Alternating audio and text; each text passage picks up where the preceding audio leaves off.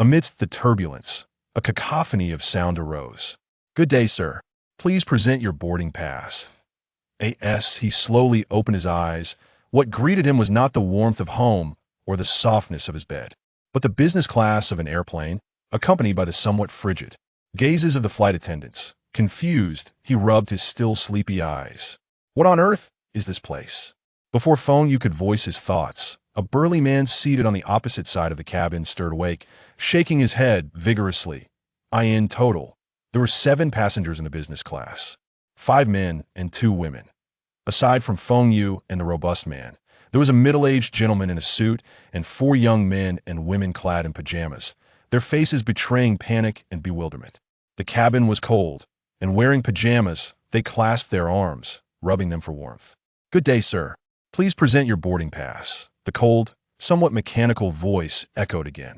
Feng Yu glanced at the flight attendant, and in that fleeting moment of eye contact, he distinctly perceived a flicker of darkness in her gaze, her pallid face taking on an exceptionally eerie aspect. Is this some sort of nightmare? Not daring to delay, he hastily searched his pockets and indeed discovered a boarding pass. After handing it to the flight attendant, she glanced at it before returning it to him. "Dear passenger, the flight is about to take off. This journey will last 4 hours, with 1 meal served en route." Having relayed this, the flight attendant seemed to recollect something.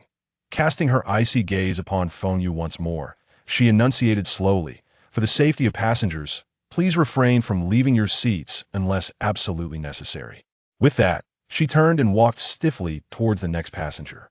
As Feng Yu regained his composure, he scrutinized the boarding pass in his hand. That was a blank document, devoid of any information. Pinching his face, he felt the sensation of pain. This was no dream. His gaze drifted to the window, revealing only a thick fog. What on earth is happening? Feng Yu stared at his surroundings in disbelief. Had he merely dozed off and ended up on a flight? This was utterly preposterous. Shaking his head, he suddenly caught a glimpse of a black manual behind the seat in front of him. For reasons unknown, an unsettling feeling gripped him as he gazed at the manual. Suppressing his discomfort, he opened it to find a line of blood-red text. The words exuded a chilling aura that sent shivers down his spine. "Everyone longs for life, and some carry the hope of living, yet when despair descends, perishing in sleep may be the gentlest manner of departure." The burly man on the other side also took notice of the manual in Feng Yu's hands. Rising from his seat, he disregarded Feng Yu's contemplative state and snatched the manual, swiftly scanning its contents. After a moment, his brow furrowed. What is this talk of life and death? Have we been kidnapped? Why are we on this plane? With that, the burly man hurled the manual to the floor, cursing under his breath. Feng Yu regarded him with some annoyance, but chose to remain calm. Given the uncertainty of their situation, it was prudent to first ascertain what had transpired. "Have you all noticed that these crew members and passengers do not seem quite human?" The middle-aged gentleman joined in, picking up the manual with a grave expression. "Don't scare us, this place is already bizarre enough. We should get off this plane quickly." At the middle-aged man's words, the burly man was overtaken by goosebumps. He then turned to leave the aircraft. "It may be too late, look outside." The group followed his pointing finger to the window. Outside lay a thick fog, devoid of any signs of life, with no boarding stairs or jet bridges connecting to the airport. "How did we end up here?" The 4 young men and women huddled together, whispering anxiously, their panic increasingly palpable. The earlier flight attendant seemed to notice someone standing in the aisle. "Dear passengers, please return to your seats immediately. The plane is about to take off." Before the burly man could respond, the aircraft accelerated down the runway. With no other choice, the group sank back into their seats and fastened their seatbelts. As the plane gradually ascended into the sky, the anxiety within the cabin intensified. Feng Yu scanned the interior, ever vigilant of his surroundings. Yet, when he turned his gaze toward the other passengers, he saw them laughing and chatting, seemingly oblivious to any irregularities. Some passengers even smiled at him, but their pale, bloodless faces only heightened his unease. Buzz, after an indeterminate period, an abrupt announcement resonated, the shrill, jarring sound flooding the cabin like a multitude of steel needles piercing their eardrums, prompting an instinctive urge to cover their ears. Yet, Feng Yu instinctively strained to hear the message clearly. Then came a series of indistinct murmurs. Buzz. Air conditioning, buzz, buzz. Air conditioning system, malfunction. The voice was fragmented, as if issuing a warning from another realm. An air conditioning system malfunction. A wave of foreboding washed over Feng Yu, a profound dread beginning to seep into his consciousness. What if something goes wrong with the plane? The burly man waved his hand dismissively. Stop scaring yourselves, what could possibly go wrong? The group remained silent, and as time passed, nothing particularly sinister seemed to occur. You see, I told you it was just your imaginations running wild. The burly man sneered, a hint of mockery in his tone. Though the others felt uneasy, they had no better course of action. Everyone remained seated, desperately trying to recall something. Thus, half an hour slipped by, and nothing transpired. All remained eerily tranquil. This tranquility was shattered by discordant sound. The burly man abruptly stood, clutching his stomach, and made his way toward the restroom. Feng Yu observed his retreating figure, a vague sense of unease stirring within him. In this bizarre environment, nothing felt secure. The others remained tense in their seats, casting furtive glances in the burly man's direction until he vanished into the restroom. Not a few young men and women engaged in whispered conversation. The middle-aged gentleman furrowed his brow, a glint of steadiness in his eyes as if deep in thought. What is your name? At this moment, the previously silent gentleman turned to Feng Yu. Feng Yu, my name is Chun Huayan. He nodded slightly, acknowledging the introduction. Do you have any idea what is happening? Feng Yu looked at Chun Huayan, hoping for some valuable insight. I do not know. He shook his head helplessly, a hint of confusion in his voice. I have been pondering the words in the manual. Chun Huayan furrowed his brow, his expression grave, as if contemplating the deeper meaning behind that phrase. I wish to understand, from where does despair arise? Chapter 2. Terror Flight. Feng Yu shook his head, his thoughts entangled like a chaotic mess. He was merely an ordinary student, and after just a brief slumber, how had he found himself ensnared in such a bizarre predicament? Although he reveled in horror films, that did not equate to a desire to experience such events firsthand. Have you noticed that the captain and co-pilot have not uttered a word since takeoff? Chen Huayan murmured, lowering his voice as if afraid of disturbing something unseen. Wasn't there an announcement just now? A nagging feeling gnawed at him, sensing something amiss. The older man furrowed his brow, recalling the events that had transpired. The voice on the intercom, though muffled, sounded distinctly human. Yet, everything here felt different. Do you remember the flight attendant? Her voice had an ethereal quality to it. A glimmer of vigilance flickered in his eyes, his brow knitted tightly. At that moment, Feng Yu awakened to the unsettling reality as he recognized the strangeness of the situation. On previous flights, even if the captain remained silent, the cabin crew typically provided details regarding the journey and safety protocols. Yet, on this flight, an eerie silence enveloped them, as if they were caught in a wordless farce. Once again, the cabin plunged into an oppressive stillness. The plane began to sway slightly, and the lights flickered ominously, jarring the fragile nerves of the passengers. However, perhaps due to their earlier experiences, the passengers did not regard this with much concern. They gripped their armrests, seeking a semblance of security. Yet, this seemingly mild turbulence was merely the prelude to a tempest. In an instant, the plane jolted more violently. The intermittent lighting cast ghostly shadows on their faces, rendering their complexions pallid. The dread of the unknown relentlessly battered their psychological defenses. Fortunately, this round of turbulence proved to be more alarming than harmful. The aircraft gradually regained stability, and the lights ceased their frantic flickering. How did you all come to be on this flight? Chun Huayan's voice shattered the suffocating silence.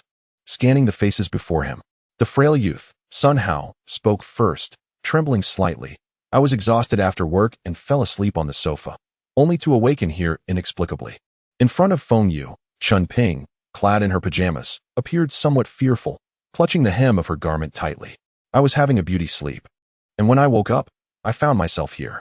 Wang Yi, dressed in thin sleepwear, scratched his head nervously. My girlfriend, Song Xiao, and I were traveling and had decided to rest early at the hotel due to fatigue.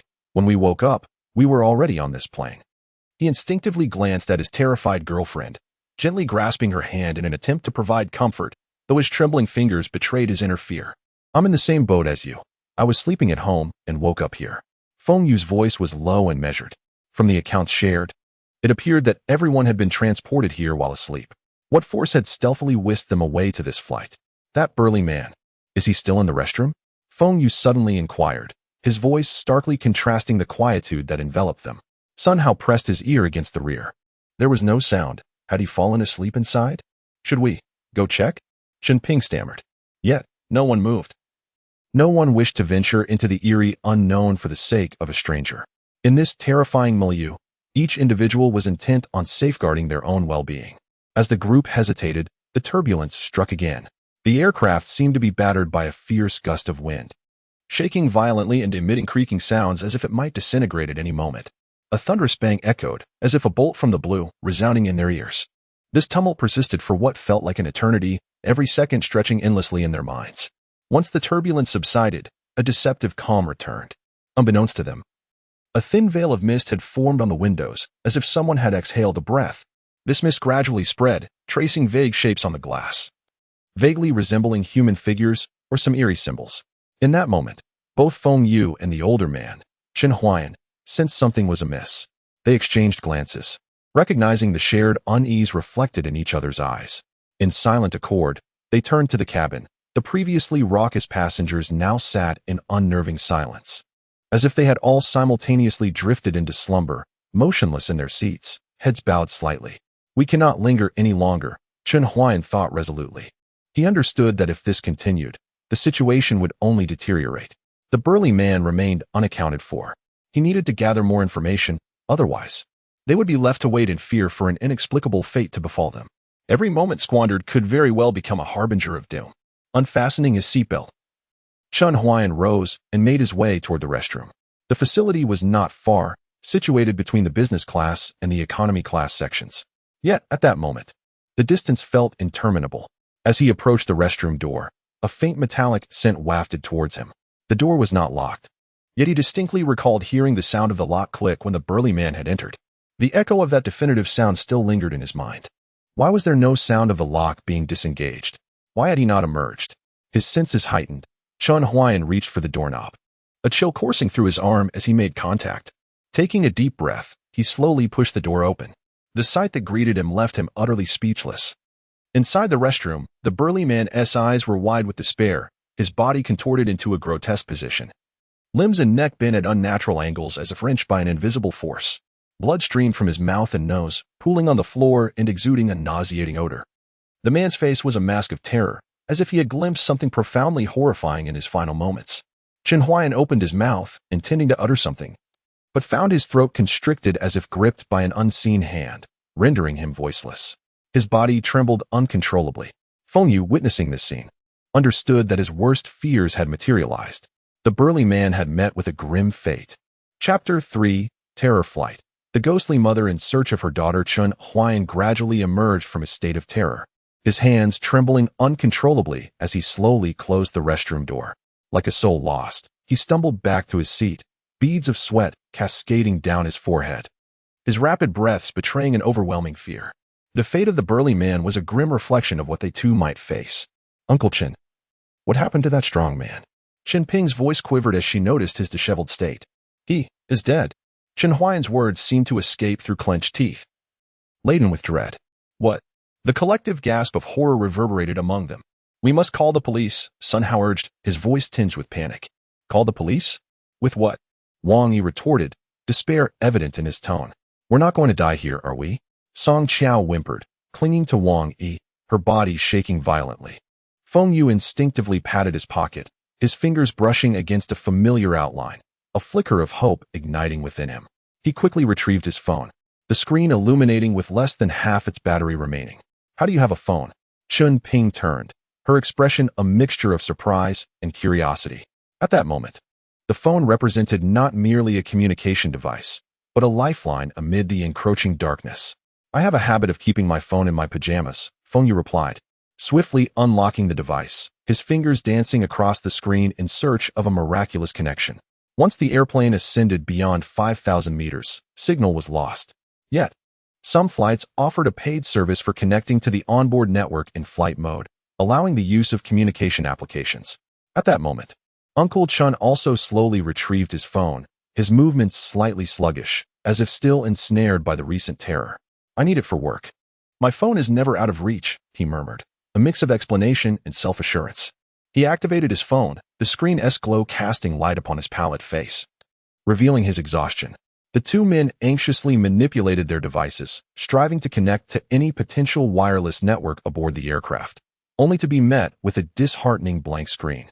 Their brows furrowed tighter, the glimmer of hope in their eyes diminished by encroaching despair. How could this be? Uncle Chen whispered, his voice heavy with helplessness and frustration. Ultimately, the anticipated miracle did not manifest. Their phones now served only as faint sources of light, providing a negligible sense of security.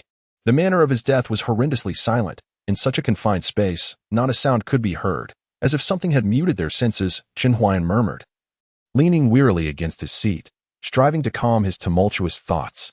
Uncle Chen, could it be that a ghost killed him? Chen Ping's voice trembled, her forehead slick with cold sweat, barely audible in the suffocating silence of the cabin. Chen Huayan shook his head.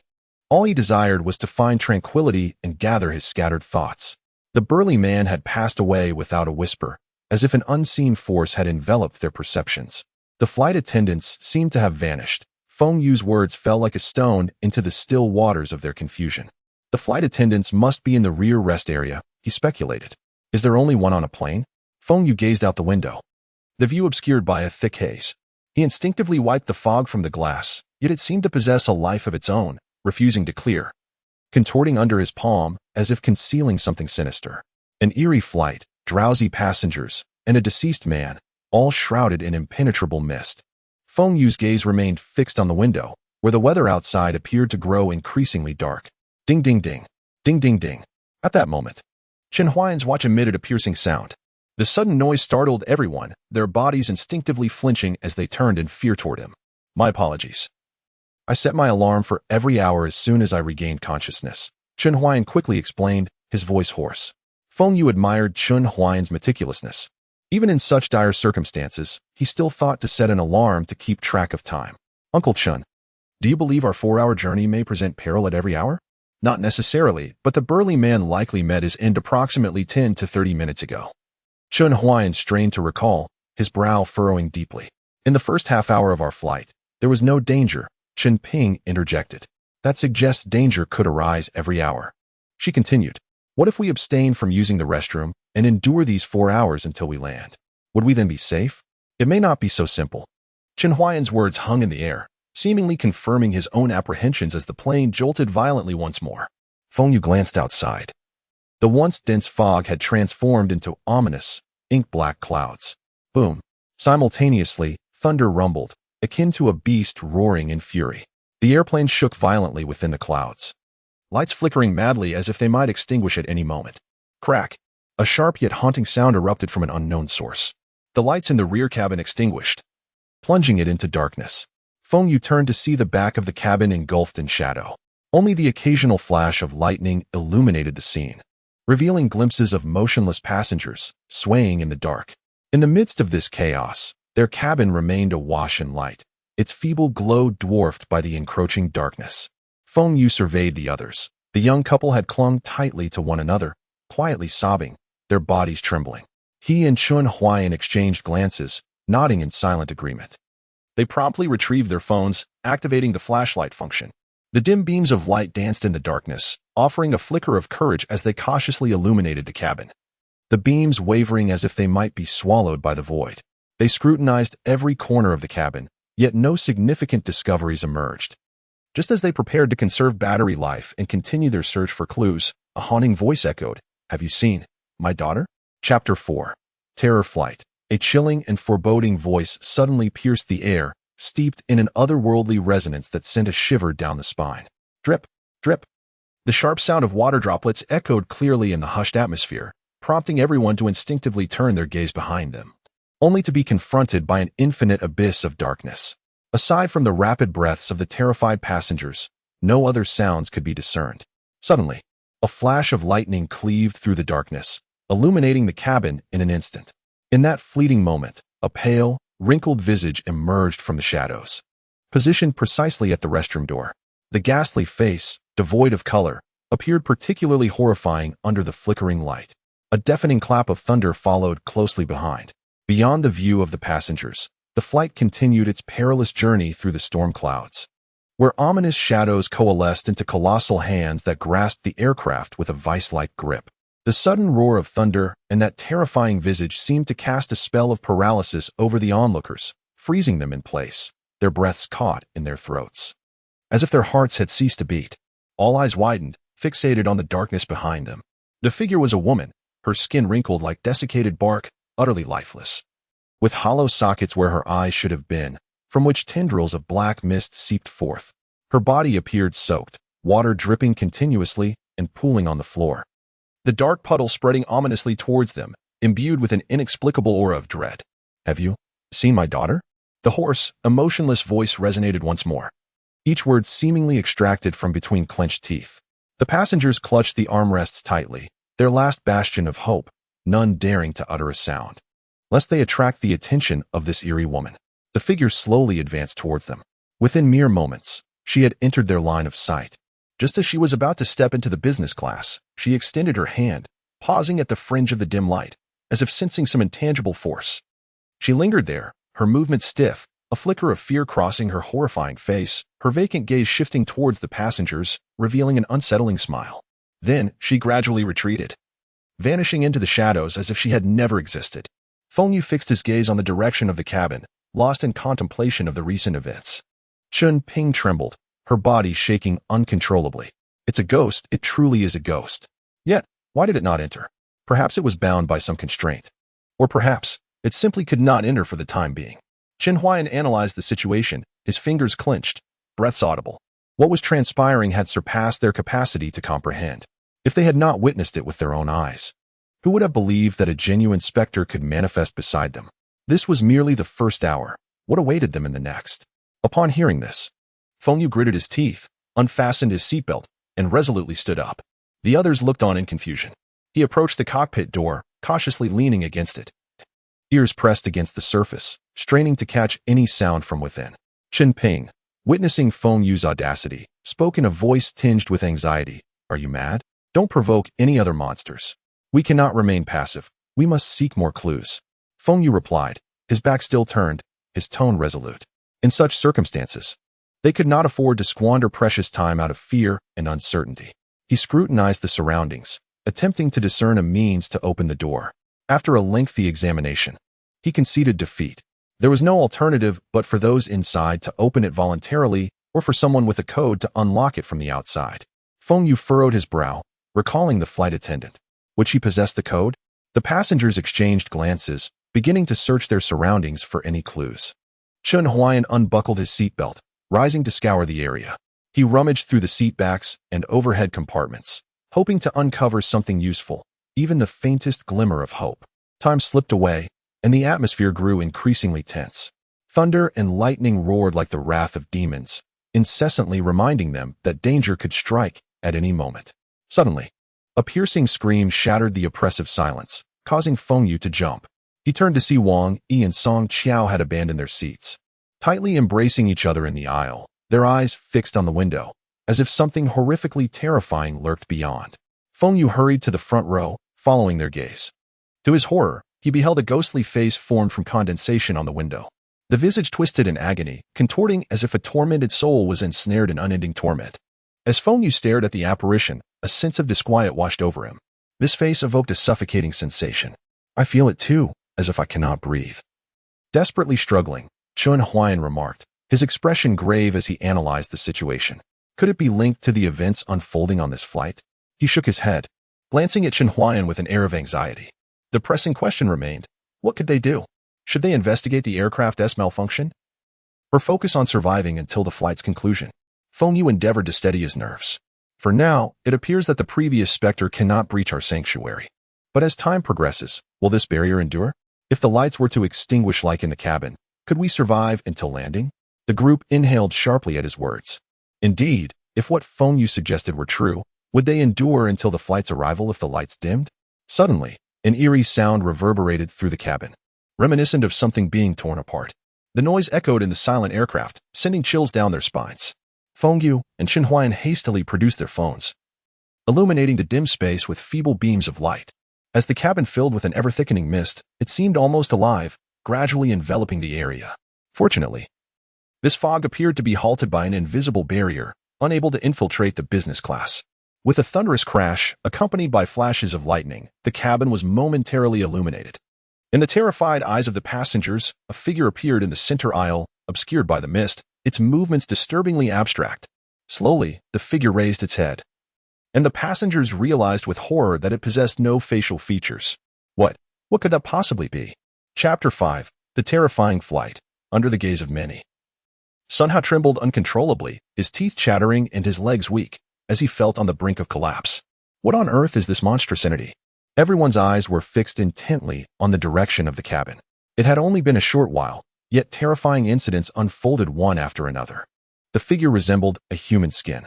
Silence enveloped the crowd. They dared not act recklessly. Chen Huayan's voice was low and grave, accompanied by frequent flashes of lightning. They realized that the faceless skin seemed to be searching for something. Suddenly, it lifted its head, as if sensing the collective gaze upon it. A drop of sweat trickled from Chen Huayan's chin to the floor. Amidst the fearful stares of the crowd, its featureless face turned toward them, moving with a grotesque and twisted gait, inching closer. Creak! Each step echoed with a chilling sound, striking at the frail nerves of those present. It was approaching.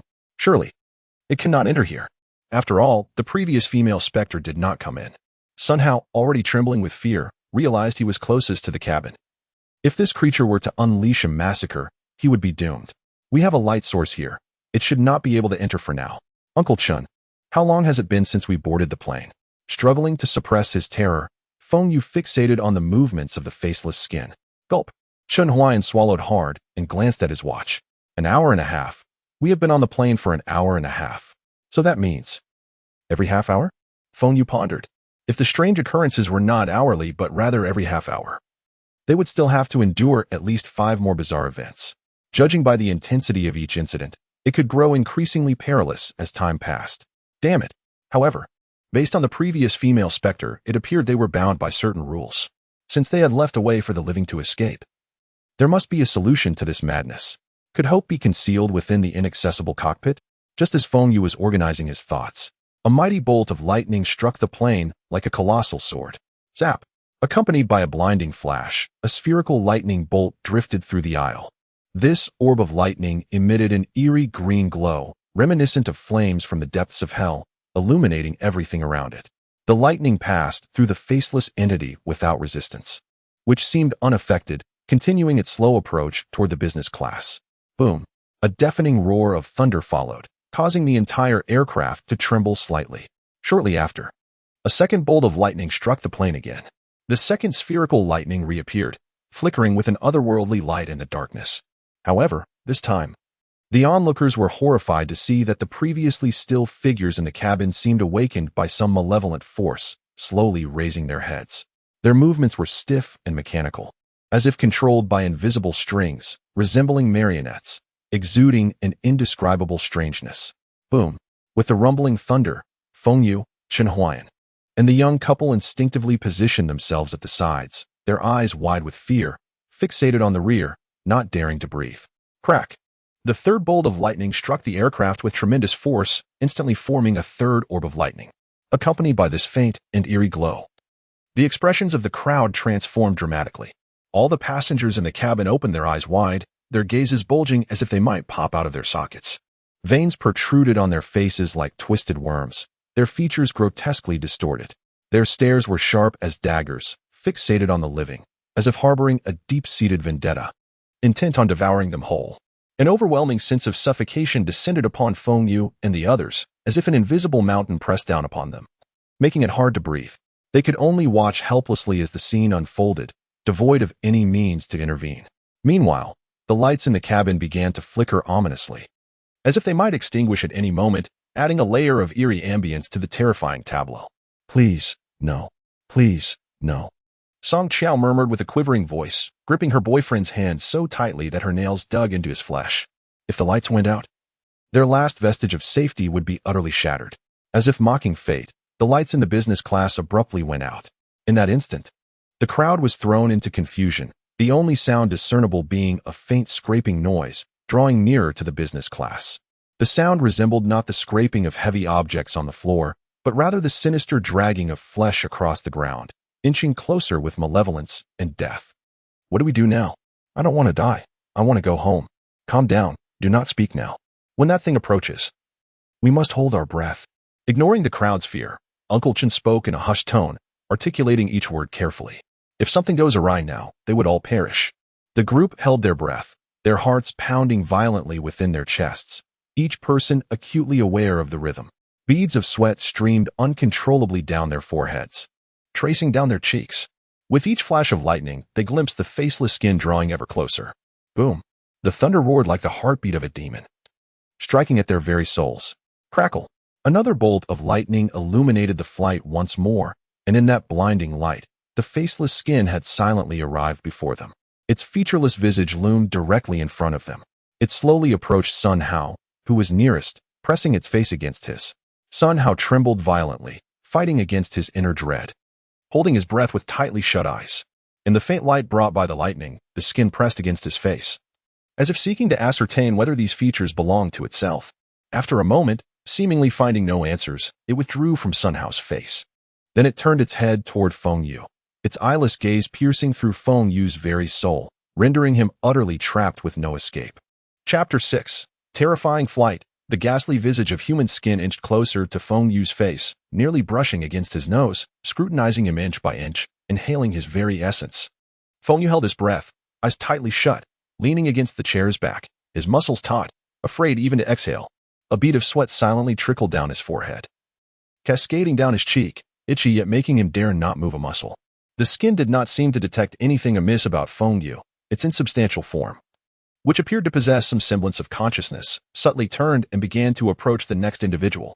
Chen Huan, though gripped by terror, stood out as the most composed among the group. He closed his eyes, striving to steady his breath, attempting to calm himself. He could sense that chilling presence drawing nearer, causing his heart to race uncontrollably. Following him was Chen Ping, who sat frozen in her seat, her eyes tightly shut as if in slumber, yet her hands, clenching the edges of her clothing, and her slightly trembling body betrayed her profound fear. Lastly, there was the young couple. Song Qiao buried her face deeply in Wang Yi's embrace, her body shaking uncontrollably as she murmured softly, "What to do? What to do?"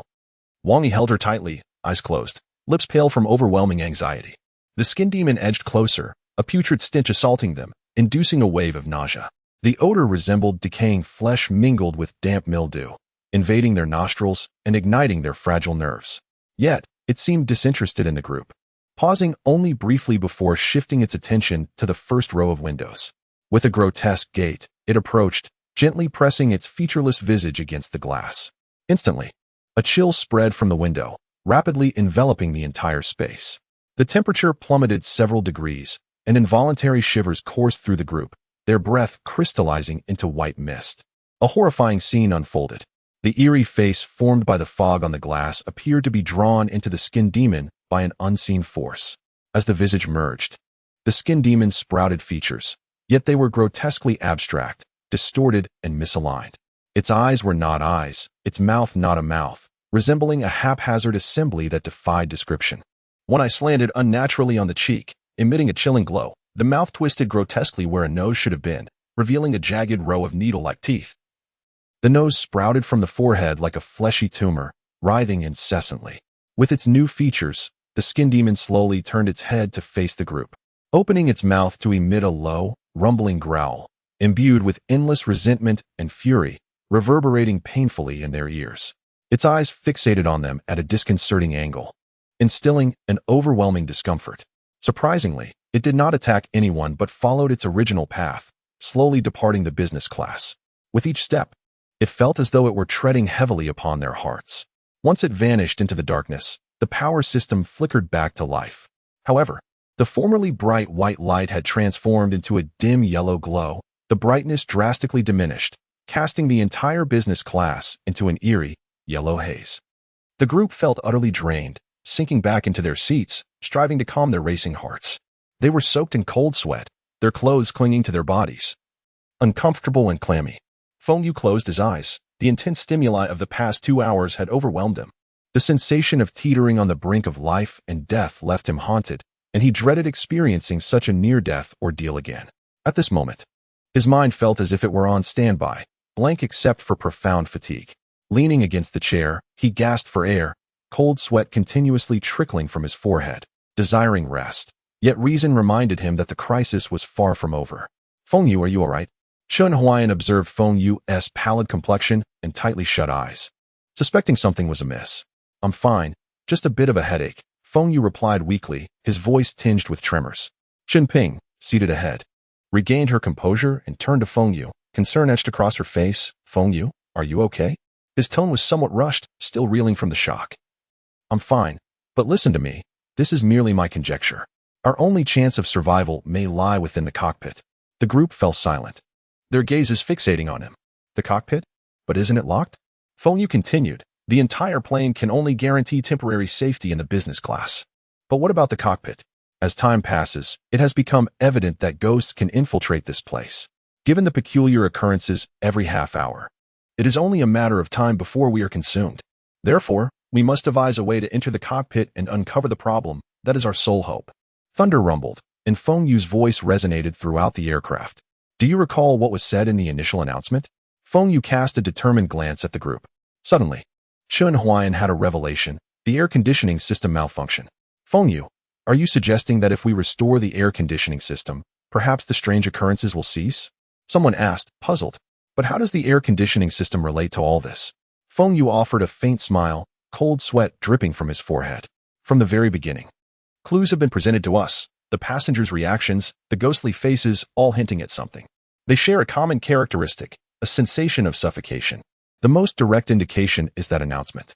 Remember, Uncle Chun, you mentioned that the announcement was the only one that sounded human?"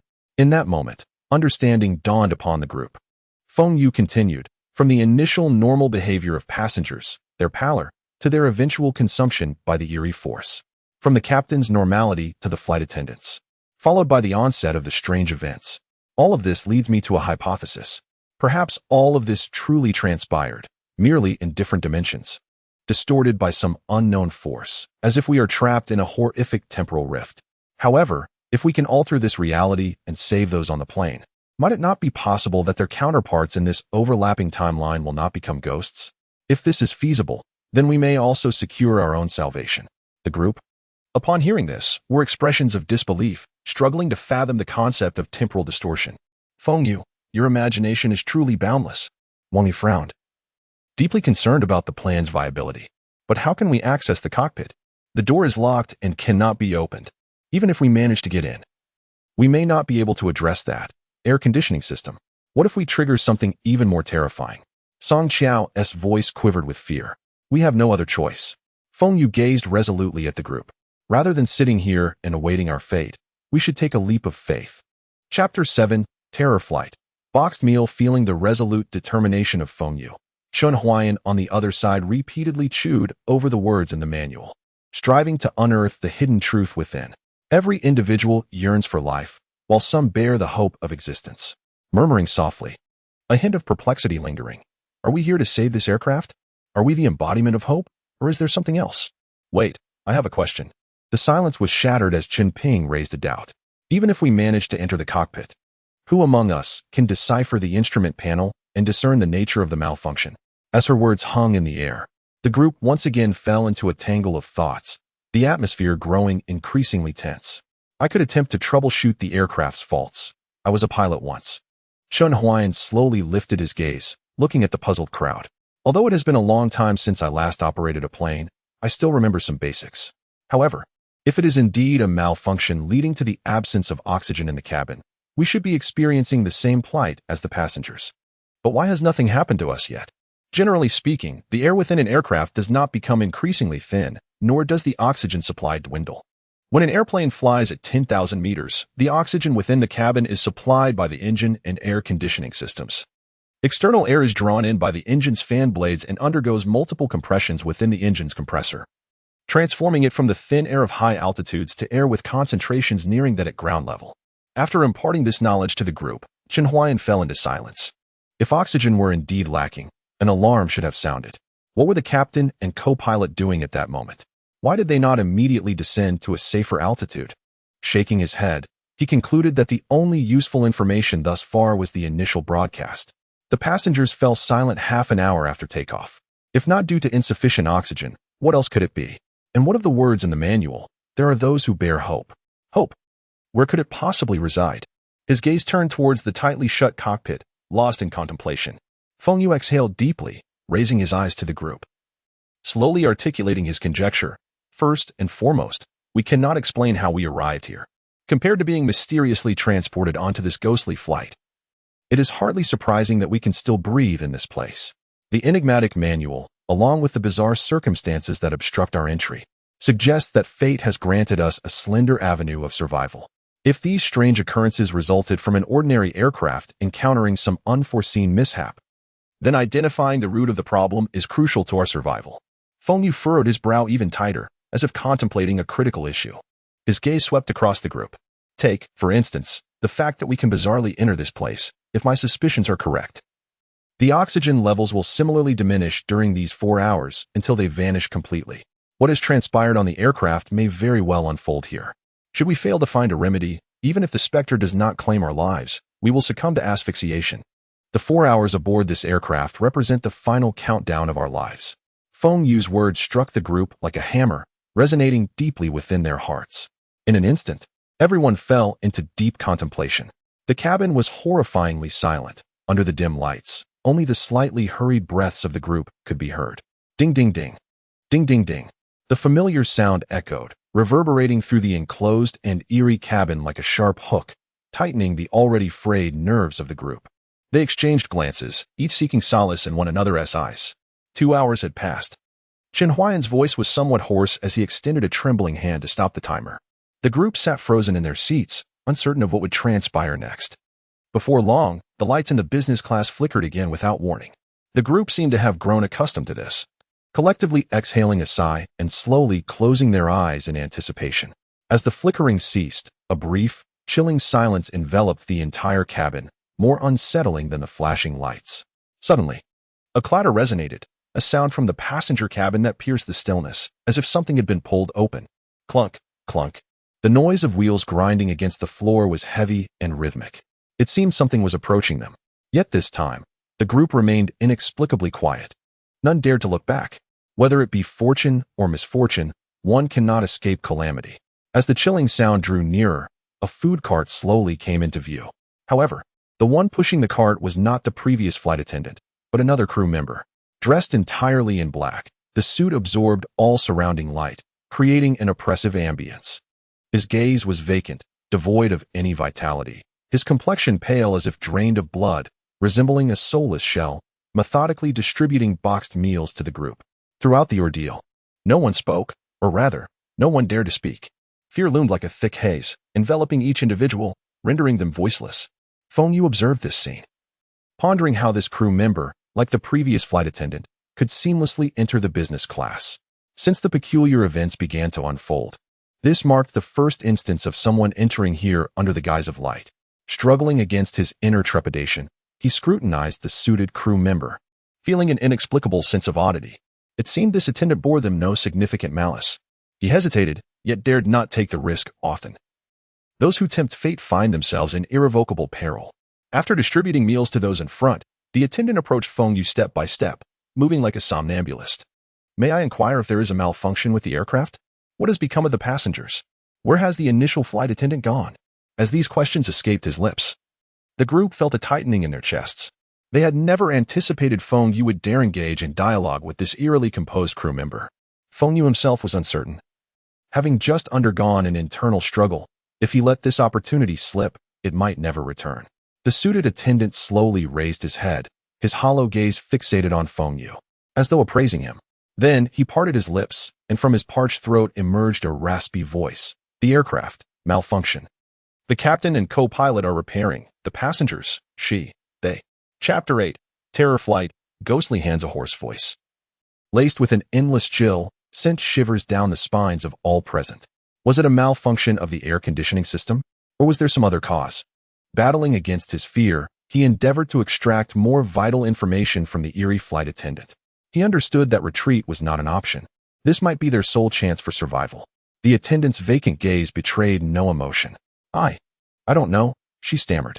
All I know is that the passengers have fallen unconscious, and a strange sound escaped her throat, as if she were under some formidable constraint, rendering her unable to continue. Her voice dissolving into pained whimpers. Is there anyone in the cockpit? Feng Yu quickly shifted his inquiry, his eyes fixed intently on her. Yes. The captain and co-pilot are inside. What is our way out? I don't know. How do we access the cockpit? I don't know. If we need to find you, how can we contact you? Use the call button on the armrest. After her response, the attendant slowly vanished into the darkness. Pushing her cart, Feng Yu stared into the abyss behind him, lost in thought. Leaning back in his seat, he furrowed his brow, attempting to extract useful information from their earlier exchange. The attendant in black seemed to harbor no malice towards them, but as time passed, he could not ascertain whether her demeanor would shift. Moreover, he confirmed that the cockpit housed both the captain and the co-pilot, and that they could summon the black-clad attendant in a moment of need. Suddenly, a rumble echoed through the cabin, an untimely growl from his stomach. As waves of hunger crashed over him, an unusual aroma wafted through the air. Before him lay a box meal, its surface adorned with the character for box. The tantalizing scent seemed to possess a peculiar enchantment, intensifying in this stifling atmosphere. Having not eaten the previous night, the aroma of the meal was an irresistible temptation. An overwhelming impulse consumed his thoughts, devour the meal before him. Just as Feng Yu's hand was about to grasp the box, ready to tear open the packaging, a sudden realization struck him. No. He jolted awake, drenched in cold sweat. The meal. The characters danced in his mind, triggering alarm. He pinched his thigh hard, the sharp pain snapping him back to reality. He glanced around at the others, only to find them in a daze. Faces awash with confusion as they slowly tore into their meals, preparing to indulge. Don't eat, Feng Yu shouted with all his might, his voice reverberating through the cabin. The others froze, startled, a flicker of clarity crossing their eyes, only to be swiftly replaced by a pallor of dread as the gravity of their situation dawned upon them. Over the past 2 hours, their energy had been severely depleted. Fear gnawed at their insides. Confusion left them directionless. Darkness threatened to engulf them. These negative emotions relentlessly tormented their nerves, leaving them utterly exhausted. Now, combined with the alluring fragrance of food, they had momentarily forgotten their terror, ensnared by temptation. This meal must not be consumed, Feng Yu reiterated loudly, his voice tinged with urgency. It was all too strange. The aroma seemed to ensnare their senses. We have expended too much energy in the past 2 hours. Have you forgotten? If a crisis arises every half hour, and this time it is not the black-clad attendant, what could it possibly be? Awakening from their stupor, the group stared at the meal still exuding its enticing aroma, their hearts heavy with foreboding. Good heavens, what time is it? How could I have wished to eat? Sun Ha trembled, recalling his previous loss of control. I took a bite. Qinping's voice quaked as she looked around, regret flooding her eyes. In her vigilance against the black-clad attendant, she had neglected the eerie context they were in. I'm not sure how it happened, but I inadvertently opened the meal and took a bite. Spit it out, Feng Yu urged, his anxiety palpable as he regarded her. Instantly, Qinping placed her fingers to her mouth, desperately trying to expel the morsel she had consumed. Ugh. She retched violently, her body convulsing, the sounds echoing through the cabin as she expelled the contents of her stomach. The others watched, their focus shifting from the grotesque scene to the pressing matter of survival. In this life-or-death moment, no one cared about the mess. She must have expelled it by now, Feng Yu thought, observing Qinping leaning weakly against her seat. Her already taut nerves fraying further, her complexion as pale as a ghost. Yet Feng Yu remained concerned, his gaze fixed on Qinping, unwilling to relax even for a moment. After a brief pause, when nothing unusual seemed to happen to her, the group finally exhaled in relief. A weight lifted from their chests. But just then, boom. The aircraft lurched violently, the fuselage trembling as if on the brink of disintegration. The lights flickered erratically, resembling will-o'-the-wisps in the dark. Panic surged through their hearts. In an instant, the lights extinguished completely, plunging the cabin into an impenetrable darkness, an oppressive sensation enveloping them, as if countless eyes were watching from the shadows. Suddenly, a dark red light emanated from the flickering illumination, casting a sinister glow that bathed the surroundings in a blood-red hue. Ah! Qinping let out a piercing scream. Qinping, what is wrong? Help me. Help? Ugh! Her voice, filled with terror and despair, was abruptly cut off, as if something horrid had seized her throat. Ah! Her neck! Song Qiao shrieked, her voice laced with profound fear. It was then that the group, illuminated by the bizarre dark red light, noticed something surging upward from Qinping's neck, attempting to break free from her mouth. A grotesque shape bulged beneath her skin, the surface glistening, threatening to rupture at any moment. A scene of utter horror. With a sickening pop, blood sprayed from her neck, the crimson fluid stark against the dark red glow. Chen Ping convulsed violently, but the others were powerless to assist her. "Is that a fingernail?" someone exclaimed in terror. A long, dark fingernail slowly sliced through her skin, leaving a gory trail in its wake. Blood gushed forth, splattering across the nearby seats and floor, the air thick with the metallic scent of blood. It was a sight too ghastly to behold, and the group averted their eyes. The fingernail continued its ascent, tearing through her cheek, exposing the raw muscle and bone beneath.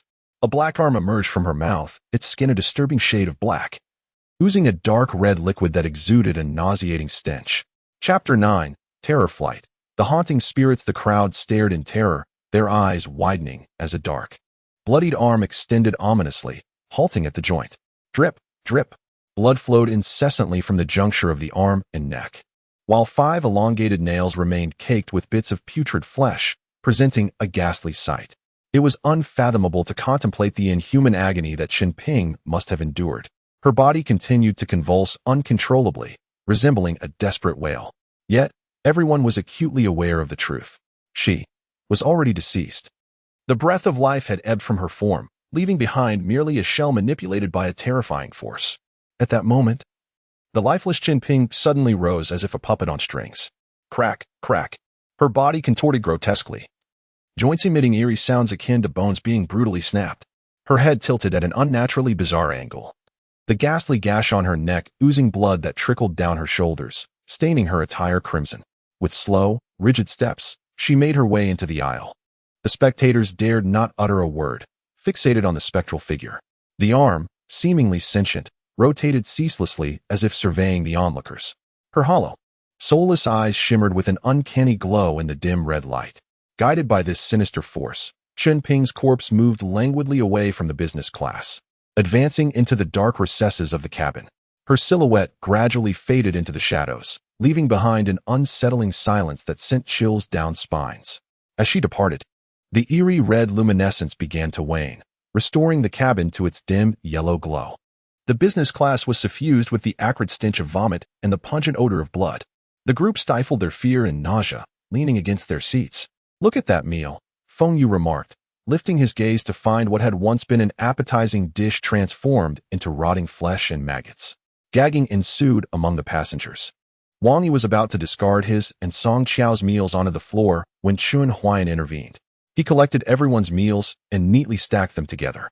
Approaching the first row where Chen Ping had sat, he carefully placed the meals on the seat amidst the bloodstains. Feng Yu and Chun Huayan exchanged a knowing glance. However, Wang Yi and Song Qiao were bewildered. "Uncle Chen, why not just throw the meals into the cabin?" Chen Huayan turned to them. "You have witnessed the strangeness of these meals. If we were to discard them into the cabin, who knows what could happen? But keeping them under our watch, with the light suppressing any sinister forces, at least for now, should be safe.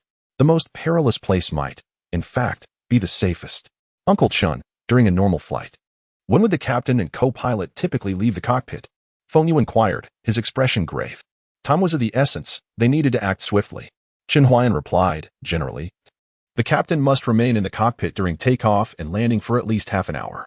During the flight, unless in an emergency, neither the captain nor the co-pilot would exit." Feng Yu wrestled with his thoughts, uncertain of how to open the cockpit and lure the captain and co-pilot out. "Uncle Chen, is there any way to draw them out?" Chen Huayan shook his head. He too was at a loss, setting aside the fact that this was an already strange flight.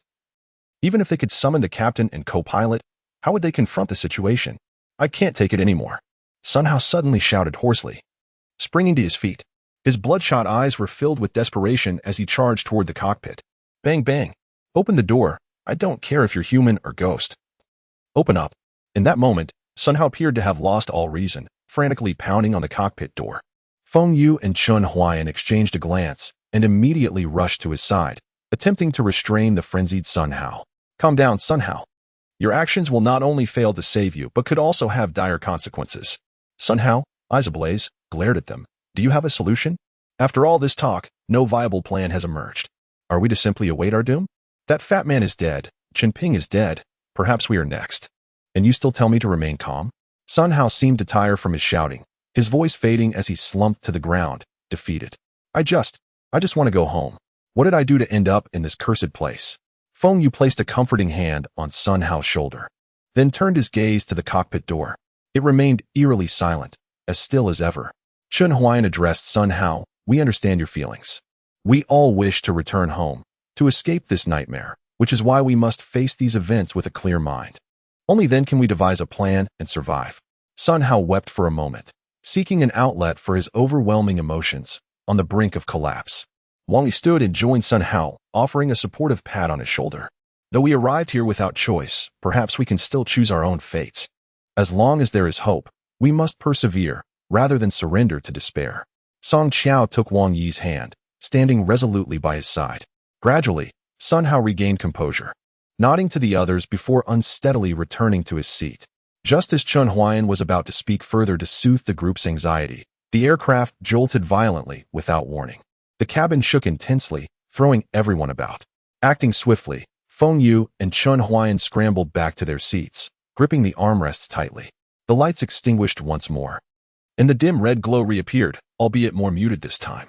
However, a chilling, familiar voice echoed through the darkness. The group froze, recognizing the voice of the ghostly woman. Strangely, upon hearing her call, tears streamed down Sun Hao's face. His mind, overwhelmed by despair, was consumed by fear. Mother, is that you? No. A strong sense of foreboding surged within Feng Yu as he instinctively sought to intervene. Suddenly, a cold, rigid hand clasped over his mouth, followed by another arm tightening around his neck like a vice.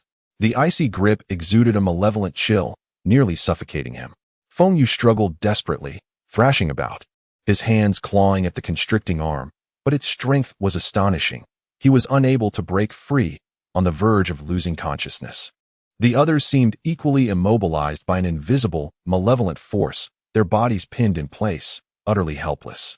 They could only watch as Sun Hao, eyes glazed, stood and stumbled toward the source of that haunting voice. Chapter 10, Terrifying Flight. The extinguished light, Big Brother. You cannot save anyone. Abandon the futile struggle. Stay with us forever here. A chilling voice from a little girl echoed in his ears, her cold face pressed closely against Feng Yu's. The voice was soft yet imbued with an inexplicable eeriness, as if it possessed an enchanting allure. There is no hope. We can never return home. It is better to forget everything and sleep peacefully. Despite being just a child, she rendered Feng Yu utterly devoid of the strength to resist. Yet in that moment, he paid no heed to her, turning his gaze intently upon Sun Hao. Before him, Sun Hao slowly walked toward the cabin, pausing at the edge of the light. Feng Yu struggled, oblivious to the spectral figure, yet it felt as though a viscous black mist enveloped the area. Something within it appeared to writhe incessantly, exuding an aura of strangeness. However, Feng Yu could not muster any sound to warn him, helplessly watching as he gazed into the abyss. Sun Hao stepped into the black mist, the source of the sound swallowed by darkness. Just as he began to sense something amiss, a slender, crimson tentacle ensnared his neck. In an instant, a flash of blood-red light streaked across, and with a resounding clang, a fountain of blood erupted from his neck. His body seemed to lose all strength. Crashing backward with a dull thud, blood gushed across the floor, swiftly pooling into a crimson lake, creeping ominously toward Feng Yu's feet. He watched in horror as Sun Hao's blood trickled toward him, the warm liquid seeping through the soles of his shoes, causing him to tremble uncontrollably. Sun Hao's head rolled upon the ground, halting to face Feng Yu, his eyes wide open in terror, as if witnessing something frightful. Yet at that moment, his neck was constricted by the eerie girl, almost choking him. He desperately struggled to pry her icy arms away, but they were as unyielding as steel. With each breath, her grip tightened further. In despair, Feng Yu's bloodshot eyes caught a glimpse of the girl's face pressed against his. Like the previous specter, she too lacked eyes, dark mist seeping from the hollow sockets. The cold was unbearable. Just as he felt hopeless, familiar and warm faces surfaced in his mind, now seemingly unreachable. Yet truly, he lacked the strength to continue, slowly lowering his arms and closing his eyes. A thunderclap resounded, accompanied by violent tremors. The lights in the business class flickered back to life without warning, alternating between a dim yellow and a fierce red. In that fleeting moment, the girl's figure and the sinister black mist vanished abruptly. Coughing uncontrollably, Feng Yu found himself slumped in his seat like a puddle of mud. The bindings on the others were released. Chun Huayan quickly surveyed the scene, blood everywhere, Sun Hao's decapitated body, and Feng Yu's wretched state. In a panic, he rushed to Feng Yu's side, helping him up. Wang Yisong and Song Qiao, the young couple, also stood, only to gasp in shock upon seeing Sun Hao's headless corpse. With Song Qiao immediately collapsing back into her seat. "Feng Yu, are you all right?" Chen Huayan patted him on the back, attempting to alleviate his suffering. Feng Yu shook his head, needing time to recover. After a moment, he struggled to sit back in his seat, his eyes reddened and gasping for breath, trying to regain some strength. He had nearly suffocated. At that moment, his throat burned with pain, tears uncontrollably streaming down his face. Chen Huayan was filled with confusion. It seemed they had been firmly pinned to their seats by an invisible force, surrounded by darkness, unable to see anything, only hearing strange sounds. "Feng Yu. What on earth happened? How did Sun Hao die?" Feng Yu, with bloodshot eyes, looked at everyone, his voice hoarse. "I saw the missing girl in a strange mist. I heard the voice of that specter. That mist, it seemed to mimic voices. Sun Hao was ensnared. The ghost might possess the ability to bewitch others." The group displayed expressions of astonishment, yet they were also mentally and physically drained, saying nothing more. After pondering for a moment, Chen Huayan continued to question Feng Yu. "Do you have any clues?" Feng Yu shook his head. Song Qiao leaned against Wang Yi. While Chen Huayan released his grip, there were still no useful pieces of information.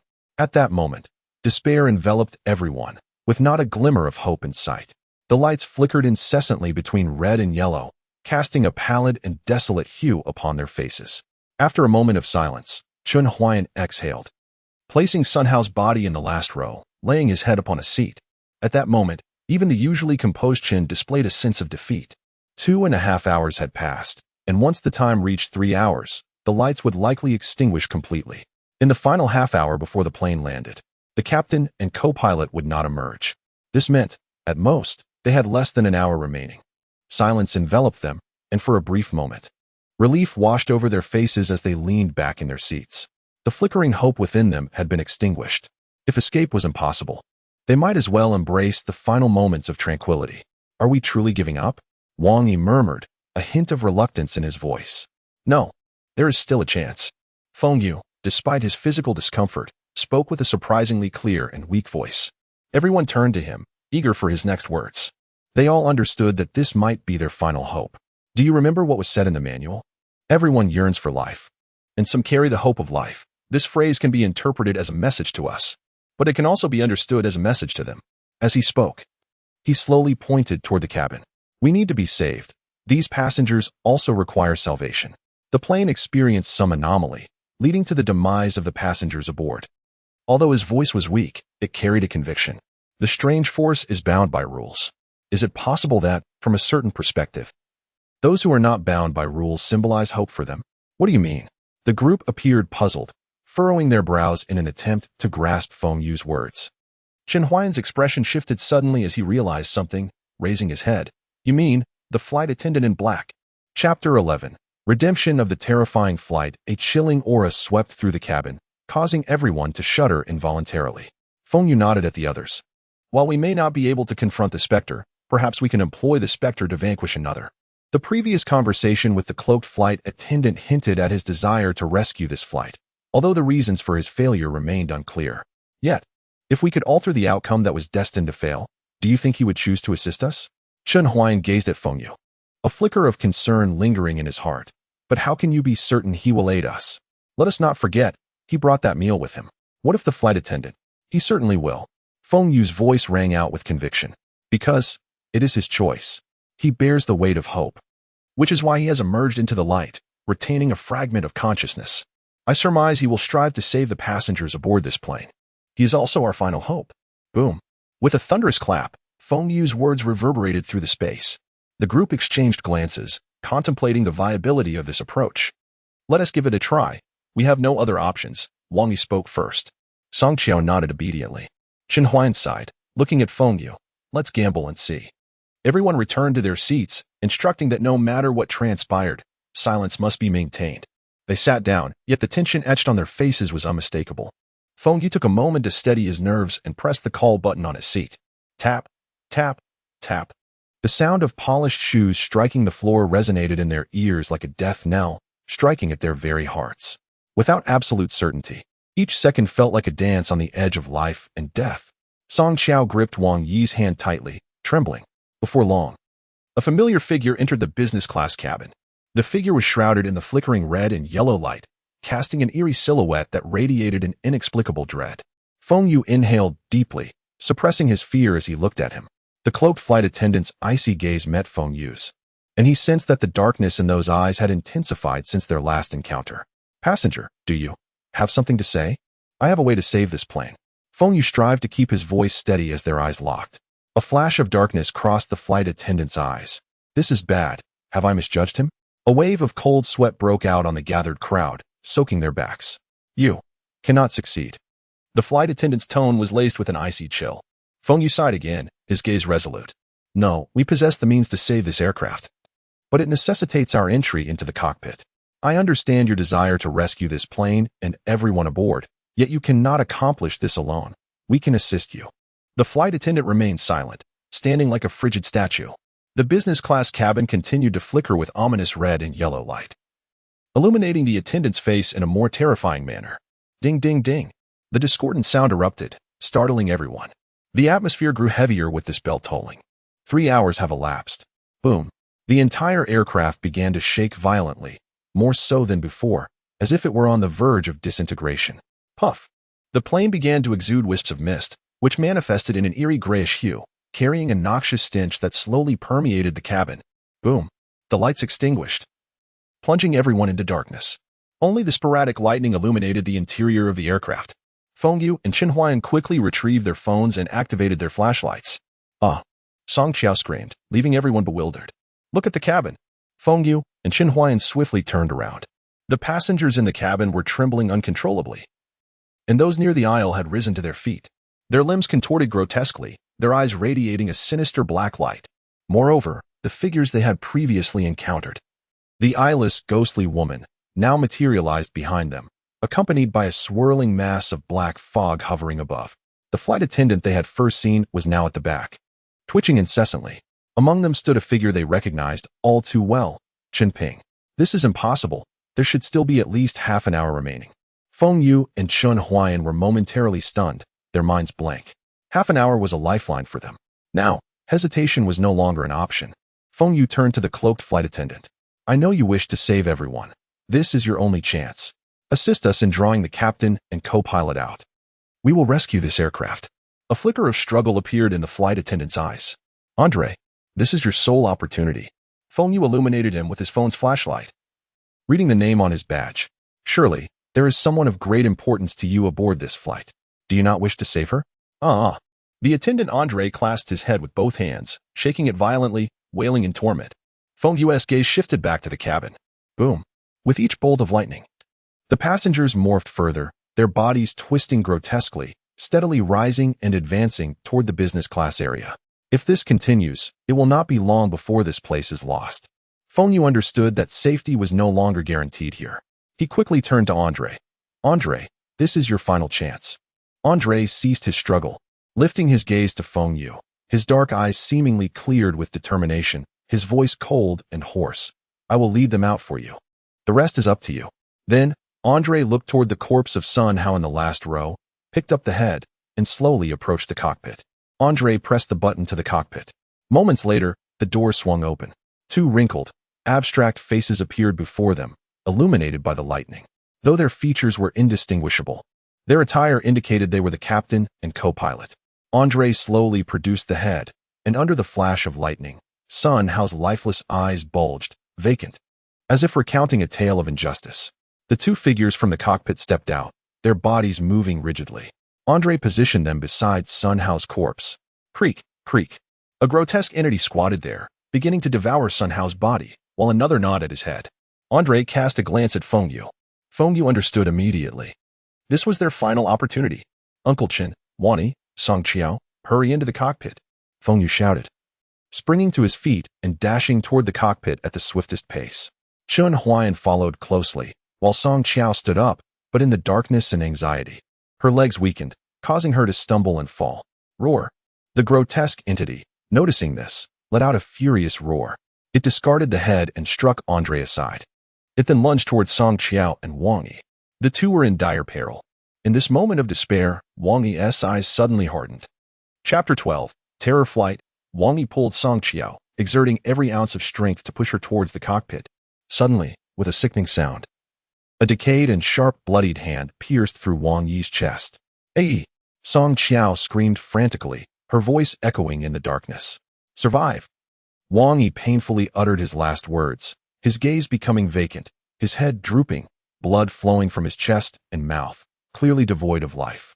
Chen Huayan quickly restrained Song Qiao, then hastily shut the cockpit door.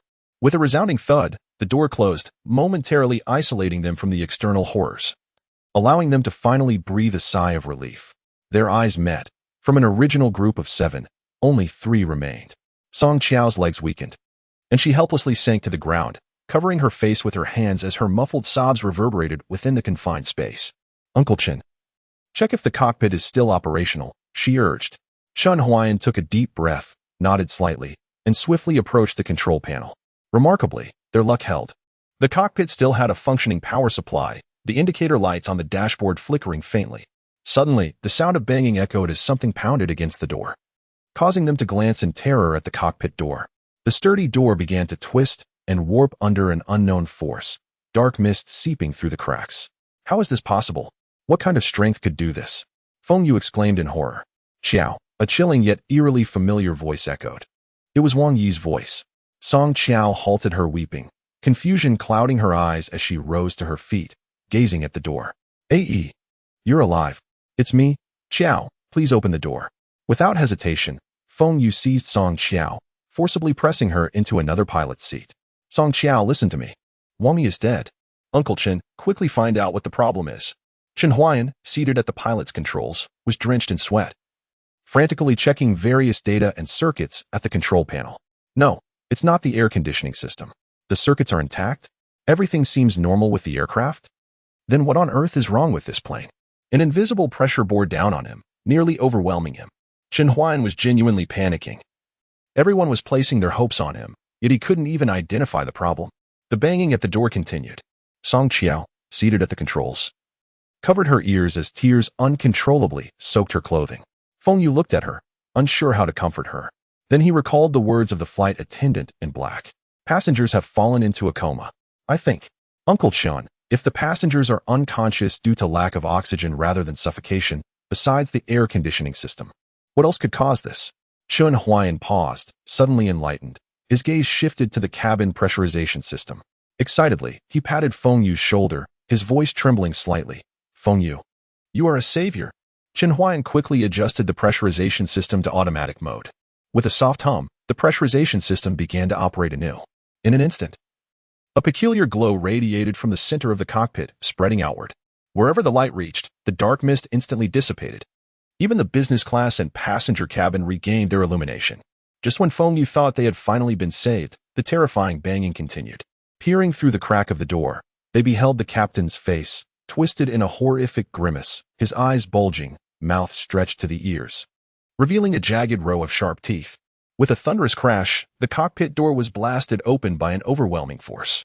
The heavy door hurtled towards Feng Yu, who was unable to evade it, crashing against the console, pain shooting through his waist, his vision dimming as he nearly lost consciousness.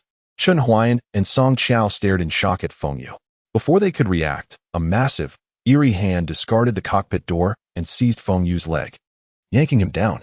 The hand then gripped his neck, lifting him into the air. "Damn it, not again." Feng Yu struggled, bewildered by his lack of efficacy.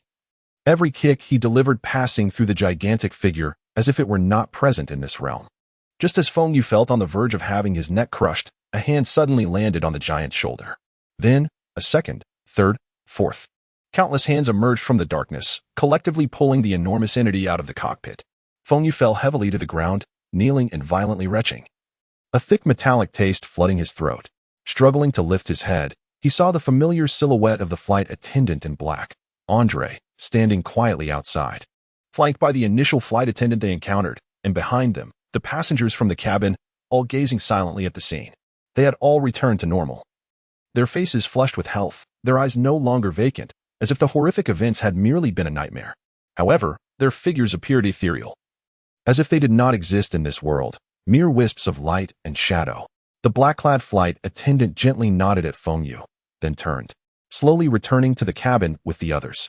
Feng Yu watched their retreating forms, leaning weakly against the control stick, gasping for breath. Are you all right? Song Chao's timid voice carried a hint of concern as she cautiously looked at Feng Yu. He met her gaze, weakly nodding, wanting to speak, but finding his throat too painful, issuing only a faint sound. Did we survive? Chen Huayan gazed at the scene behind him, tears shimmering in his eyes, incredulous. Feng Yu looked at Chen Huayan, a slight smile gracing his lips as he nodded again. Slowly, he extended his hands, and upon seeing this, Chen Huayan tightly grasped one of them. Their hands trembled slightly with excitement, their smiles tinged with tears, an expression of survival and gratitude towards each other. Feng Yu reached out his other hand towards Song Qiao. Initially hesitant, her eyes filled with uncertainty, she summoned her courage and gently clasped Feng Yu's hand. We survived. The aircraft began its descent, and through the windows, the once dark sky transformed as the heavy clouds gradually dispersed, revealing a bright sun. Moments later, the plane landed safely on the ground. Chen Huayan cautiously helped Feng Yu to his feet, supporting him as they took careful steps out of the cockpit. Song Chao closely followed, her gaze scanning the business class, as if searching for something significant. Yet, she found nothing, tears brimming in her eyes once more. A deep nostalgia and longing for her lost love. The aircraft's door opened automatically. Peering through the cabin door, there were still no stairs in sight, nor any jet bridge connecting to the airport. The sound of sirens suddenly pierced the air, echoing from a distance. A procession of black police cars arrived near the aircraft, followed swiftly by a battalion of fully armed soldiers who leapt from their vehicles, encircling the plane. Simultaneously, ambulances and fire trucks rushed to the scene, positioning their ladders against the open cabin door. Above, 2 armed helicopters hovered ominously. Is there anyone alive inside? If so, you may come out. A commanding voice boomed through a loudspeaker. Wait, look at the passenger cabin. Feng Yu weakly raised his hand, gesturing towards the interior. Feng Yu, Chen Huayan, and Song Qiao slowly turned their heads to behold the cabin. There stood 2 pilots, Andre, a flight attendant, a little girl, and her mother, along with the other passengers, all quietly gazing at them with smiles that radiated warmth, as if the terror they had just endured had never transpired. The flight attendant, dressed in black, gently held the hand of her colleague, while the little girl clutched her mother's hand tightly, creating a scene that was both tender and heartwarming. Thank you, strangers. While fate may be unchangeable, at least this time, I saved everyone, Andre said kindly, his gaze fixed on Feng Yu. Big brother, thank you. We're going home now. The little girl beamed, revealing her adorable little fangs, her face aglow with a playful smile. That smile seemed capable of dispelling the shadows, yet it stirred a profound sorrow within Feng Yu's heart. All the figures began to fade gradually, transforming into twinkling starlight, akin to ethereal sprites shimmering in the night sky, slowly drifting away from the aircraft. Chapter 13. The Bureau of Strange Incidents. At last, everything had come to an end. Feng Yu let out a sigh of relief. Yet joy eluded him. Beside him, a petite figure trembled incessantly, desperately searching for Wang Yi's presence, as if her unwavering persistence could conjure a miracle. However, hope shattered like fragile glass, leaving behind only a profound sense of despair. Chen Huayan, perceiving the sorrow of the two, extended his hands and gently clasped their shoulders. His hands were broad and warm, yet they could not mask the weight of the moment. We may be able to save ourselves, but we cannot save them. Yet, we can live on with a shared hope. Is this not what he yearned for? One statement was directed at Feng Yu, while the other seemed to resonate with Song Qiao. Those inside, you may come out now. The blaring horn pierced the air, sharp and jarring. Every soldier remained on high alert, as though something dreadful could transpire at any moment. Clenching their weapons tightly, they cautiously eyed the aircraft.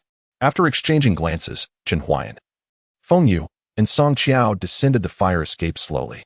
Perhaps due to the earlier turmoil, Feng Yu's legs quivered uncontrollably, and it was only with Chen Huayan's support that he managed to step down the ladder. A middle-aged man, clad in military attire, approached with a steady stride.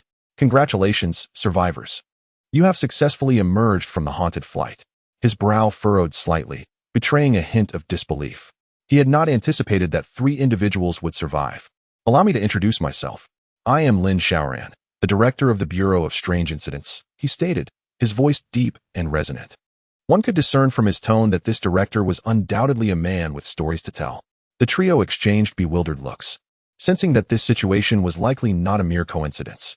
The haunted flight? Do you know what this is all about? Of course. But I kindly ask the 3 of you to proceed to the experimental base, where specialists will provide a thorough explanation. Experimental base? We want to be treated as lab rats, will we? Rest assured, you are not alone. With that, Lin Xiaoran unveiled a cryptic smile. Feng Yu glanced back at the aircraft they had boarded. It appeared no different from an ordinary passenger plane, yet it flickered in and out of existence, as if it might vanish into the void at any moment. Suddenly, he felt his body weaken and collapse to the ground. Feng Yu. Feng Yu. Chen Huayan and Song Qiao called out anxiously. Lin Xiaoran approached, assessing Feng Yu's condition with a slight frown. He then turned to the soldiers behind him. Immediately send this survivor to the laboratory for treatment. The soldiers complied, deftly retrieving a stretcher from the vehicle and placing Feng Yu onto the helicopter. The whirring of the helicopter blades echoed through the air, the gears of fate beginning to turn anew. Do not worry, he will be fine. The experimental base is equipped with the finest doctors and medical facilities. As for you two, he smiled at Chen Huayan and Song Qiao, gesturing for them to follow. Please, lead the way. Faced with the fully armed soldiers, the two had no choice but to board the helicopter. As the helicopter ascended, the ground beneath them shrank into the distance, the eerie aircraft gradually disappearing from view. National Bureau of Strange Incidents. Desert Temporary Laboratory, Medical Room. Feng Yu stirred awake, teetering on the precipice between consciousness and oblivion. The lights overhead were painfully bright, prompting him to squint. Chen Huayan and Song Qiao were present in the room, and upon noticing Feng Yu's awakening, their eyes sparkled with relief as they hurried to his bedside. Feng Yu, you're awake, Song Qiao exclaimed, her voice tinged with anxiety. He nodded slightly, acutely aware of a sharp pain in his throat that made swallowing agonizing. Still, he struggled to rise. Chen Huayan quickly moved to assist him.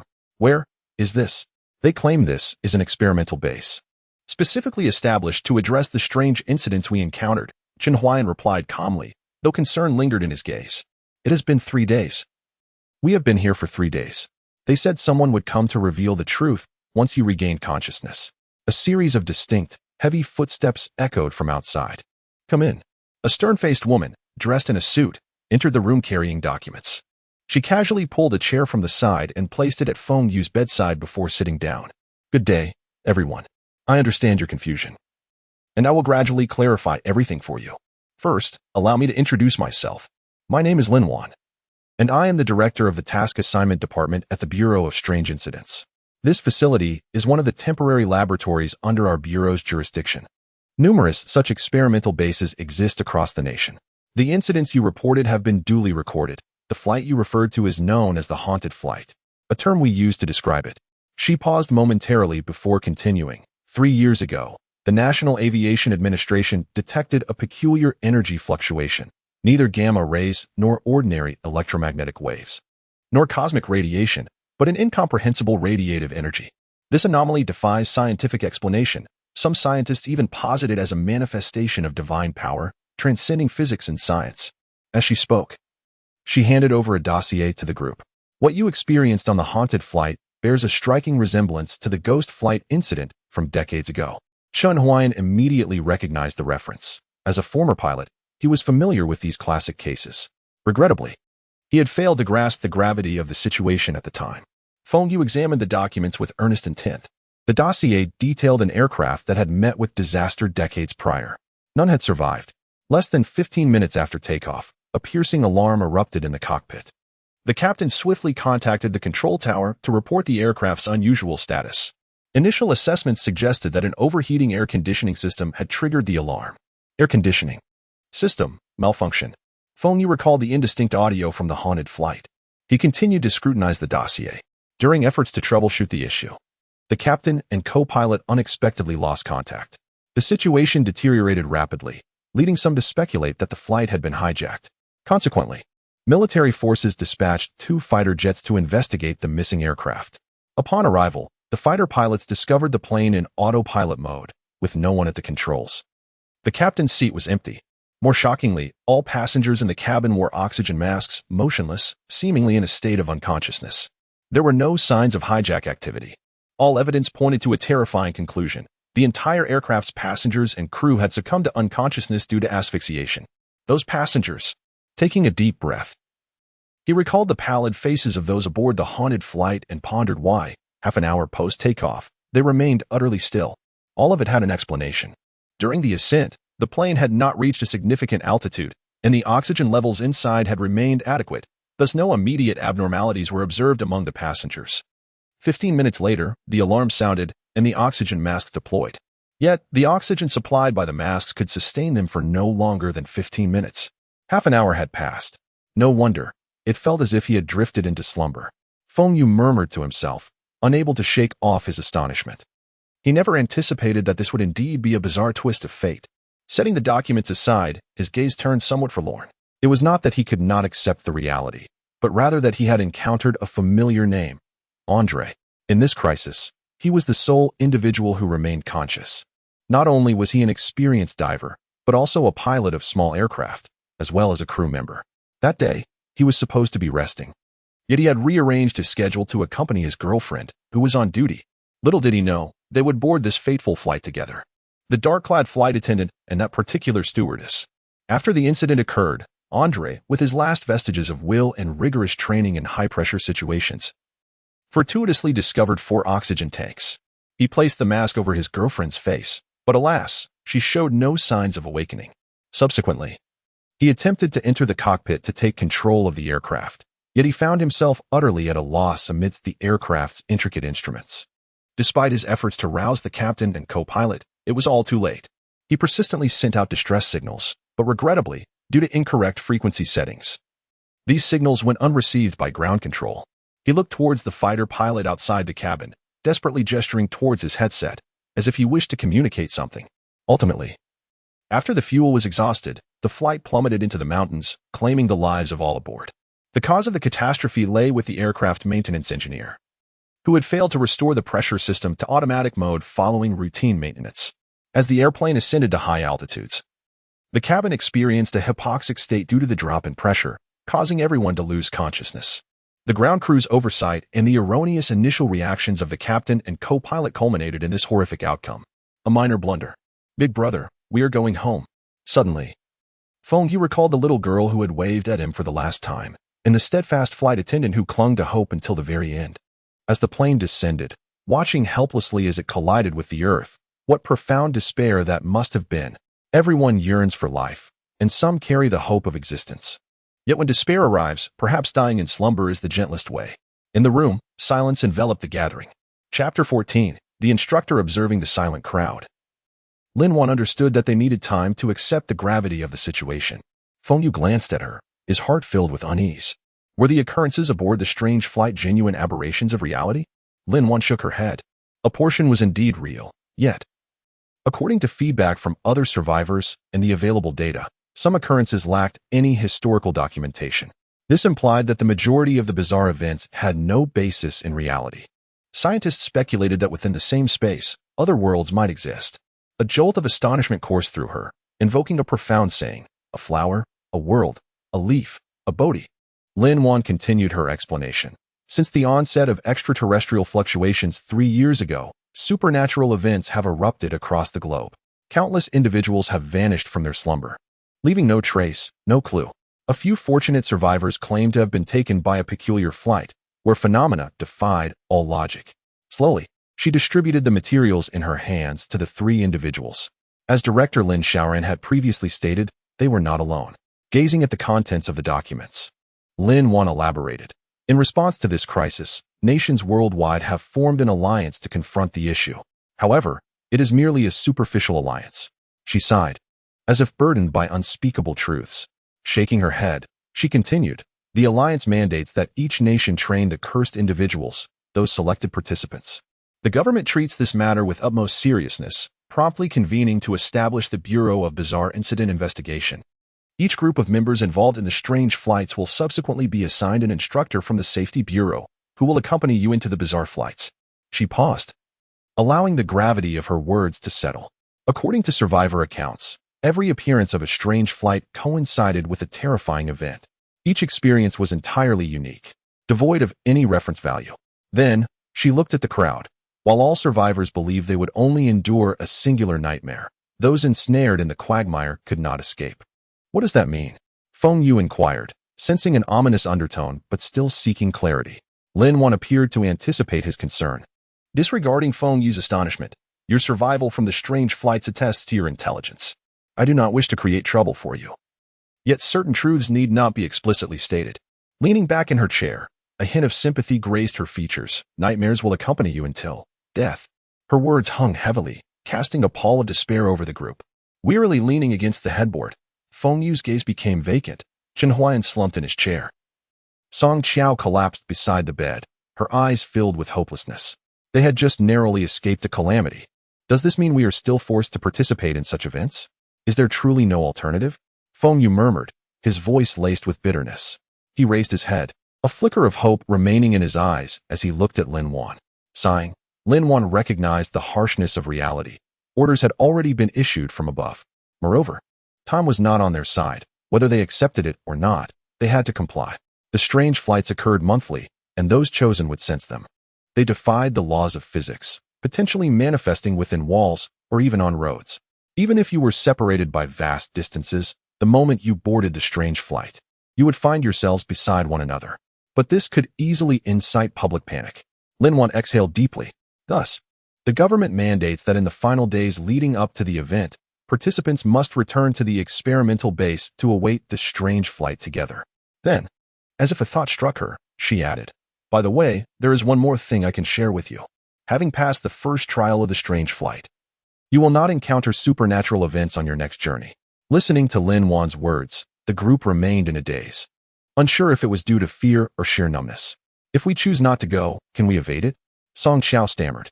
Lin Wan's expression shifted, revealing a complex emotion as if anticipating such a question. Survivors from the past had harbored similar thoughts. Most chose to evade the second flight. She hesitated, not continuing. And then what? What became of them? They all died. In horrendous ways, some dismembered, some subjected to slow torture. Others had their eyes gouged out or their brains removed. Terrifyingly, no one heard a sound as they perished. Silent, unseen, without a trace. Autopsy results indicated that they must have suffered immensely at the time of their deaths. Lin Wan struggled to continue, having witnessed such scenes firsthand. Those methods were beyond even the most brutal of killers. In time, no one opted to flee. They boarded that flight monthly, for it was the only glimmer of hope for survival. As she spoke, Lin Wan distributed another set of documents to the three. Over the past 3 years, scientists had tirelessly studied the eerie fluctuations, identifying a total of 12 occurrences. Based on the data from these 3 years, it could be firmly established that you would need to board the strange flight a total of 12 times. Each crisis faced would differ, and the difficulty would progressively escalate. Upon hearing this, the three could no longer contain themselves. Are you implying that what we have experienced thus far is merely the simplest? Indeed, from the current information, you have merely faced the easiest initial challenge, Lin Wan confirmed.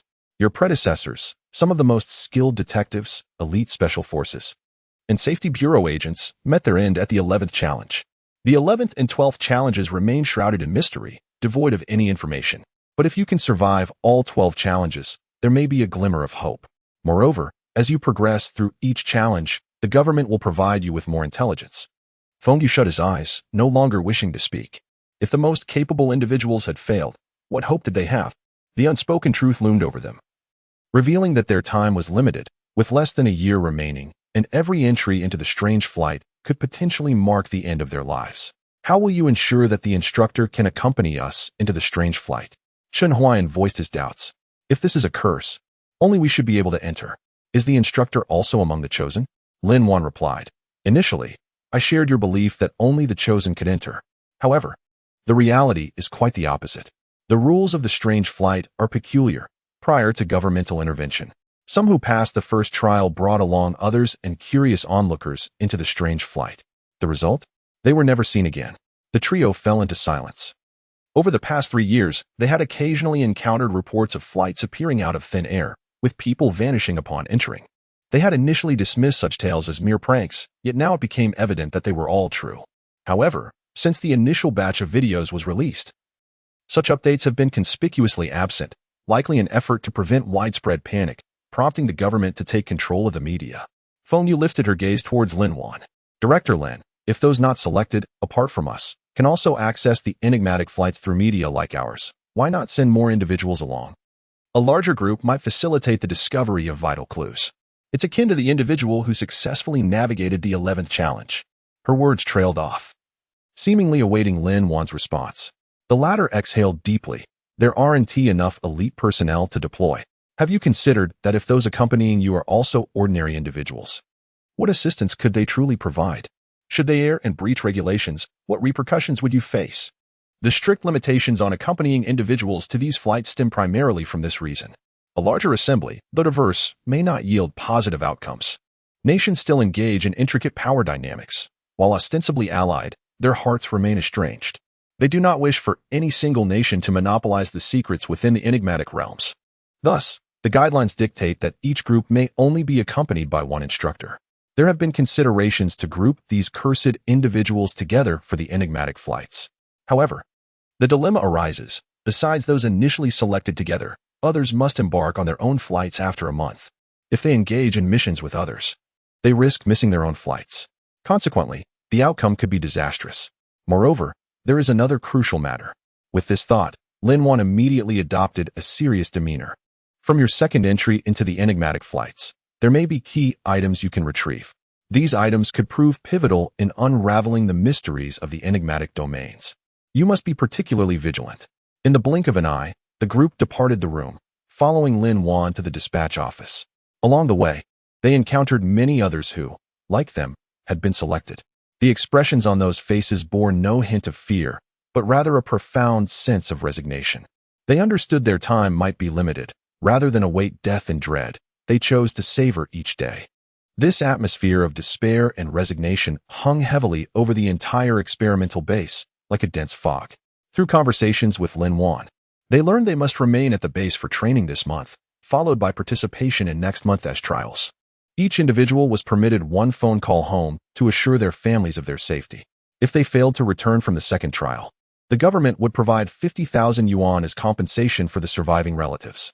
As long as they could return alive from the second ordeal, restrictions would be lifted, allowing them to return home. Should they manage to extract significant information from the enigmatic realm, the government would reward them with sums ranging from 1 million to 10 million yuan, contingent upon the information's value. While money may have lost its significance to them, it could provide some security for their families. This was perhaps the only source of solace amidst the unending terror they faced. If you had money, how would you spend it? Feng Yu smiled at her companions, attempting to lighten the oppressive atmosphere, though her smile appeared forced.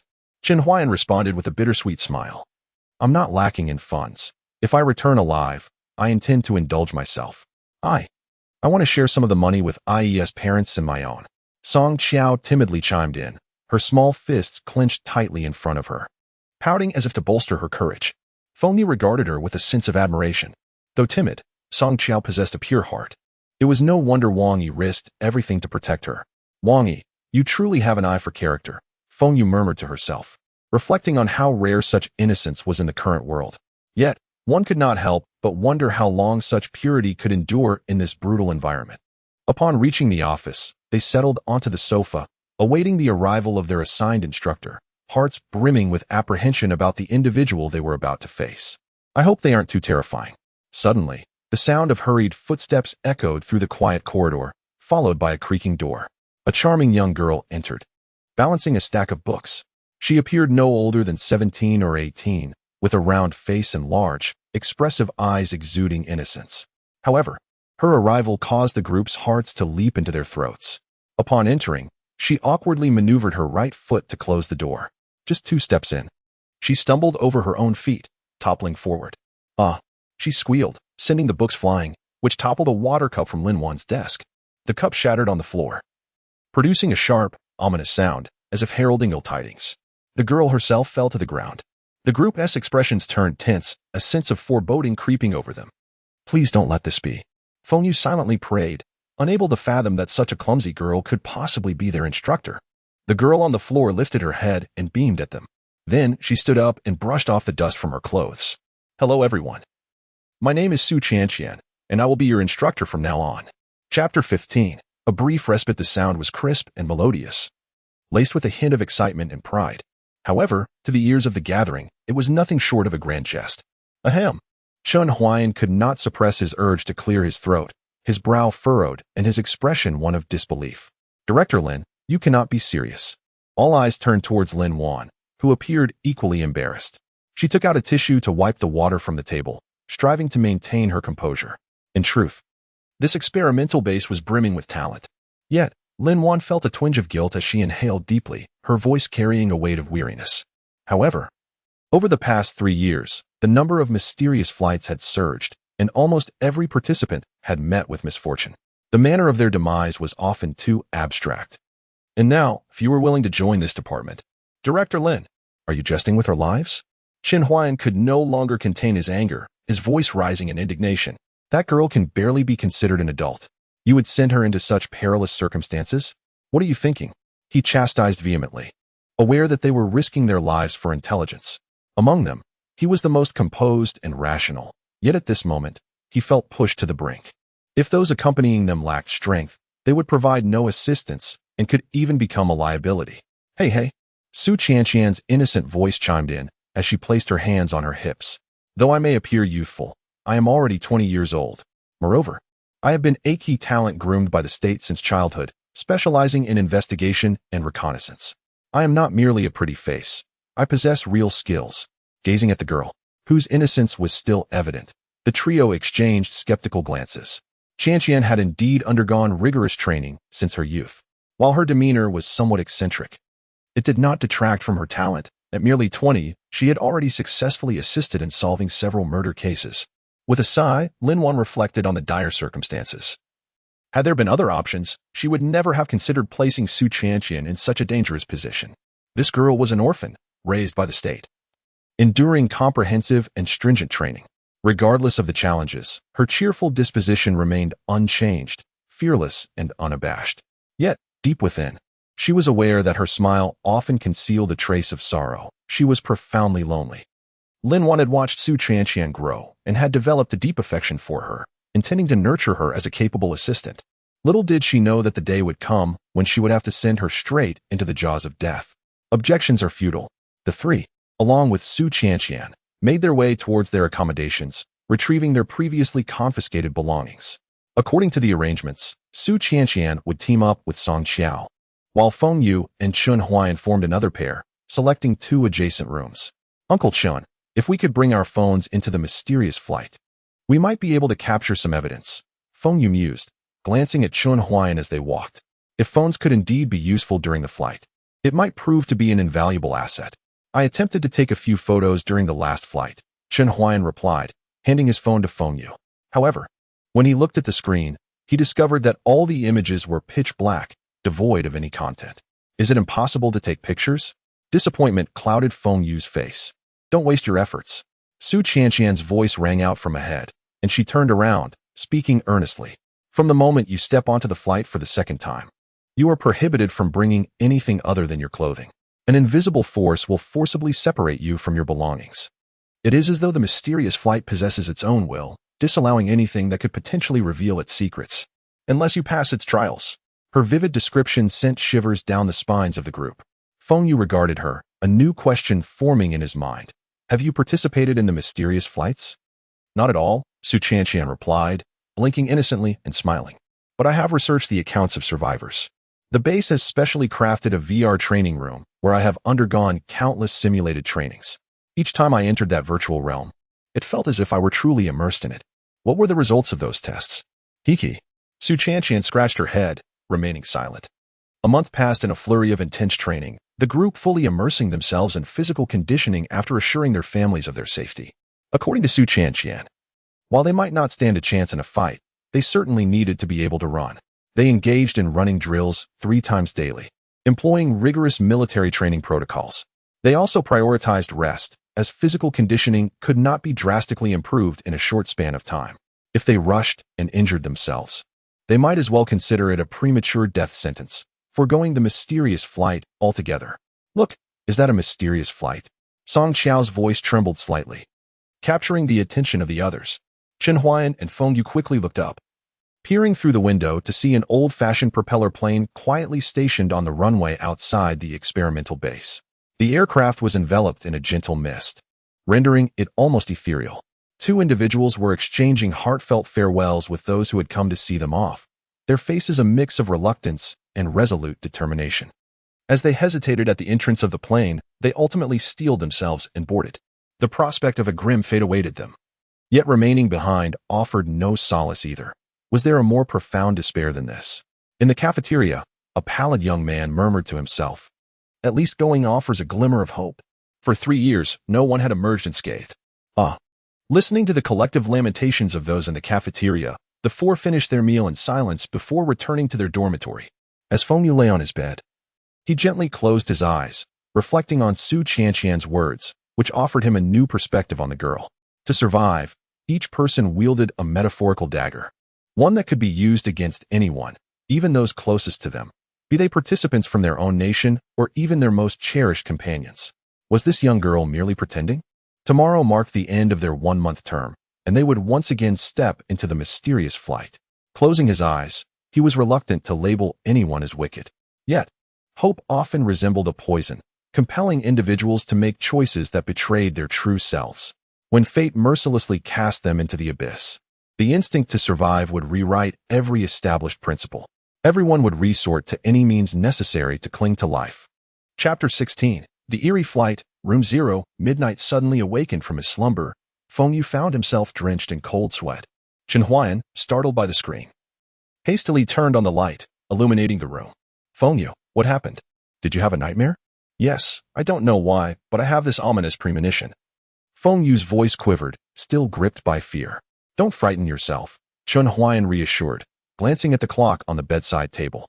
"It's only 2:30 in the morning. You should try to sleep a little longer." "No, Uncle Chen, you go back to sleep. I'll take a walk," Feng Yu replied, slowly rising from his bed. His movements sluggish. After dressing, he gently opened the door, turned off the light, and left the room, the sound of the door closing echoing in the silent night. Descending to the dormitory's lower level, he found the surroundings enveloped in tranquility, with only a faint moonlight casting shadows on the ground. He took out his phone, hesitating briefly before preparing to send a message to his family.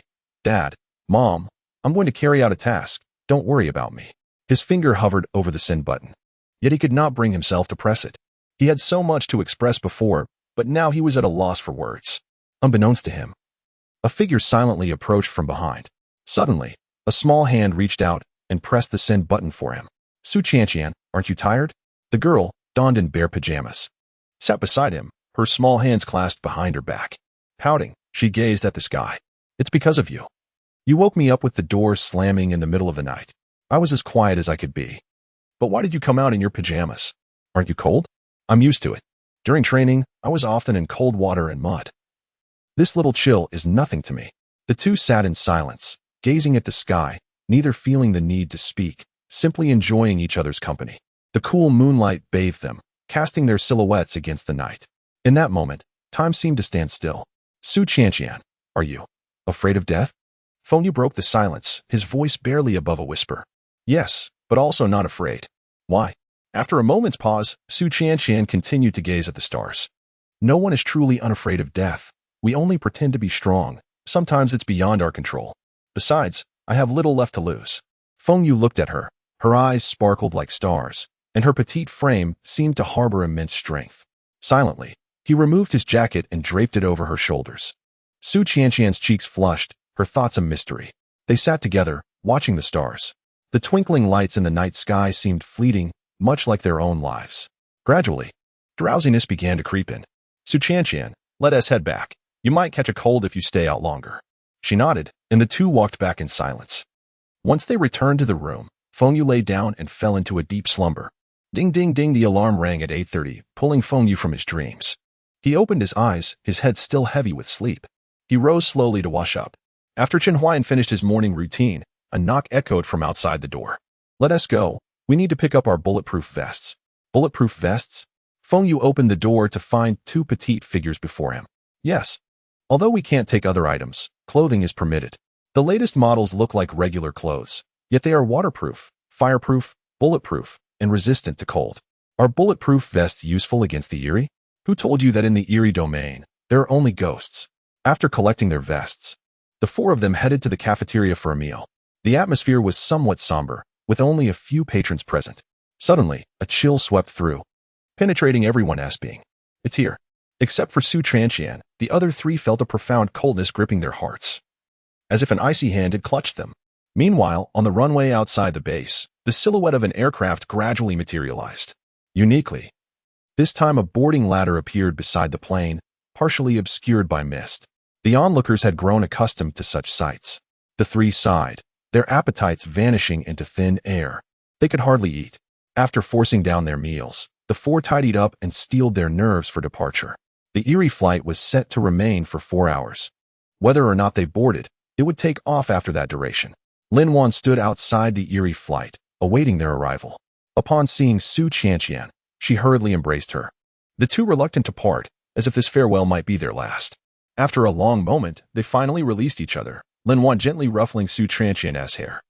Qianqian, you must return safely. Don't worry, Aunt Lin. I will be fine. After bidding farewell, Song Qiao took Su Qianqian's hand, and they stepped onto the aircraft.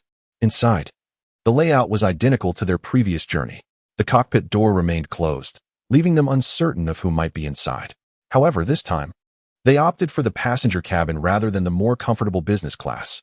The passenger cabin featured 3 seats on either side, already occupied by over 10 individuals from various nations, all eyeing each other warily. Some engaged in hushed conversations, their murmurs adding to the tense atmosphere. To avoid unnecessary trouble, Chen Huayan seated himself alone on one side, while Feng Yu, Su Qianqian, and Song Qiao sat together on the opposite side, gazing out the window. The outside world had vanished, replaced by dense fog once more. As more passengers boarded, the 4-hour mark approached, and the aircraft's door automatically sealed shut. The plane began to move, gradually accelerating before taking off, its body trembling slightly as the roar of the engines filled the air. After a heart-pounding ascent, the flight began to stabilize. Peering out the window, the scenery remained obscured, the fog deepening as if they had entered another realm. At that moment, without warning, a black manual materialized before all seated passengers, hovering in midair, exuding an aura of age and decay, as if it had been sealed away for countless years. With a mix of trepidation, Feng Yu reached out and opened the manual, revealing 3 lines of crimson text. The hand of evil extinguishes the candle of life. The heart of hypocrisy ignites the kindling of resentment, becoming a grim prison of endless grievances.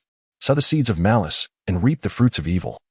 The cycle of cause and effect is inescapable. Trace back to the source, and the curse shall be broken. Chapter 17, Room 0, The Mysterious Base Once Again. The message was vague, leaving much to be desired in clarity. Feng Yu felt a wave of frustration. The manual offered no explicit guidance. It seemed they would have to navigate the Erie domain on their own. Why was there no communication among them? If they could pool their thoughts, perhaps they could better confront the predicament at hand. A soft voice broke the silence, confusion evident in her clear eyes. Su Qianqian turned to grasp Song Qiao's hand. Her gaze filled with complex emotions. Qiao, everyone is aware of this. Yet why has no one sought us out? Song Qiao shook her head in bewilderment, expressing her confusion. Because of self-interest. Regardless of what clues are uncovered in this eerie realm, upon returning, they can be exchanged for substantial rewards.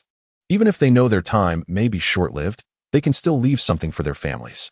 The value of this intelligence will become a bargaining chip among nations. These individuals will not only refrain from being your allies, at critical moments, they may even turn against you. She tightened her grip on Song Qiao's hand, speaking earnestly yet quietly. Thus, these individuals can only be utilized, never trusted. A chill surged through Song Qiao as she absorbed this, instinctively nodding.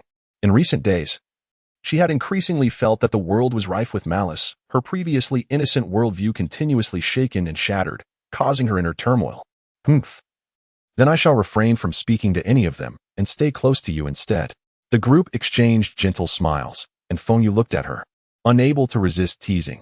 Who would have thought our little Song Qiao could be so cunning? Song Qiao glared at Feng Yu, puffing up her cheeks and raising a tiny fist. I may be timid, but I am not foolish. After some playful banter, Feng Yu turned his attention back to Su Qianqian.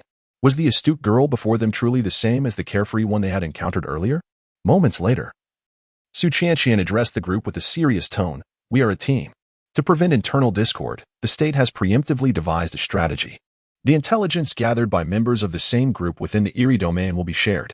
If one person obtains information, all team members will receive a reward. Devoid of favoritism, Feng Yu closed his eyes to rest. In this Erie realm, one must not only guard against the supernatural but also remain vigilant against individuals from other nations. Similarly, if they were to face a life-threatening situation, could they truly trust the team? Their mission was clear: to locate the source and break the curse. Shun Huayan murmured to himself as he perused the manual, uninterested in the group's light-hearted banter, his mind racing with potential dangers and solutions. After a period of flight, the participants from various nations succumbed to slumber. The cabin enveloped in tranquility, marked only by the faint sounds of breathing and the hum of the aircraft engine. Suddenly, a jarring turbulence jolted the passengers awake. With eyes barely open, they instinctively turned to gaze outside, where a pitch-black expanse greeted them, raindrops incessantly battering the window. The plane was about to land. With a note of alertness, Su Qianqian and Song Qiao roused themselves. Soon, they collectively discerned a distant light through the window, a peculiar purple hue outlining the silhouette of a vast base. An inexplicable sense of foreboding crept into their hearts. The aircraft began its descent. The engine's roar diminishing from a high-pitched roar to a deep hum. With a clang, the landing gear was deployed, producing a crisp sound upon contact with the runway. Following a slight tremor, the plane landed smoothly, the engine's noise further fading to signal a successful arrival. Once the plane came to a halt, the passengers adjusted their attire and took a deep breath. With a soft sound akin to air being slowly expelled, the aircraft door began to slide open. Suddenly, blinding lights flooded the cabin from outside, momentarily rendering them unable to see. Clang! Before they could comprehend the situation, a burly man entered the cabin. His face contorted and marred by a scar on his right cheek, a cigar clenched between his teeth. Soaked from the rain, he seemed utterly unfazed. Yet, Feng Yu could clearly see that the man's skin bore a human hue. Was this a living person? Moreover, two soldiers emerged from the cockpit, saluting the scarred man before departing. The pilots too were alive? This revelation left Feng Yu even more astonished, since boarding the eerie flight. He had not heard a sound from the cockpit. When had they entered? Before he could ponder further, the scarred man raised his rifle, aiming it at the group. Startled by this sudden turn of events, everyone sat frozen in their seats, not daring to move. After surveying the group with a dismissive glance, he exhaled a puff of smoke. "Welcome, you cash cows. Welcome to the lawless land." With a sneer, he removed the cigar and continued, "Oh, by the way, I forgot to introduce myself. I am one of the leaders here. You may call me Fox, or Scarface if you prefer." As he approached Feng Yu, he leaned in, inhaling deeply, a look of intoxication spreading across his face. Su Qianqian and Song Qiao shuddered, instinctively tightening their clothing. Truly fresh, indeed. It appears this realm belongs to the youth of various nations. Fortunately, Scarface made no further inappropriate advances and turned to exit the cabin. "All right, boys, escort our catch outside," he bellowed, his voice reverberating through the cabin. A cadre of armed soldiers entered through the door, marching in unison, their cold gazes fixed upon the group. Their submachine guns gripped tightly. The dark muzzles heightened the atmosphere of tension and oppression within the cabin. "Everyone, stand up and line up," the leading soldier commanded, his tone brooking no dissent. With no other recourse, they complied, forming a line as instructed. "Scientists from various nations, please proceed. I assure you, this 15-day journey will not disappoint," the leader remarked, a sinister smile curling at the corners of his mouth as he gestured for them to move forward. Under the watchful eyes of the armed soldiers, the group stepped hesitantly towards the exit. Raindrops pelted them, soaking their clothing and swiftly chilling them to the bone. The sky was ominously overcast, mirroring their current sentiments. Without umbrellas or a welcoming ceremony, they were pushed into military off-road vehicles. Each nation's scientists were assigned a vehicle for transport. The soldiers outside stood sentinel, their expressions cold and devoid of emotion as they regarded the group. Su Qianqian grasped Song Chao's hand, her eyes reflecting wariness. "Do not panic, do not speak. Remember, until the true supernatural elements and clues reveal themselves, we must comply with their demands." A flicker of astonishment crossed her mind. The forthcoming trials would likely be more arduous than they had anticipated. Typically, the supernatural was the greatest concern, as it invariably manifested upon entering the eerie domain. Yet now, she discerned a bloodthirsty glint in the eyes of their captors. These individuals had all taken lives, and not just a few. This meant they would not only contend with the supernatural but also have to confront these mercenaries. Mercenaries? A jolt of realization struck Feng Yu as he quickly scanned his surroundings. However, at that moment, they had already been thrust into the vehicle. "Where are we headed?" The driver remained silent, pressing the accelerator as the car roared to life. Thunder rumbled, accompanied by flashes of lightning, as torrential rain cascaded down. Gazing out the window, the raindrops blurred the view, yet they could still faintly discern the massive base they had previously observed from the sky in the distance. as the vehicle approached the base. Its colossal gates slowly closed, emitting a heavy thud. The group officially stepped into this eerie stronghold, an unfamiliar dread quietly spreading within each heart. Chapter 18, Room 0, Dormitory. The vehicle gradually approached a formidable building at the center of the base, which appeared especially austere in the dim light. However, what perplexed the onlookers was that, from the ground, the structure seemed to possess only 2 stories.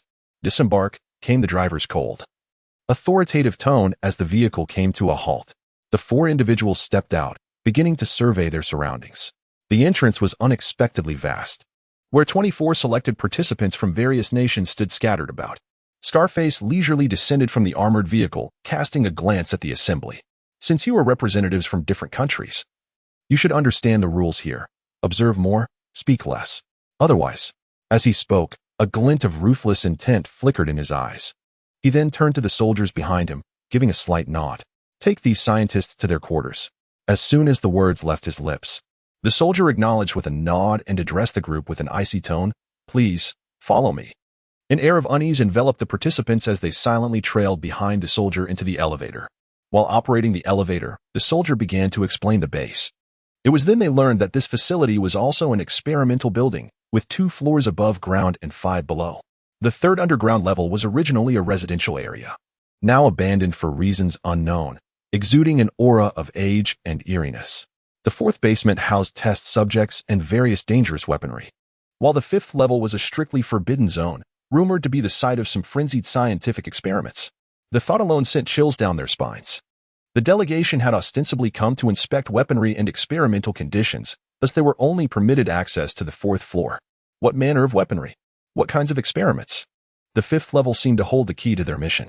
With a subtle glance, Feng Yu exchanged a knowing look with the other 3, who instantly understood and nodded slightly before resuming their usual composure.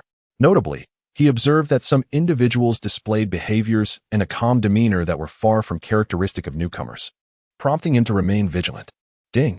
As the elevator doors opened, the group stepped out, taken aback by the sheer size of the elevator, which could comfortably accommodate not only their 24 members but even up to 50.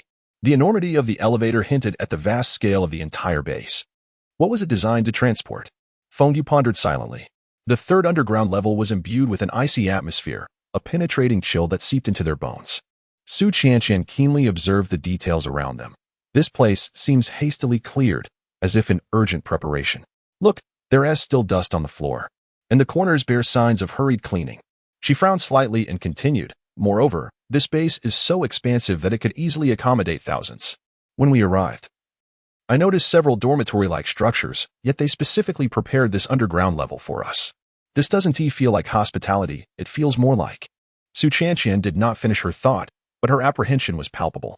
This location likely harbored significant secrets. The soldier led them to their quarters, and upon entering, they were stunned. This was no ordinary dormitory, it resembled a living prison. Each room was sealed by heavy iron doors, with only a small window at the top and bottom, the edges gleaming with a cold metallic sheen. Why must we reside in such a place? We are scientists, not prisoners. One foreigner with blonde hair could no longer contain himself. The soldier merely smirked disdainfully, raising his weapon slowly. The dark muzzle aimed at the group. There are no additional rooms available. This is what we have prepared for you. Choose your quarters promptly, for you shall need to rest tonight. Tomorrow, you have tasks to attend to.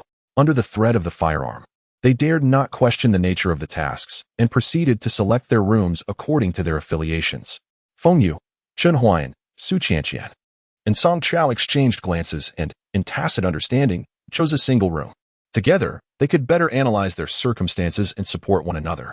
The soldier, observing them select their quarters, emotionlessly handed over the keys before turning to leave. As he departed, he coldly remarked, "Tomorrow, a significant figure will be here to receive you. Be prepared." Filled with uncertainty, they set about arranging their room. It was spacious, furnished with 4 bunk beds that glimmered coldly under the light, alongside a worn table and 4 chairs. In one corner stood a newly installed water dispenser, and besides that, there was merely a ventilation duct. Feng Yu cautiously secured the 2 windows of the door before returning to the room. Who might the significant figure be? The head of the base? It remained unclear, but he likely held the key to their mission. The 4 engaged in hushed conversation as they tidied up. At that moment, Feng Yu seemed to realize something. Su Qianqian, Why is it that I can suddenly understand the languages of other nations? He recalled the conversations outside earlier, comprehending their meanings despite the different languages spoken. Dusting off his clothes, Su Qianqian continued to unhurriedly make the beds, responding, in the realm of the uncanny, everyone, regardless of the language spoken, can understand one another. Thus, attempting to employ coded language is futile. Moreover, look, suddenly lowering her voice, she pointed toward a corner. The group followed her gesture, discovering a small, well-concealed hole in the wall. If not for Su Qianqian's observation, it would have easily gone unnoticed. That's a surveillance point. What? As the group expressed their astonishment. In a hidden room, a middle-aged man clad in a white lab coat sat leisurely in a rocking chair, his gaze fixed intently on the surveillance screen. Standing behind him, with utmost respect, was none other than Scarface. If Feng Yu and the others were present, they would immediately recognize him. Listening to the conversations in the room, a knowing smile gradually crept across the middle-aged man's face. Interesting, it seems we have some promising subjects this time. His voice was low and sinister, akin to a whisper from a demon. The man effortlessly adjusted the surveillance feed, shifting it to the 5th underground level. The screen revealed the 10 deepest rooms. Dark and damp, illuminated only by a faint glow, suggesting they had long been abandoned. Each of the 9 rooms bore a numerical mark from 1 to 9, while the innermost door remained entirely unmarked. As he gazed at the screen, a chilling smile spread across the middle-aged man's face. You shall no longer be alone. Chapter 19, Room 0, Experimental Materials. After tidying up her bed, Su Qianqian let out a heavy sigh. The mercenaries, upon rough estimation, numbered nearly 1,000 in this base. What manner of individual possesses such vast power to command so many elite mercenaries to serve their will? This place is exceedingly strange. At this moment, Feng Yu suddenly grasped the situation, recalling the earlier scene outside the door where the foreigner with yellow hair argued with the soldiers. That individual likely feigned his role, exhibiting the necessary anger to lend authenticity to their identities. After all, what kind of rational scientist could endure such humiliation and consider it acceptable? Do you all remember what that Scarface subordinate told us when we first arrived here? Chen Huayan suddenly broke the silence in the room. Eyes turned toward him in unison. He mentioned that we have a 15-day window for our visit. Could this be the deadline for our mission, meaning we must complete it within these 15 days? A tightness gripped Feng Yu's heart, and he subtly kicked Chen Huayan under the table. Chen Huayan looked at him in confusion. Feng Yu leaned against the wall, his gaze subtly directed toward the corner. Understanding the hint, Chen Huayan quickly adjusted his statement. This time, the country has sent us here. We must acquire the experimental data within 15 days, right? Su Qianqian glanced at them. Not necessarily. The sooner, the better. It's not a fixed timeline, but rather a flexible one. The longer we delay, the more unfavorable it becomes. Her expression was exceedingly serious as she surveyed the group. After everyone tidied their beds and freshened up, they prepared to rest. However, due to having slept on the plane, none felt particularly tired. Are you all asleep? Song Chao murmured softly. I can't sleep. Neither can I. Everyone. When we undertook our first mission, those cellars were completely different from the ones we're encountering now. What could be the reason for this? The more Feng Yu pondered, the stranger it seemed. They were directly confronting the bazaar during this uncanny flight. Initially, he believed that entering this peculiar domain would be rife with oddities. Yet now, it felt like stepping into another world where, aside from the oppressive atmosphere, everything else appeared remarkably normal. Su Qianqian's calm voice broke the tension. Have you ever heard the saying? What saying? Calm before the storm. The duration of your previous transaction was 4 hours. Now it stretches to 15 days. With that, she turned and went asleep. The group found her reasoning compelling and ceased their chatter, forcing themselves to close their eyes and drift into slumber. Lacking adequate rest would render them ill-equipped for the impending crises that could arise at any moment. Fortunately, the night passed without incident.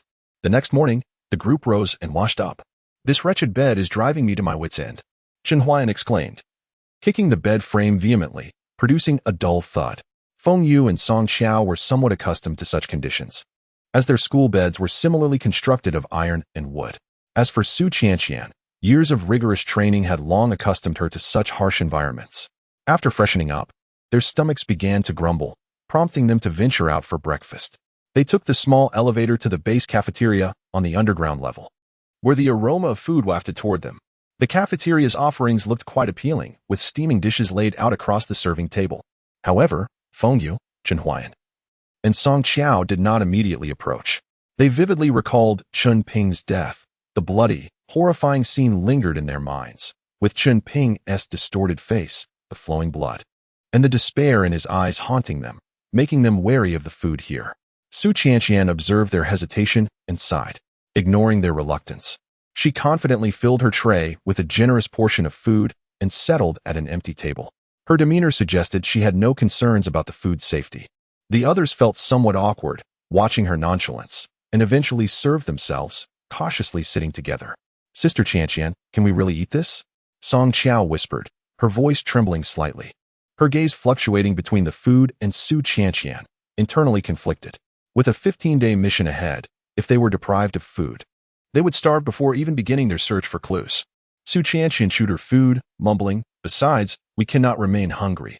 Otherwise, where would we find the strength to face what lies ahead?" Ahem. We merely recalled certain matters, Feng Yu interjected, attempting to alleviate the awkward atmosphere. After finishing their meal, the four approached the entrance to assemble, a twinge of anxiety gnawing at them. This time, they did not encounter the scar-faced man or the so-called important figure. In the spacious doorway, scientists from various countries stood together, yet there was little communication among them, save for occasional whispers. At that moment, a soldier approached with an orderly gait. He wore a smile, but it appeared somewhat strained, clearly a forced mask. To ensure the experiment's authenticity, our chief requests a small favor from you all. We would like you to assist us in transporting the necessary equipment for the experiment. Surely, this poses no issue for you, does it? His gaze swept over the crowd, finally resting on them with a smile. Are we really expected to handle the transportation of the experimental items ourselves? It seems you lack sincerity. Otherwise, this deal is void. The group immediately fell into character, their earlier distance evaporating as they voiced their dissatisfaction in unison. This sudden cooperation surprised Feng Yu and the others. Just then, a soldier jogged over, whispering something into the ear of the messenger soldier. The messenger's expression shifted dramatically, his smile vanishing without a trace, replaced by coldness and vigilance. He regarded the group with suspicion, his demeanor now icy. Everyone, please remain calm. We've received word that there may be issues regarding your identities. He sneered at them. This shipment is special. Only by personally delivering it can you demonstrate your sincerity. The cargo is located on the runway at the airport where you arrived. Moreover, only by witnessing the cargo can you better understand this experiment and acquire more accurate data. As he stepped closer, a chill radiated from his gaze. You would truly have identity issues, would you? Chapter 20, Room 0, The Human Experiment. After a chilling voice echoed, the soldiers around tightened their grips on their weapons, casting cold glances at the crowd. The previously boisterous assembly fell into silence. Before anyone could voice their thoughts, the soldiers swiftly ushered the vehicle forward. With a grim expression, they boarded the vehicle, taking a deep breath of the frigid air. The four exchanged glances, sensing that the situation was far more complex than it appeared. As the base gate creaked open, emitting a heavy thud, they made their way back to the airport. The atmosphere was stifling, leaving everyone engulfed in silence, the only sound being the dull roar of the engine. Upon arrival at the airport, they were met with an unsettling absence of the eerie flights they had anticipated. Only upon the completion of their mission would such flights manifest, or perhaps a specific catalyst was required for their emergence. Chun Huayan pondered this, his gaze drifting towards Su Qianqian. The data indicated that there were primarily two methods to summon the spectral flight. The first was to fulfill the specific conditions outlined in the manual. The second involved locating a crucial artifact, prompting the spectral flight to materialize spontaneously. The group engaged in hushed discussions as they approached their objective, where a large military transport aircraft loomed silently on the runway. The rear hatch of the plane gaped open, revealing a series of cages within. Surely, these must be the so-called experimental subjects. As their vehicle came to a halt beside the aircraft, the sight before them rendered them momentarily frozen in disbelief. The cages did not contain mere objects or animals. They housed living, breathing humans. Each individual within the cages bore expressions of confusion, terror, and despair. Was this truly the nature of the experimental subjects? What nefarious intentions did these brutes harbor? Unable to contain their shock, the group's faces reflected a mix of incredulity and outrage. Dozens of soldiers, their faces devoid of emotion, continued unloading cargo with a practiced efficiency, as if engaged in the most mundane of tasks, transferring these items onto nearby trucks. Ladies and gentlemen, I trust your esteemed status exempts you from the labor of transporting these goods. However, you will be required to assist in their delivery shortly. one soldier intoned coldly, devoid of any trace of empathy. Even amidst their entanglements of self-interest, a flicker of their intrinsic humanity remained.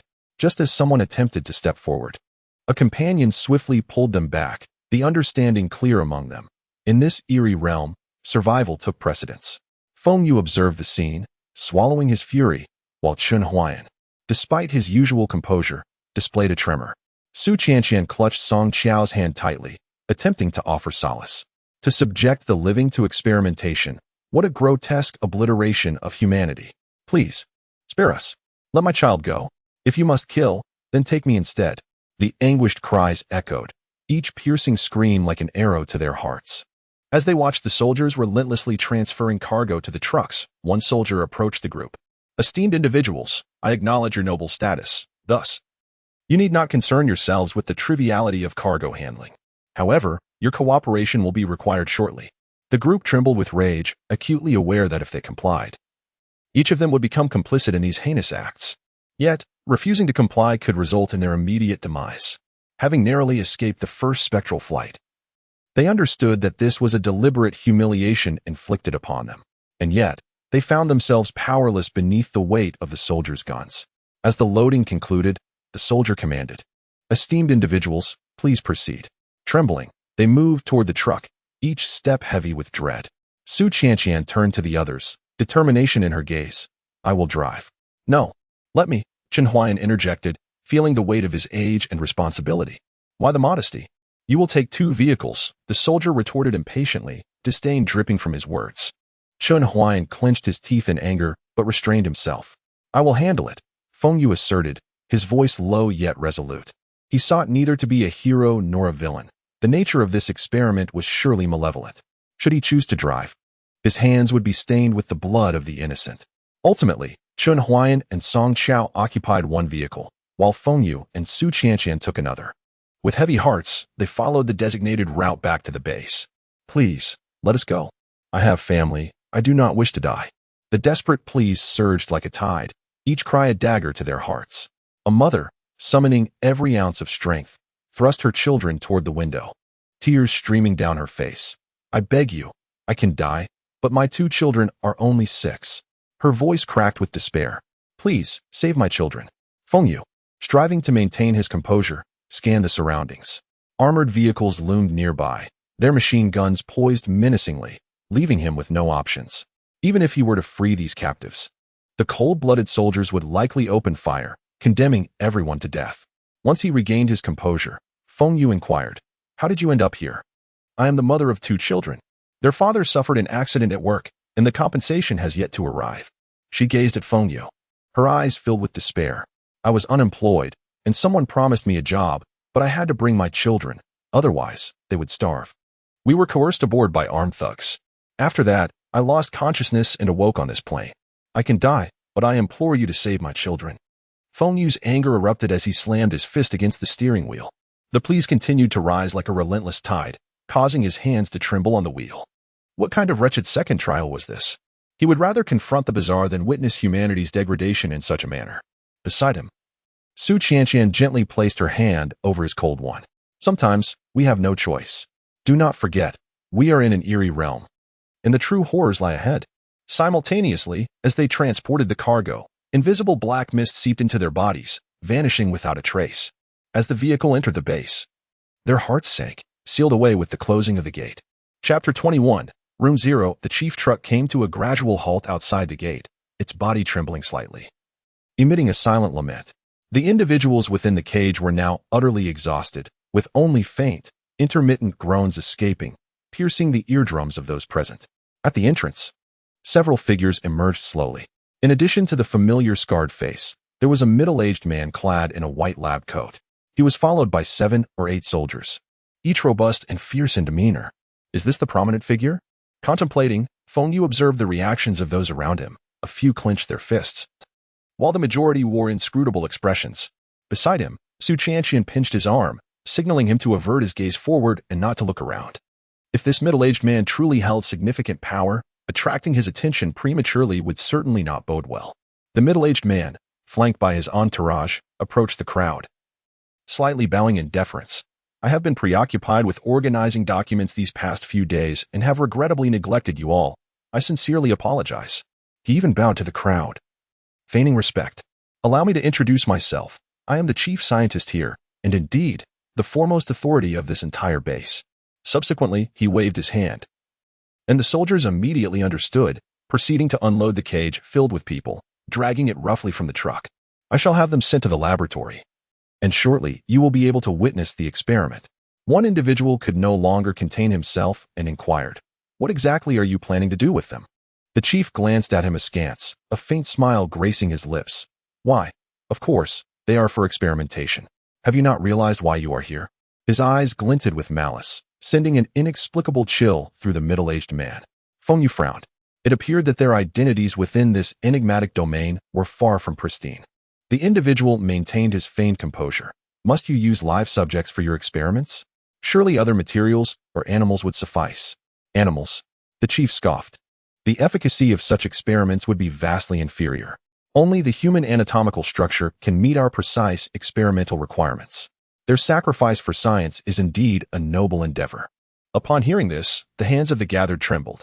If it was acceptable to experiment on animals, why should humans be exempt? The surrounding soldiers tightened their grips on their weapons, fingers poised on the triggers, their expressions cold and unyielding. At the chief's slightest command, they would not hesitate to execute everyone present. With a smile, the chief waved his hand, prompting the soldiers to relax. "Humans are merely animals endowed with greater intelligence. Do not regard them as so significant. This world is not lacking in humanity."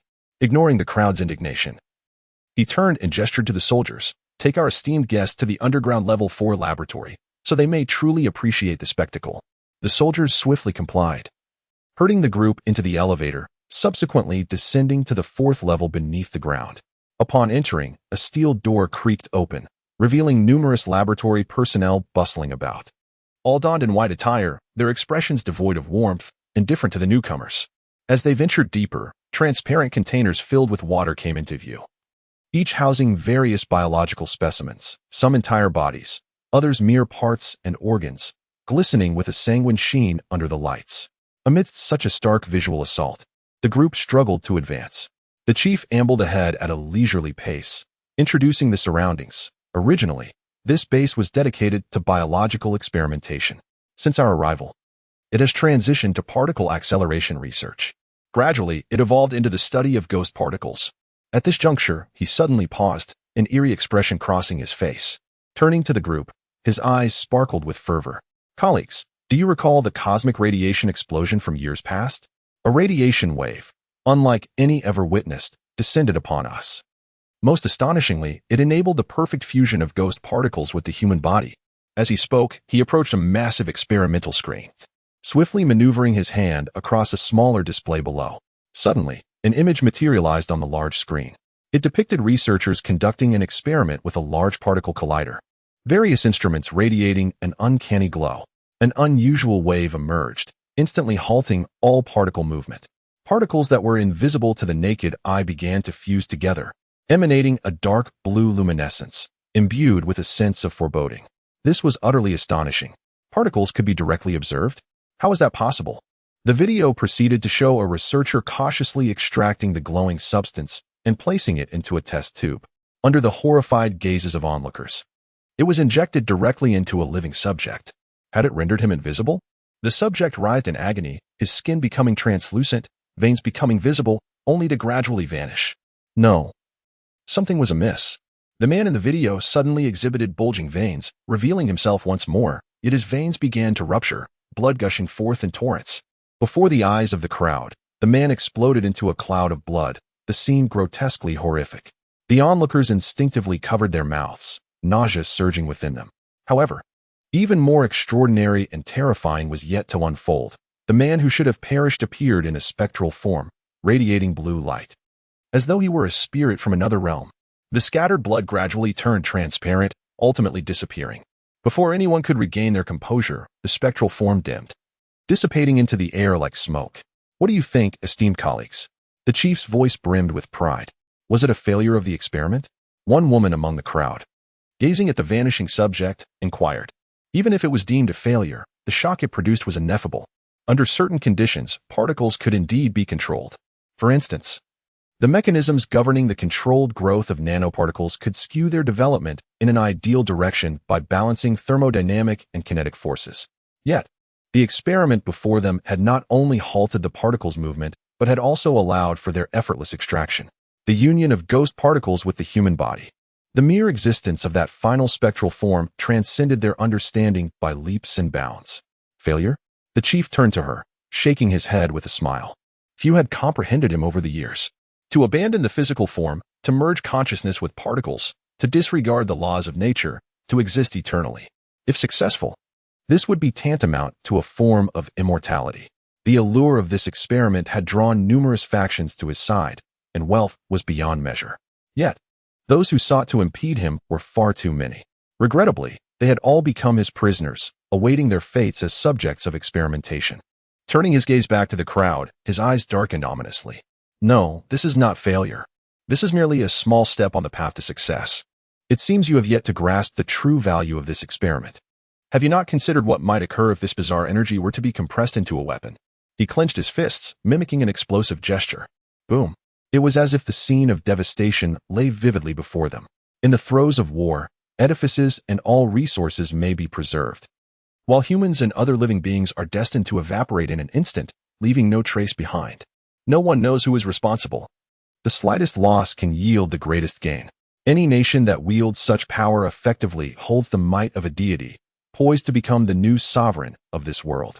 As these words were uttered, two fists clenched tightly together, eyes gleaming with an unparalleled madness. It was as if one could envision themselves standing atop the world, exercising dominion over all, the very essence of life and death.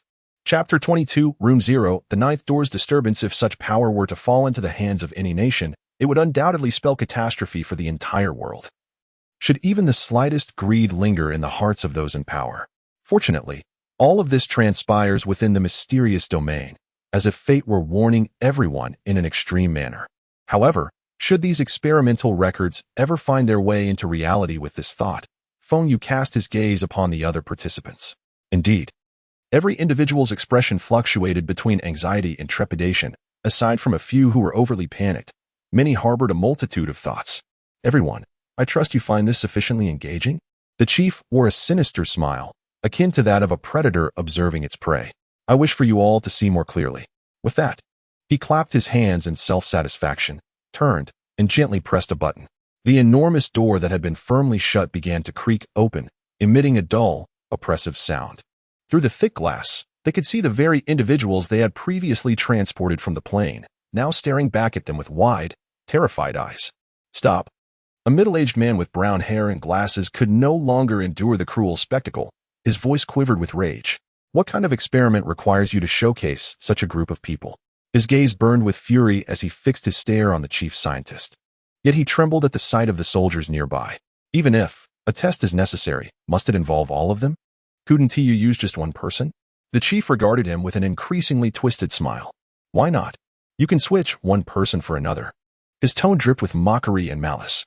Meanwhile, the scarred soldier beside him promptly drew his pistol, the dark muzzle aimed directly at the middle-aged man's head. Didn't I tell you to observe more and speak less? Are you treating my words as mere whispers? One more word, and I'll end you. The middle-aged man's face turned pale at the sudden threat, his lips quivering as he dared not utter another word. His anger was swiftly supplanted by fear. The chief leisurely extended his hand, resting it upon the soldier's gun, pressing it down. Let us not be unreasonable. They are our esteemed guests. His gaze returned to the group. My purpose in this is to ensure you all see more clearly. Rest assured, these video materials will be returned to you for your leisurely appreciation. At that moment, Feng Yu noticed a mother behind the glass, tightly clutching her two children. The mother seemed to catch sight of Feng Yu, her eyes brimming with tears as she knelt down. Feng Yu forced himself to remain calm. If he were to offend the chief now, not only would he be unable to save them, but they too would perish here. However, it seemed their identities held considerable power. Perhaps it could be leveraged. Feng Yu stepped forward. Could you possibly, before he could finish? The scarred soldier's gun was pressed against Feng Yu's temple. For the first time, he felt the chilling proximity of death. The chief approached Feng Yu slowly, smiling at him. What do you wish to say? I wish to buy those two children. He strained to utter the words, expending nearly all his strength. The onlookers gasped in horror at this scene, the the atmosphere thick with tension. Su Qianqian's palms were slick with sweat. Song Qiao trembled uncontrollably. And Chun Huayan clenched his fists, contemplating potential solutions. The chief glanced at the glass door, then turned his gaze back to Feng Yu, a more sinister smile creeping across his face, as if he had discovered new amusement. Very well. He gestured to a few soldiers beside him, waving toward the glass door. The soldiers immediately understood and rushed into the glass chamber. Once inside, they forcibly dragged the two children from their mother. No, I want my mother. Mommy, I want mommy. Let me go? Mommy, mommy.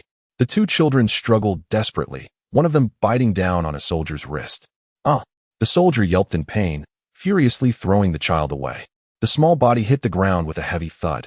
Yet, the child bravely scrambled back to their mother, tightly embracing her, as if seeking solace in her presence. The crowd watched this heart-wrenching scene, a sharp pain piercing their hearts. Their mother shook just as Feng Yu was about to speak. The chief raised a finger to silence him. No, let us not overreach. Those two children are already at their limit.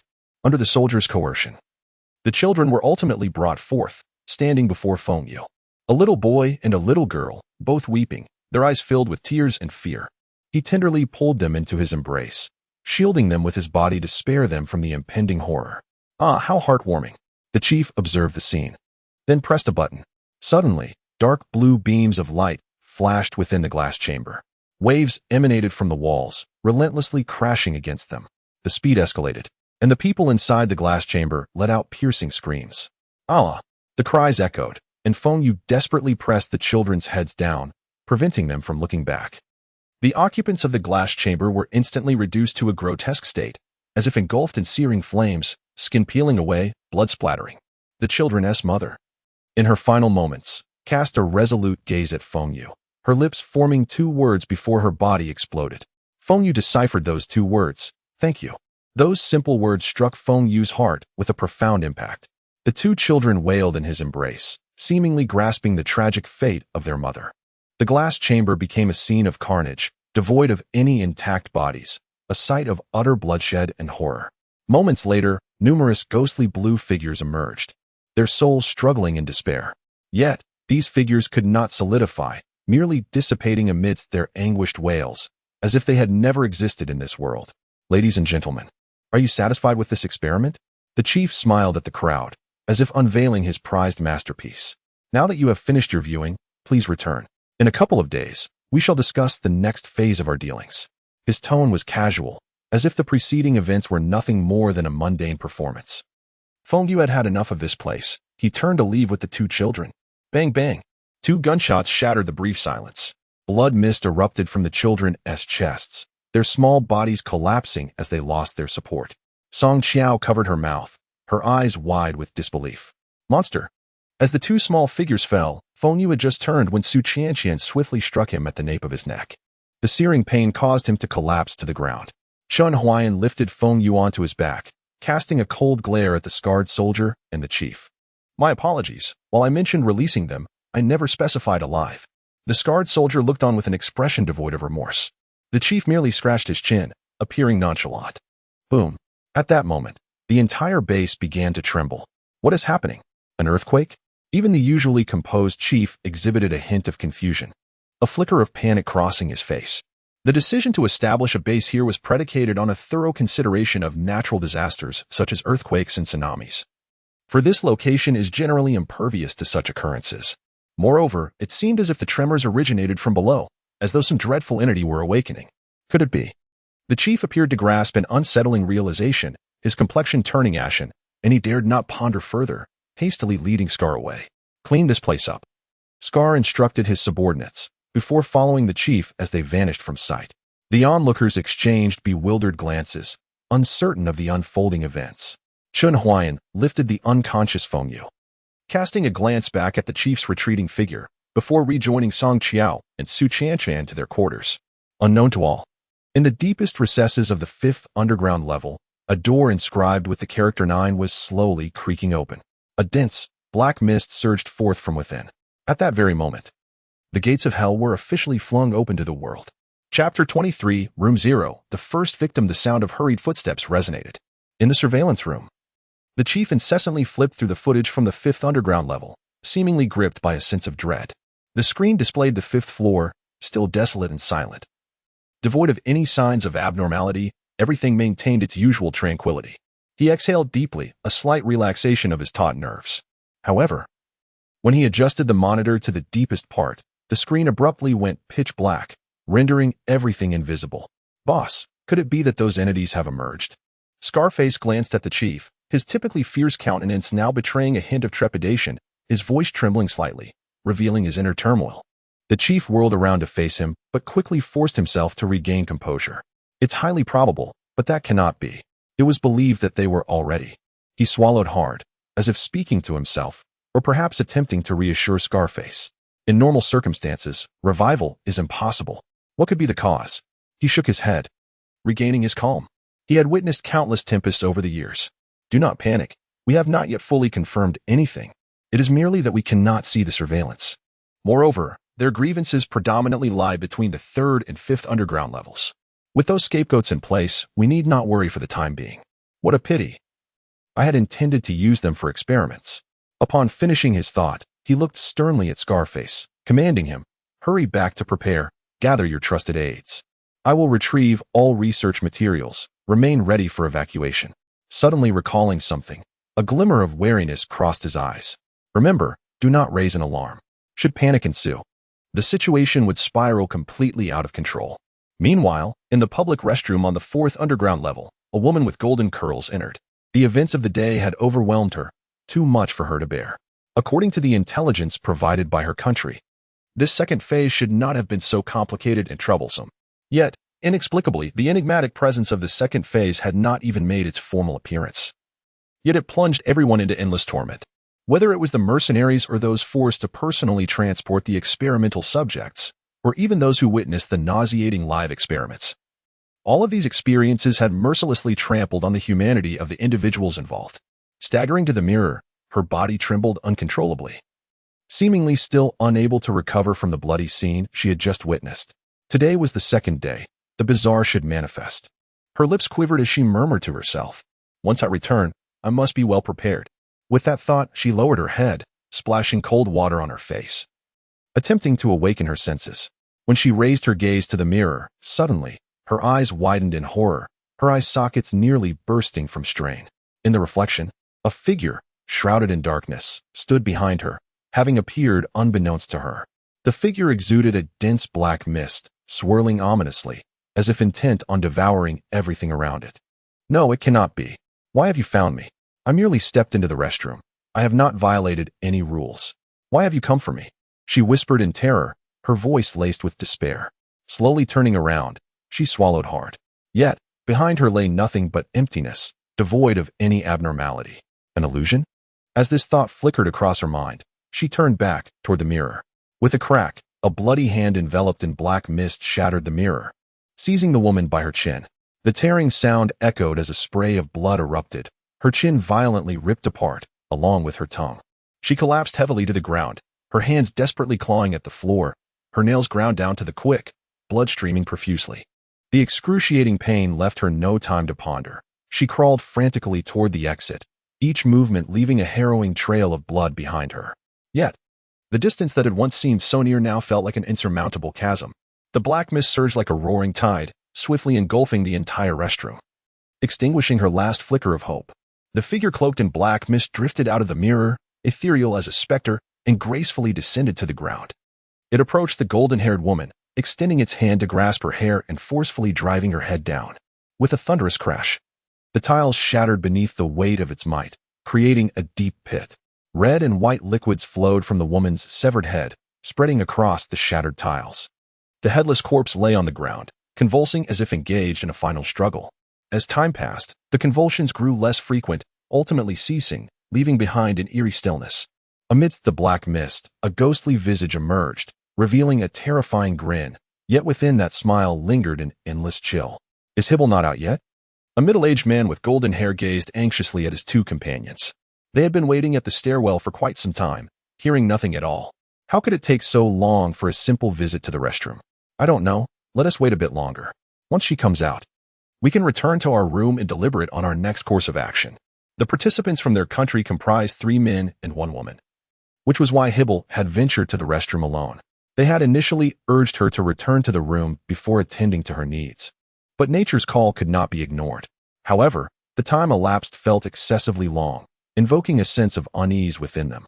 The three men slowly approached the public restroom, which appeared unremarkable, eerily quiet. They found Hibble standing silently before the mirror, seemingly admiring herself. "Hibble, what are you doing? Are you still preoccupied with the mirror? Can you not discern the urgency of the situation?" The middle-aged man with golden hair could not contain his impatience, his tone tinged with reproach. Hibble slowly turned to face them, then exited the restroom with a somewhat stiff gait, her expression vacant. "Hibble, what is wrong with you? Did you lose your senses in there? Hurry back to the room. We need to discuss our next plan." Strangely, none of the three sensed anything amiss. Hibble nodded, smiling at them, the flicker of darkness in her eyes vanishing in the blink of an eye. Her voice was hoarse as she slowly spoke. "Let us go back to our room." Chapter 24, Room 0, Submission. Meanwhile, on the third underground level, within the dim and oppressive quarters, a musty odor of decay permeated the walls, while the flickering, yellowish light threatened to extinguish at any moment. Chun Huayan treaded softly, his expression grave, as he carefully laid Feng Yu upon the bed. He then turned to Su Qianqian, instinctively lowering his voice. "When will he awaken? Perhaps in a few hours, or he may not stir until tomorrow. Let him rest. Awakening now would only bring more distress." Furrowing her brow, Su Qianqian gazed at Feng Yu with a mixture of emotions, a flicker of sympathy crossing her eyes. She did not blame him for acting rashly, under such dire circumstances. One could either choose to save or to abandon, but once the choice to save was made, a tragic outcome was inevitable, and it was no wonder he faltered. With a gentle sigh, almost lamenting the capriciousness of fate, she settled by the bedside, silently watching over him. However, as she conducted her examination of Feng Yu, her initially tranquil gaze suddenly narrowed before swiftly regaining its composure, albeit now imbued with a hint of righteous anger. As evening fell, and after everyone had finished their meal, they trickled back to their rooms. Chen Huayan opened the door, and a wave of air tinged with mildew assailed him. Just as he lamented this unpleasantness, he was taken aback by the sight before him. Feng Yu sat calmly on the bed, his expression somber, as though he were lost in thought or brooding over his own misfortunes. Feng Yu, you've awakened," Song Chao exclaimed, her face lighting up with joy, blissfully unaffected by the surrounding gloom. Chen Huayan pondered briefly before catching on, a sly smile creeping onto his face. "A miracle indeed. You roused yourself in the time it takes to enjoy a meal?" Ignoring Chen Huayan's jest, Feng Yu wore a knowing smile, deliberately feigning unconsciousness for the benefit of onlookers. Su Qianqian recalled feeling the tautness of his muscles during her examination, realizing then that he had been merely pretending to sleep. She had been tempted to give him a good thrashing for causing such worry, yet she restrained herself. "Those people?" Chen Huayan's gaze instinctively drifted to the corner of the room, his pupils contracting. Feng Yu did not answer immediately. Instead, he leisurely retrieved an item from behind him and tossed it onto the floor. The group looked down to see a small surveillance device, a broken spoon, and 2 chopsticks. Turning to the wall, they noticed that the inconspicuous hole had been widened into a small pit. "I never expected Feng Yu to be so decisive. In moments of chaos, the best opportunity to sabotage surveillance arises. During mealtime, even if others monitored them, their attention would be directed towards the dining hall rather than their dormitory. And certainly not on a comatose individual." Chen Huayan wore a contemplative expression, soon grasping the implications. Yet, was such a method truly necessary for disabling the surveillance? As he spoke, a sudden epiphany struck. "Could it be that your act was intended for the other participants?" Feng Yu nodded and began to elucidate to the group. "When the 2 children perished, I recognized that the outcome was unchangeable." His voice was low and tinged with sorrow. "Thus, instead of mourning, I opted to seize this opportunity to disguise myself. Let them perceive me as naive, allowing them to inadvertently divulge information to me, thereby positioning myself as a scout." Rubbing his bruised neck, he cast a sidelong glance at Su Qianqian, whose strength had been a surprise to him. God knows how much force that girl exerted. Su Qianqian sat on the bed, her small feet swinging, pouting in feigned innocence, as if she could not see. "If he truly intended to kill you, we would have been powerless to intervene." Feng Yu spread his hands in resignation, sighing. "Crisis does not wait until we are fully prepared. Besides, if they wish to eliminate us, they could have done so long ago without wasting energy on such elaborate schemes." Feng Yu, of course, bore no genuine anger towards Su Qianqian. If he had truly attacked the leader, it would have been fatal, not just for him, but for his companions as well. He had not forgotten the adage that in moments of great anger, one must maintain utmost calm. Moreover, he felt an inexplicable disquiet regarding the leader's gaze. It seemed as though he knew they were not mere observers. With a solemn countenance, he addressed the trio. Do you recall the last tremor? The leader's reaction was rather telling. Reflecting on the leader's expression, one accustomed to tumultuous experiences typically conceals their emotions. For such a person to reveal genuine terror signified that matters were far from simple. What exactly transpired at the base, and could it be connected to our current mission? Uncertain, but the odds were high. Regardless, their relaxation of vigilance had unwittingly provided them with an opportunity. Chun Huayan regarded Feng Yu, aware that this young man was undoubtedly concocting something mischievous. Yet, Su Qianqian furrowed her brow. In the face of a formidable adversary like the leader, any lapse in caution could lead to irrevocable consequences, especially with more sinister threats lurking in the shadows. Chun Huayan too harbored concerns. If he were the base's overseer, he would certainly employ more than one method of surveillance. Among the four, only Song Qiao had been observing the shifting expressions of her companions, bewildered by their thoughts. Summoning her courage, she ventured to join the discussion. If they wished to eliminate us, it could be done with a mere word. Why complicate matters? Furrowing his brow, Chun Huayan fell into deep contemplation. There were 24 participants in this mission, and under such scrutiny, a single slip of the tongue could expose their true identities. Regardless of how well they masqueraded, the habits of scientists or researchers could not be perfectly imitated. The leader, astute as he was, would undoubtedly see through them. The group exchanged glances, their eyes rife with confusion. Chun Huayan stroked his chin, gradually articulating his hypothesis. When you gaze into the abyss gazes back at you. When one believes they have everything under control, they may seek to heighten the thrill of the game. But should events unfold beyond their expectations, it can incite unimaginable chaos, derailing their carefully laid plans.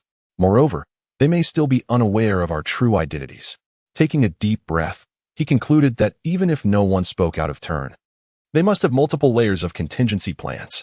For someone like the leader, they needed to feign cleverness, as if destroying one surveillance device could liberate them from his grasp. The leader, equipped with alternative methods of surveillance, would observe the prey mistakenly believing they had evaded control, thus deeming them naive and lowering his guard. Feng Yu interrupted the group's musings with a chilling proclamation that resonated in their ears. Everyone, the anomalies, may have already manifested. Chapter 25, Room 0. The true and false Sherbel. The air around them seemed to grow a bit colder. Currently, the chief's issues remained unresolved, and the emergence of the bazaar undeniably escalated the complexity of their mission manifold. Had the bazaar awakened? Yet, this was somewhat anticipated. Chun Huayan leaned against the headboard, displaying a hint of helplessness. When they first entered the eerie flight, they confronted the bazaar directly.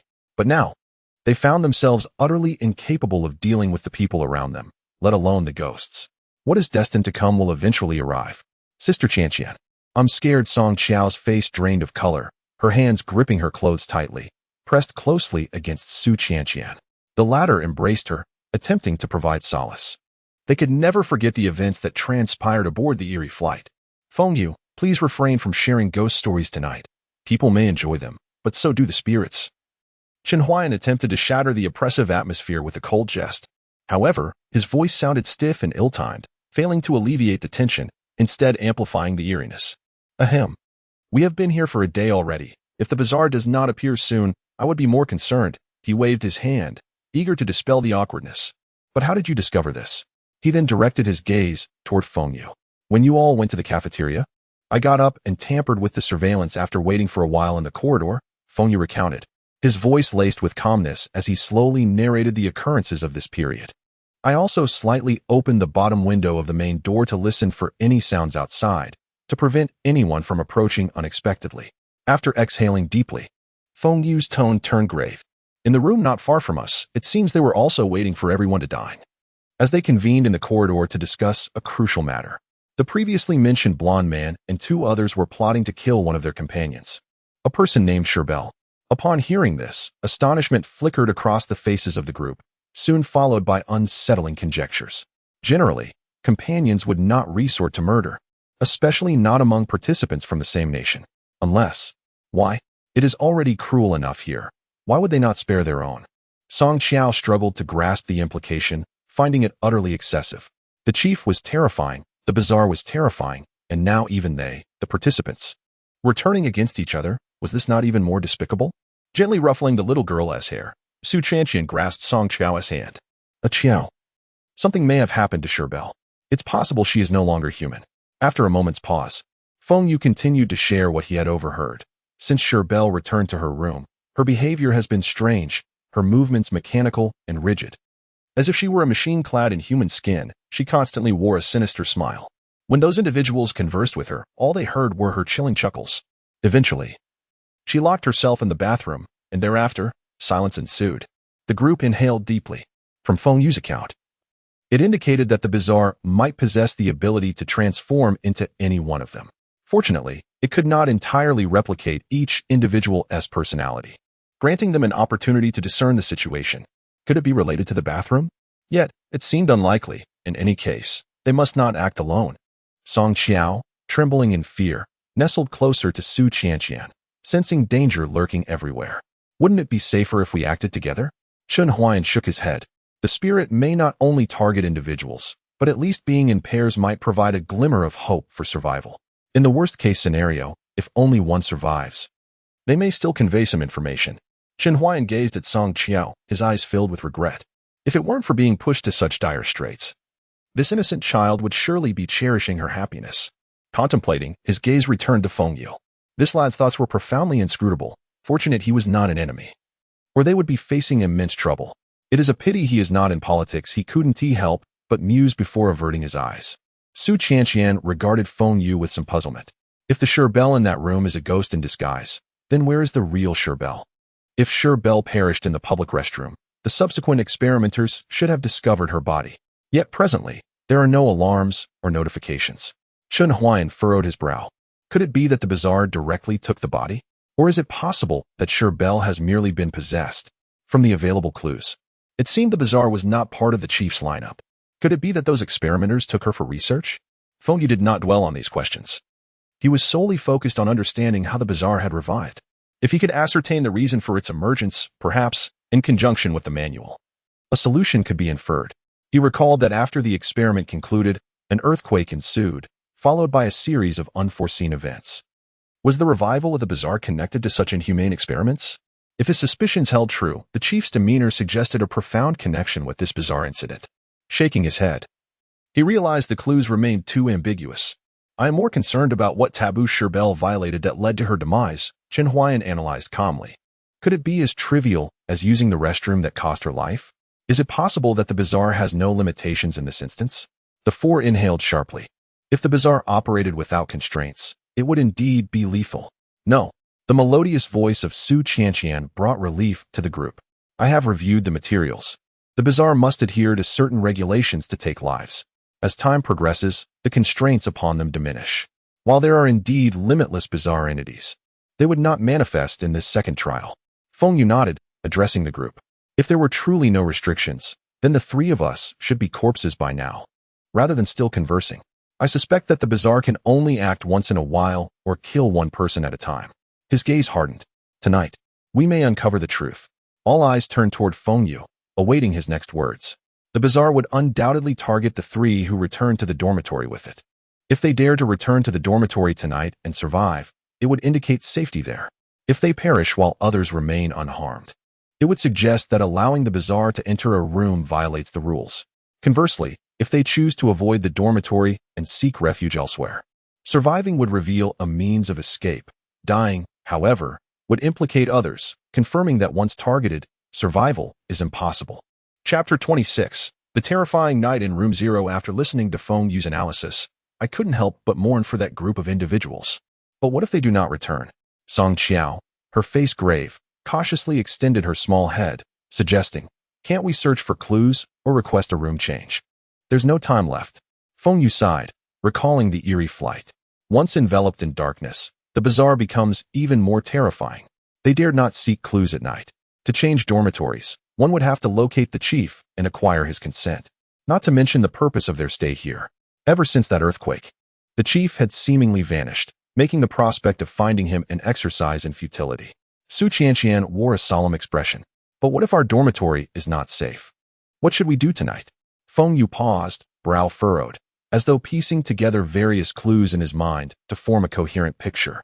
The most troubling aspect was not knowing how Zybier had violated the taboo. From their dormitory's conversations, it was clear they were equally ignorant. If only they could ascertain the reason, they might prepare in advance. Do you all remember our first entry into the eerie flight? As long as we remained obediently in business class, the bazaar could not harm us for a time. With that, Feng Yu finished his last dumpling and settled down, covering himself with the quilt. The others gazed at him, perplexed. Let us rest. Lock the door tightly. We might have visitors soon, he advised. Then closed his eyes to rest. Song Qiao, frightened, hid under the covers. Chen Huayan lay on his bed, staring at the ceiling, lost in thought. Su Qianqian was exercising nearby, attempting to ease her stress through physical activity. Knock, knock, knock. 3 dull sounds echoed at the door. Are you resting? We have some intel to share, came a voice that was all too familiar. It was the blonde man. Su Qianqian halted her workout, returning to her bed with a wary look in her eyes. No one spoke, nor did anyone dare to open the door. The so-called intel was already known to them. Opening the door would invite danger into their group. Even if the others possessed genuine information, one must first have the assurance of survival to obtain it. Knock, knock, knock. The knocking persisted relentlessly. Seeing the lack of response, the 2 men beside him grew impatient and began to pound on the door. People inside. Our foremost priority is unity. We should discuss our next steps together. Indeed, don't you desire information? We discovered a way to access the underground 5th level. Open the door, please. After their pleas yielded no results, one man kicked the door in frustration, and the trio finally left, cursing. Feng Yu cautiously rose and approached the door, slightly opening the iron window to listen intently to the commotion outside. They had ventured to the neighboring room for luck but returned empty-handed. No one was willing to assist them. There are indeed many clever individuals. He kept a close watch, recalling Lin Wan's warning prior to their arrival. In the eerie domain, not only are ghosts perilous, humans can be dangerous too, not merely those within the eerie realm, but also those cursed like them. Creak. Suddenly, a sound of a door opening pierced the silence. Do you truly possess information? Of course. Let us in. We need to discuss. With the door now closed, Feng Yu also shut the iron window. If he heard correctly, it should be the room of 2 participants from a small nation. It appeared they had opted not to return to their quarters. Feng Yu smiled to himself. Even if given the choice, he would not dare gamble with ghosts. Hopefully, they will survive. After all, the more individuals present, the greater the hope of survival. Returning to his bed, he shared what he had overheard with the others and voiced his thoughts before continuing to rest. Chen Huayan furrowed his brow. Compared to Feng Yu and Su Qianqian, he exuded a maturity and steadiness. While both children displayed promise, they lacked a measure of understanding about human nature. Surviving may indeed be a matter of numbers, but they had not opened the door. Once that group confirmed their safety, they could very well stab them in the back. Do not view humanity too negatively, but neither should you hold overly positive expectations. The frantic pounding on the door indicated they were far from magnanimous. With a sigh, he closed his eyes to rest. Night fell, and the atmosphere was exceedingly quiet, seemingly due to tension. No one spoke. Without phones or watches, the passage of time remained uncertain. Fortunately, nothing transpired, and eventually, everyone drifted into slumber. At midnight, bang, creak, tear. Within the room, faint sounds emerged from nearby. Tap, tap, tap. In the distance, someone seemed to hum a little tune. At some point, the entire corridor was engulfed in darkness. Black mist seeping silently through the door's cracks into the room. The cold penetrated every corner of the 3rd-floor dormitory. So cold. Trembling, I wrapped myself tighter in the blanket. After a while, unable to endure it, I instinctively opened my eyes, only to be frozen in place. In what should have been a pitch-black room, for ghostly silhouettes emerged from the mist, fixated on each person's bed, their gaze unwavering. Their eyes glowed red like lanterns, illuminating the entire room. Awkwardly locking eyes with them, I wondered why they were here. Feng Yu was perplexed, yet dared not make a move. Glancing around, he noticed Su Qianqian and Chen Huayan with tightly shut eyes, trembling. Song Qiao, since arriving, had buried herself under the covers each night, and now her small figure shivered even more violently. Why the hell are you opening your eyes? He cursed himself inwardly. Tap, tap, tap. A strange melody emanated from the mouths of the ghosts. The other 3 figures glided slowly toward Feng Yu's bed. Within the black mist, a woman's face became visible, twisted and grotesque, radiating a chilling murderous intent. 8 crimson eyes were fixed upon him. A hand, withered and gnarled like dry wood, reached toward Feng Yu's face, its nails sharp as blades. Damn it! At that moment, Feng Yu realized he was utterly paralyzed, helplessly watching the finger approach his eye, despair flooding his heart. Was this how he would die? Feng Yu felt it was an unjust end. The mist surrounding the ghost seemed to turn crimson, the overwhelming malice coalescing into a frigid current that sent pain coursing through his bones. Yet just as the finger was about to touch his eye, it halted a mere centimeter away, as if restrained by some unseen force. Gradually, it retracted, turning away and drifting toward the door. Why spare me? Feng Yu felt his limbs regain mobility, collapsing back onto the bed. Earlier, Su Chanqian had warned them that in the eerie domain, regardless of what occurred at night, one must never open their eyes. If he guessed correctly, he surely had violated the rules of slaughter. Violating the rules meant death, but how could he have? Suddenly, a realization struck him, his gaze sharpened. Could it be because I chose to save those two children? Might this eerie presence be their mother? But he quickly shook his head. The figure enshrouded in mist was obscured, making it impossible to draw such conclusions. A myriad of thoughts swirled within my mind. Yet I could only feel grateful that I had not perished here. Now that I have transgressed the rules, does it imply that it could take my life at any moment? If the specter can infiltrate any room, tomorrow could very well see rivers of blood. Contemplating these thoughts, Feng Yu broke into a cold sweat, his body feeling somewhat feeble. Lying on the bed, he succumbed to a deep slumber, yet the furrowed brow betrayed his inner turmoil. Even in the realm of dreams, he remained restless. Chapter 27, Room 0. The eighth door's disturbance. As Feng Yu had surmised, the carnage persisted unabated in every chamber. The dread that enveloped the third basement continued to spread. Nevertheless, the corridor shrouded in black mist remained eerily silent, devoid of any sound. Each room was cloaked in an infinite darkness, where wails echoed in a haunting chorus. Except for Feng Yu. All who dared to open their eyes on this terrifying night met with an inescapable fate. Open your eyes. A faint, ominous voice resonated, prompting a middle-aged man to awaken from his slumber. His gaze locked onto a pair of eyes, as red as lanterns, that fixed upon him. He found himself immobilized, as if bound by an unseen force, unable to utter a sound, his body instinctively struggling in vain. A flash of black light coursed through the air, and the man ceased his thrashing, blood trickling from the side of his pillow to the floor. In another room, crowded with 5 individuals, the eerie chaos intensified, resembling a banquet from hell. Do not kill me, do not kill me, go after them. A blonde-haired man clutched his head tightly, too terrified to open his eyes. He had just heard the anguished cries of 2 others. Why? Why is this happening? What rules have we transgressed? Fear had utterly consumed him. He could not comprehend why. Despite the original room's newfound peril, they faced death in this new dormitory. Yet, he clung to the hope that perhaps, if he kept his eyes shut, there remained a slender thread of survival. However, fate's cruelty exceeded imagination. The mist transformed into threads that severed the bed, tore at his garments, and simultaneously, he was ripped apart, remained scattered like petals throughout the room, claiming the lives of all 5 occupants, regardless of whether they had dared to open their eyes. Time passed unmeasured until the slaughter ceased, restoring a dreadful silence, punctuated only by the continuous drip of blood from the room's corners. Meanwhile, at the deepest recess of the 5th basement, the 8th door slowly creaked open. There was no tremor, no warning. A trickle of blood was being absorbed by the room. Accompanied by a dim light, a shadow reeking of decay emerged from the threshold. The surroundings began to shift. Green liquid dripped from its form, sizzling upon contact with the ground. Rust began to appear on the heavy iron door, as if eroded by the passage of time, spreading rapidly.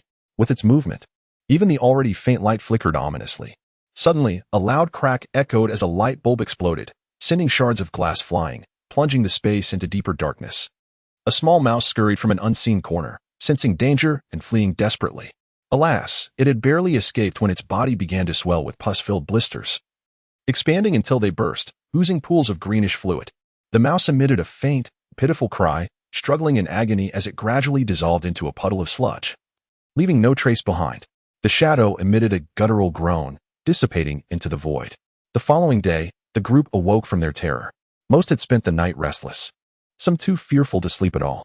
As they slowly opened their eyes, they found Chun Huayan and Su Chanqian already awake, staring blankly at the ceiling. Song Chao remained curled tightly beneath her covers, resembling a frightened kitten, evidently having endured a sleepless night. Feng Yu, are you all right? Chun Huayan inquired, his usual composure tinged with a hint of anxiety. Following the harrowing events of the previous night, everyone had become acutely sensitive to any anomalies.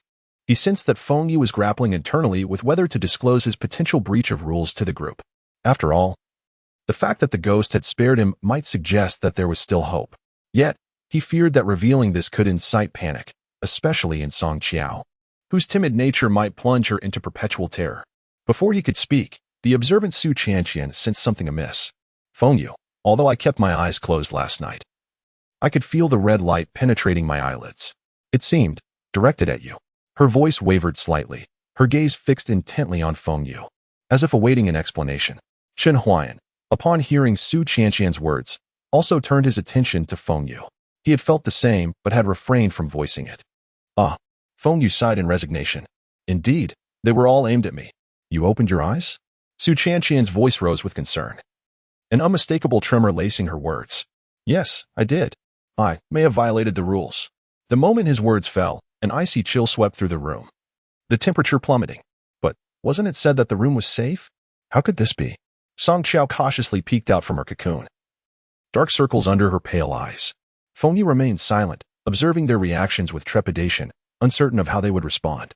If they chose to cast him aside, he would understand, for he was indeed in a perilous predicament. Chen Huayan seemed to grasp Feng Yu's concerns. Su Chanqian's gaze was resolute, undeterred by Feng Yu's transgression.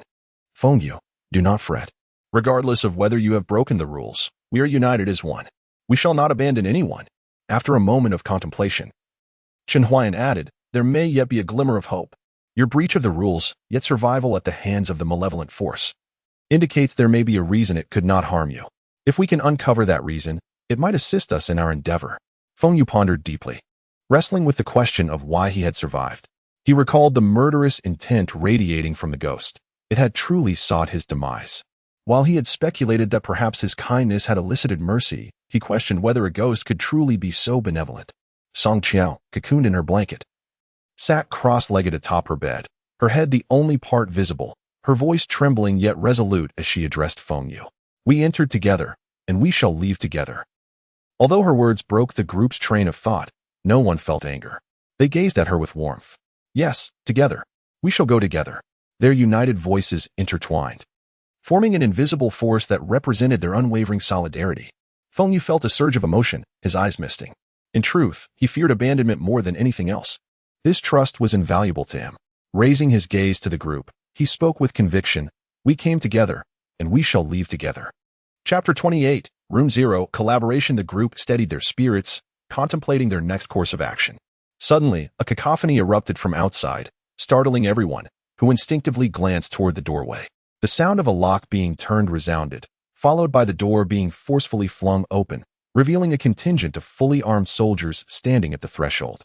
Anxiety was palpable on their faces, and a glimmer of fear flickered in their eyes, as if the base had been infiltrated by an unknown force. Everyone promptly headed to the cafeteria for a meal before gathering in the hall.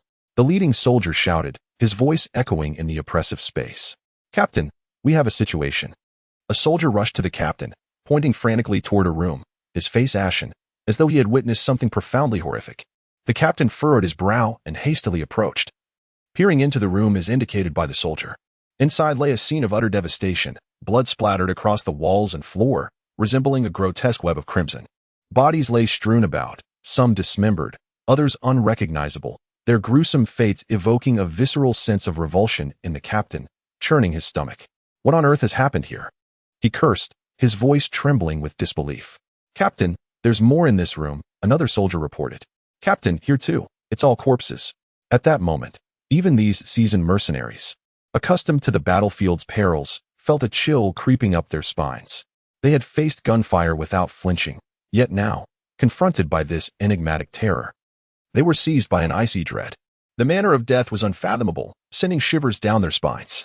A piercing scream shattered the prevailing silence, causing everyone's hearts to race. The sound of hurried footsteps echoed from outside, a frantic escape in progress. Stop. Block her.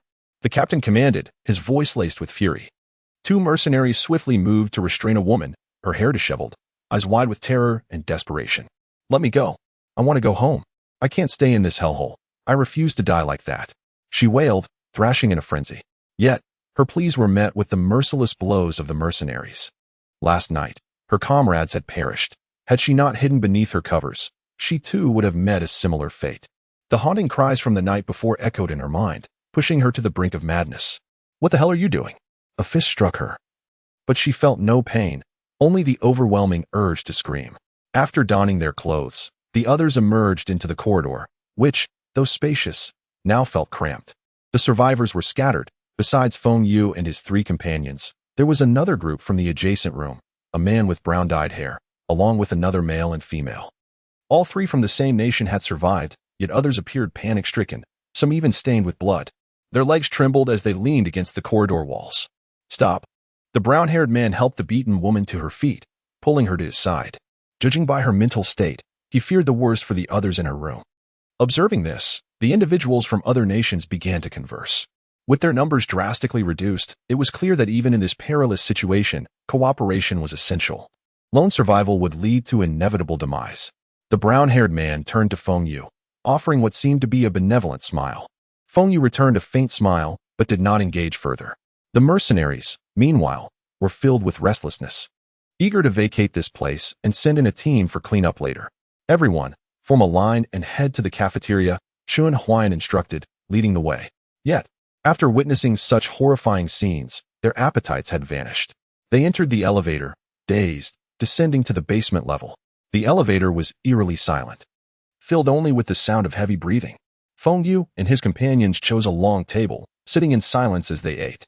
The basement comprised 5 levels, but the cafeteria was on the first floor. Typically, meals were served in batches, yet today, the attendance seemed particularly sparse. The once vibrant cafeteria now felt desolate, the faint sounds of conversation and clattering cutlery amplifying the eerie atmosphere. Where have all the researchers from the 4th floor gone? Feng Yu mused, discreetly surveying the surroundings. At that moment, the brown-haired man approached with 3 others, joining Feng Yu's table. Greetings, friends. You appear to be from Eastern countries as well, he said. But the 4 remained silent, watching him expectantly. This silence rendered the man somewhat awkward, as he struggled to discern their thoughts, unable to devise a subsequent plan. I am Jin Wei, the leader of our group. These 2 are my teammates. The male is Li Junji, and the female is Shui Li. The current situation is quite dire. The second phase seems to exceed our expectations. Rather than await our demise, why not unite and pursue a glimmer of hope together? He gazed eagerly at Feng Yu and his companions, awaiting their response. His decision to save the woman stemmed not from altruism. Rather, he believed that in times of danger, an additional ally could provide a measure of security. Furthermore, he felt that rescuing her before proposing collaboration would foster a sense of trust. Yet, this could backfire, as saving what might be perceived as a liability could be seen as folly in such perilous circumstances. He was gambling that Feng Yu and his companions would recognize his goodwill and deem him a worthy partner. This strategy had been conceived ever since Feng Yu had saved those 2 children. Jin Hui was cunning, his words carefully measured. Chun Huan contemplated the idea of collaborating with such a person. It could be advantageous, provided they did not face an immediate life-or-death crisis. What kind of collaboration do you have in mind? Chun Huan inquired, furrowing his brow.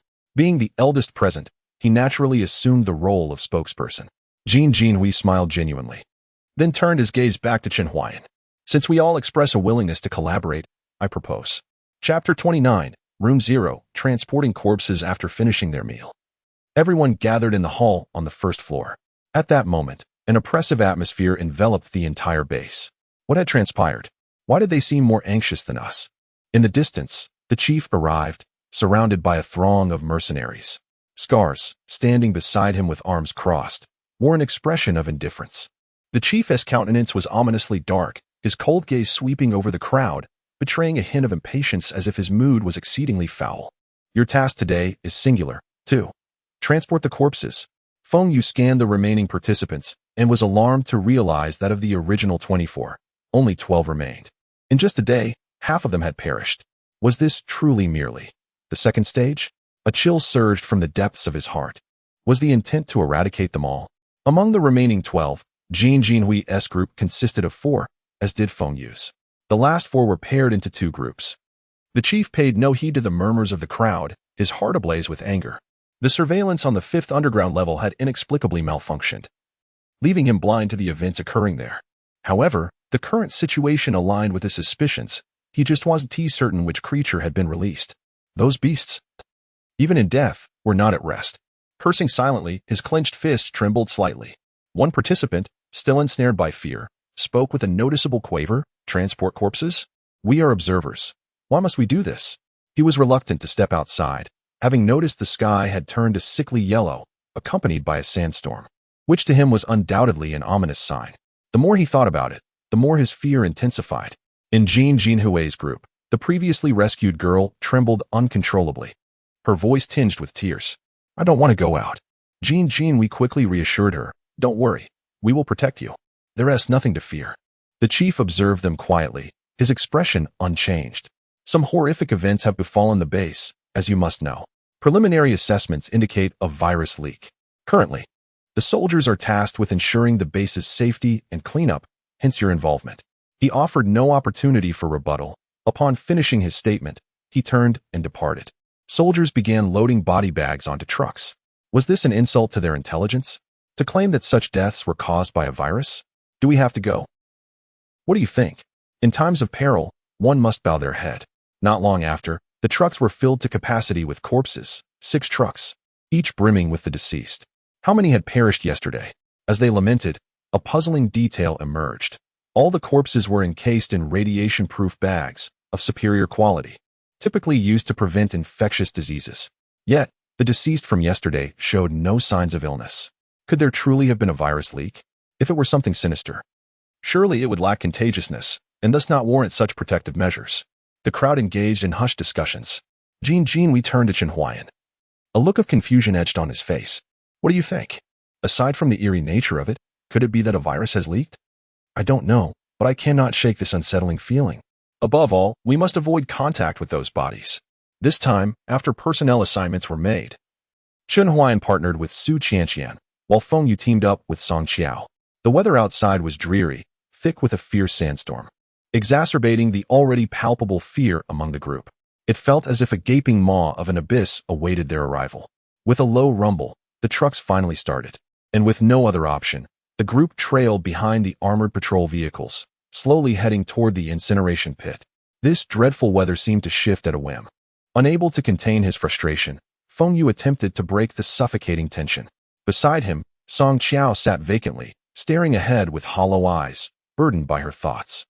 The sandstorm obscured their vision, and not far away, atop a hill, a shadowy figure stood silently, coldly observing everything. Slap, slap. Slap. 3 resounding slaps landed on the soldier's face, instantly swelling it, leaving 5 distinct fingerprints. You incompetent fool. I instructed you to monitor. And this is how you perform your duty? Bang. Scars, increasingly furious, kicked the soldier to the ground. The chief sat nearby, observing the scene with an expression devoid of compassion. What transpired in the early hours?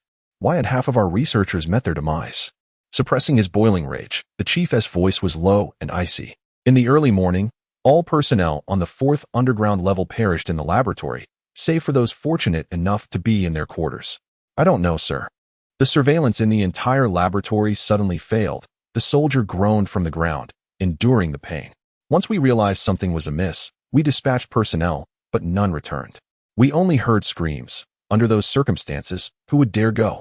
Upon hearing this, Scars seized the soldier, executing a swift throw that slammed him back to the ground. What good are you to us? Puff. The soldier twitched on the ground, blood spilling from his mouth. Truly a collection of useless wretches. The chief's gaze was frigid as he turned to Scars, his tone commanding. We can delay no longer. We must ascertain whether the issue lies with the 5th underground level. I cannot bear the thought of abandoning such a significant establishment. Scars looked at the chief. Concern etched on his face. At this juncture, what matters more, life or money? While I, too, value wealth, I prioritize my survival amidst this turmoil. Sir, we should prepare for an early exit, he suggested, as if recalling something. What we know now is that the soldiers tasked with body disposal reported all the deceased bore spots and pustules. Some of the pustules burst, resembling plant spores. Once in contact, they infected everything. We have already lost many brothers. The 5th underground level is completely sealed, with the key in our possession. If we truly need to investigate, opening that door could unleash even greater horrors. The chief nodded slightly, a flicker of conflict in his eyes. Though he had momentarily attributed the calamity to a virus leak, the truth would eventually surface. Yet, If they fled, how long would it take to regroup? His fingers drummed on the table, revealing a hint of resolve. Bang!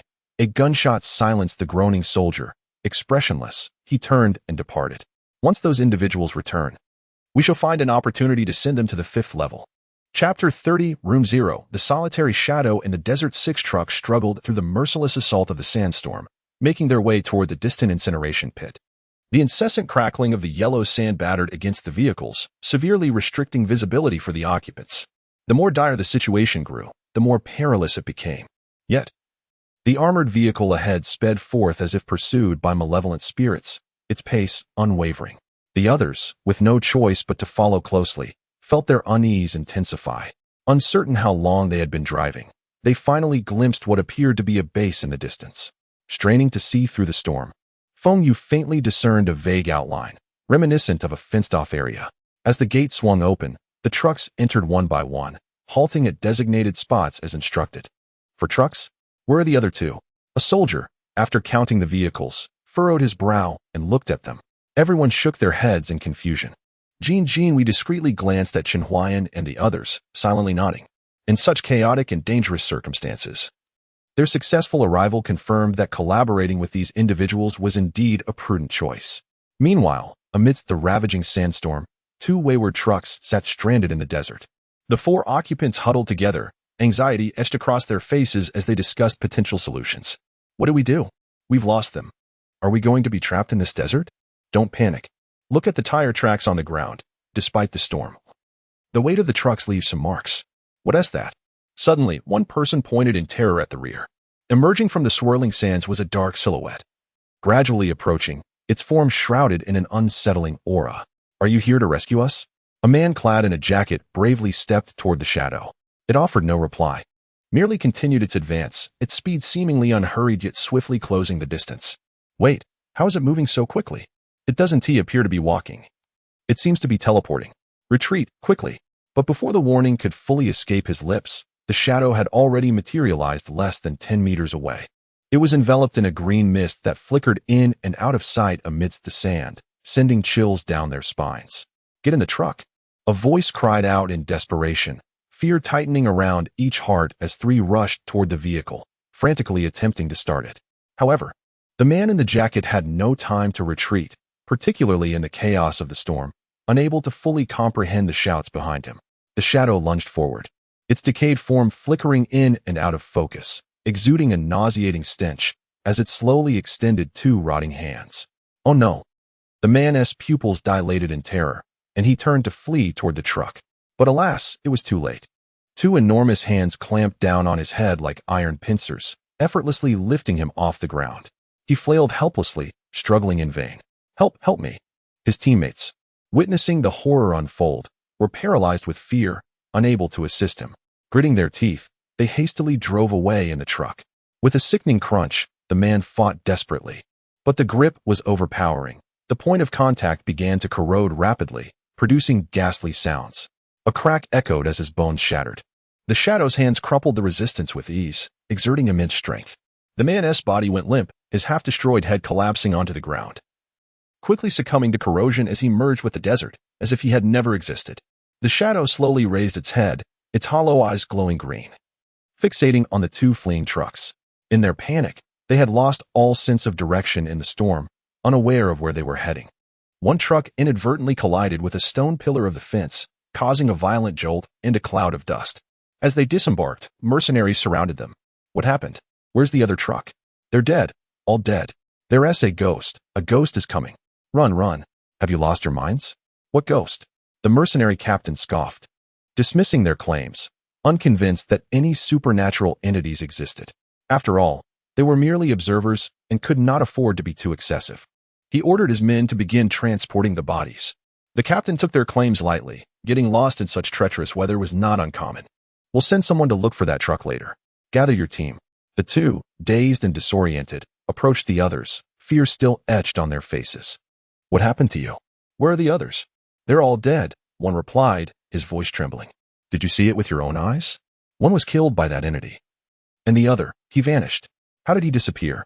He was driving the truck. For some reason, he didn't follow us and headed in another direction. Did you break any rules? They shook their heads, equally bewildered. The group sighed deeply. It was clear that staying here was unwise. They needed to leave at once. We can't delay any longer. We must return to the base immediately and start searching for clues. Moreover, if that entity is seeking the other person, this is our best chance to retreat. With urgency, we looked at Feng Yu and the others, who all nodded in agreement. He then turned to approach the mercenary captain. Captain, the mission is complete. We need to return. Confirming the details, the captain nodded and gestured for his 4 men. You'll escort them back. They boarded the armored vehicle, which slowly began its return journey, rumbling through the sandstorm. Meanwhile, the man who had lost his companions continued to drive aimlessly through the desert, adrift in the vast sea of sand. Time passed, though he could not discern how long it had been, until his vehicle finally came to a halt. Exhausted, he leaned against the steering wheel, realizing that he could not continue driving blindly. Although the tank still had fuel, aimlessly wandering would only lead him to unknown dangers.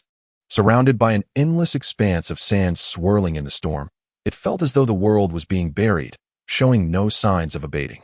Why won't the sandstorm end? He cursed in frustration, then resigned himself against the steering wheel, hoping for a brief respite.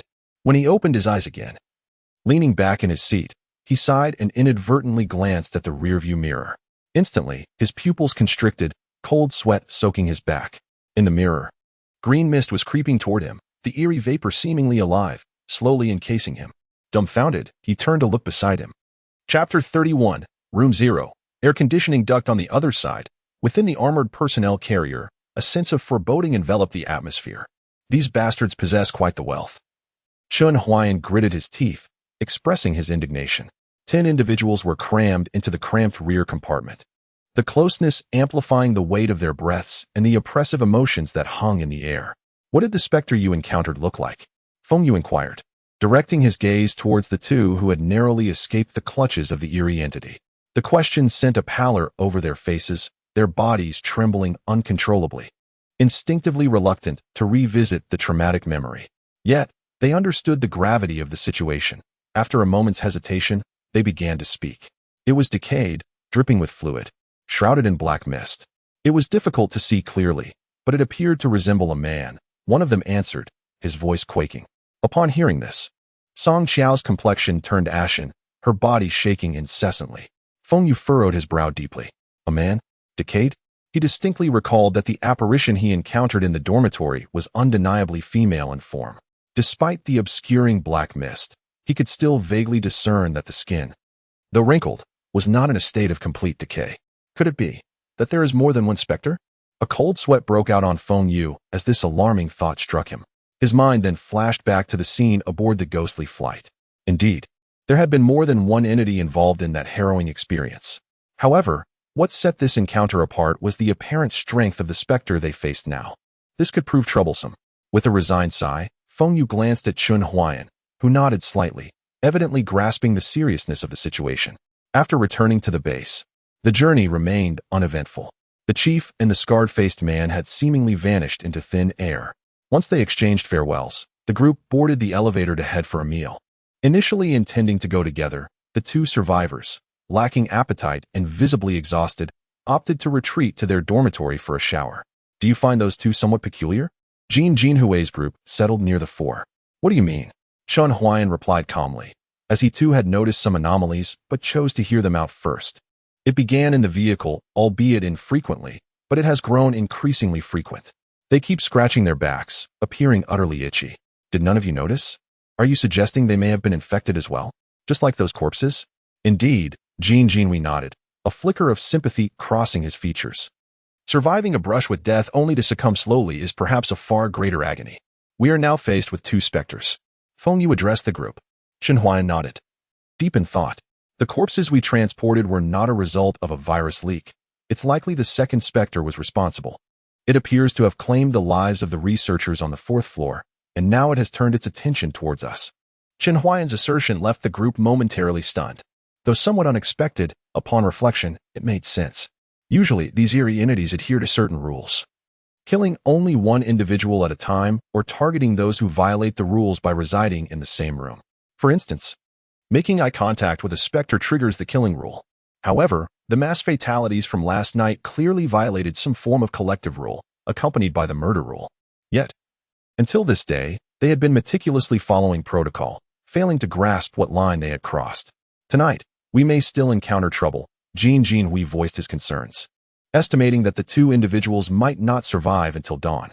Should the events unfold as they did the previous night, their safety would be in jeopardy. Should we not take action? We cannot simply wait, he urged. What do you propose? After finishing their meal, the group returned to their quarters, weighed down by anxiety as they contemplated their next steps. After closing the door, Chen Huan sat on the bed, his gaze sweeping over Feng Yu, Su Qianqian, and Song Qiao, his expression grave. Things are slipping out of control. A second specter has emerged. Who can assure us that a third or fourth won't appear tomorrow?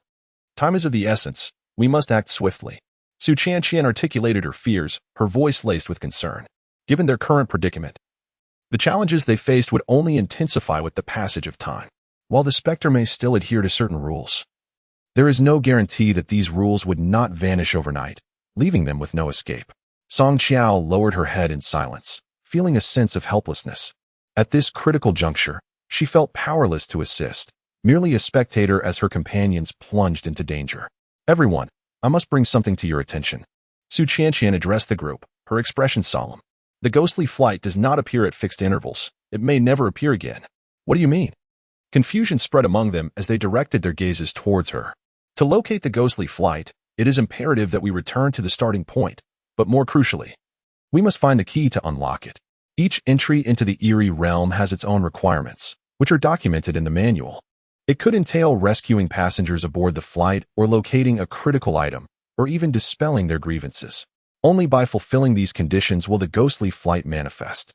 If we fail to uncover the means of resolution or the required items, the ghostly flight will remain elusive, and we shall be forever trapped here, subjected to the whims of the specter.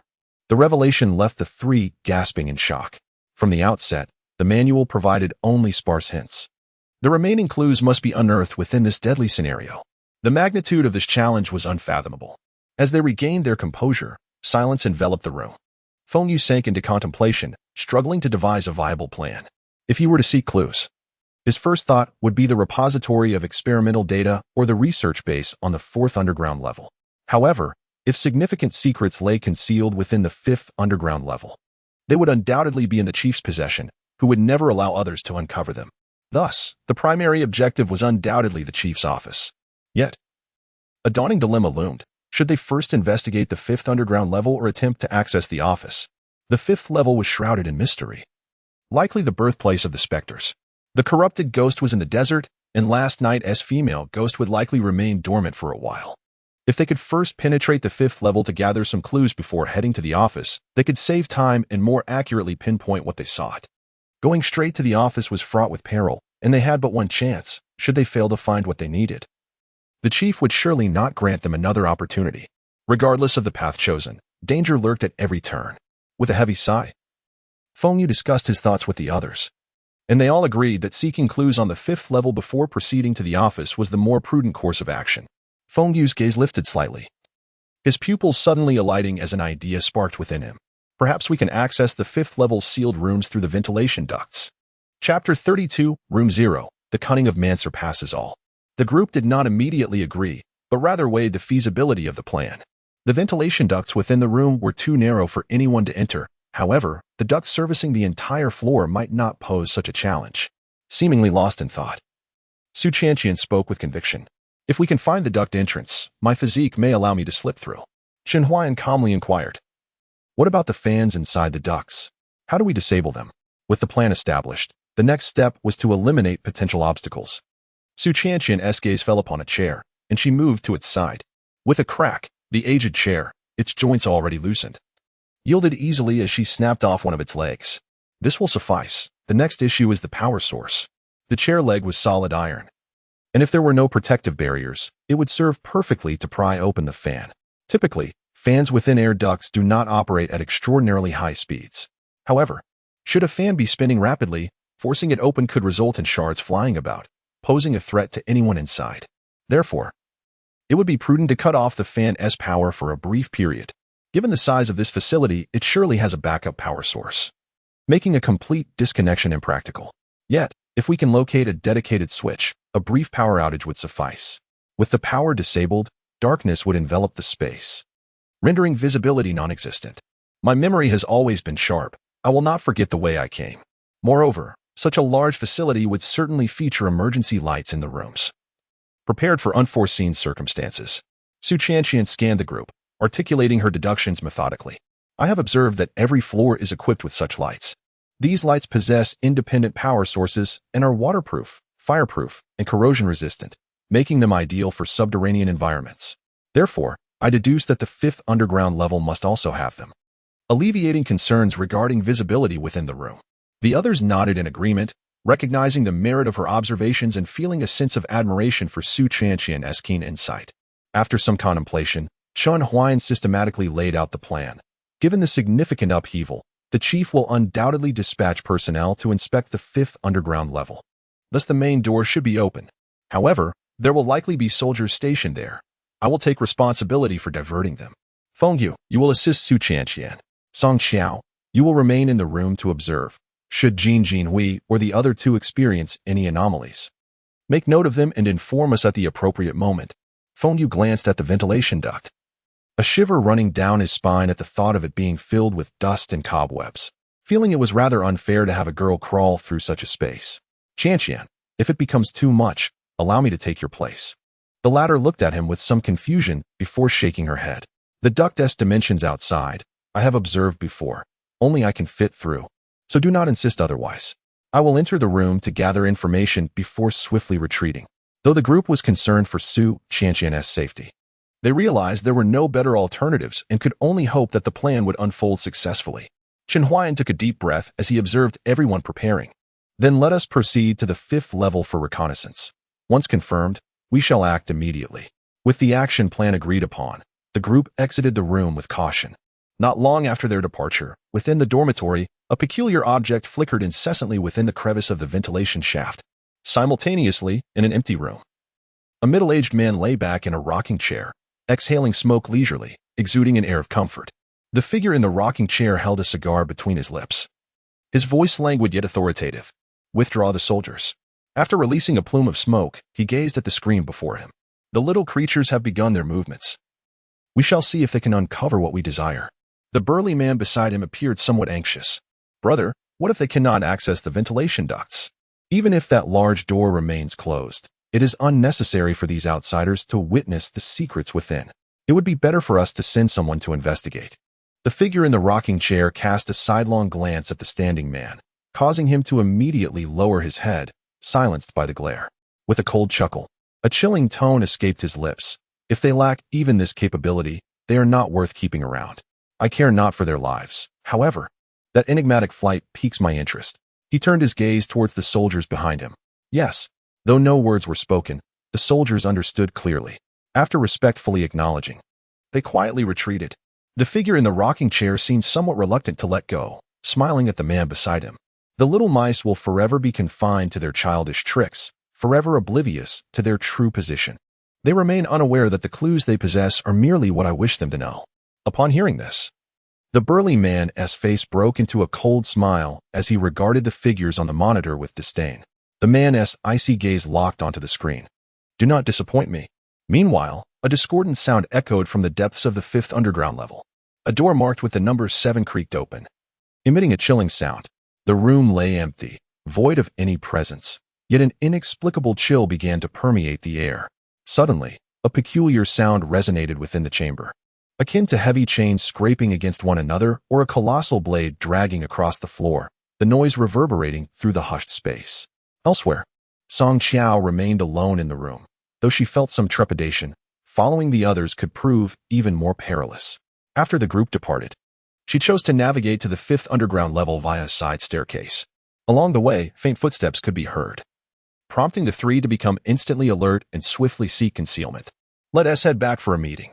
Thank goodness we are no longer stationed at the fifth level. One soldier remarked, relief evident in his tone. Indeed, I have no idea why we were sent here. I thought I had offended someone, another soldier chimed in. Su Chanqian regarded the departing figures, her heart swelling with curiosity. They're not watching the fifth level anymore? It seems from their demeanor that the main door to the fifth level was left unattended and they were merely reassigned. Feng Yu deduced. Regardless, this works to our advantage. Chen Huayan exhaled slightly. The group continued onward, soon arriving before the 5th level S door. Chun Huayan stepped forward and gently pushed the door, which creaked open slowly. Creak, is it open? Not only was Chun Huayan taken aback, but the entire group stood frozen, as if unable to believe the unfolding events. Do they not lock the door? Are there no guards inside? Feng Yu felt a surge of anxiety as he cautiously leaned out to peer inside. It appeared there was not a soul within. Chapter 33. The terrifying silence of Room 0 as the door to the 5th floor creaked open. The once spirited enthusiasm of the group dissipated into an abyss of trepidation, leaving them hesitant to step inside. The 5th floor emanated an icy chill, resembling the gaping maw of a chasm, beckoning them forward. A foreboding sense settled over me. It felt as though our plans had been laid bare to an unseen observer. Should we proceed? Chun Huayan's expression was grave as he scanned the faces of his companions. Even if they had uncovered our intentions, we must press onward to unveil the truth. Otherwise, the opportunity might slip away forever. Su Chanqian let out a resigned sigh. I am beginning to suspect that they have orchestrated this encounter deliberately. Is it possible that they intend to capture us in the act?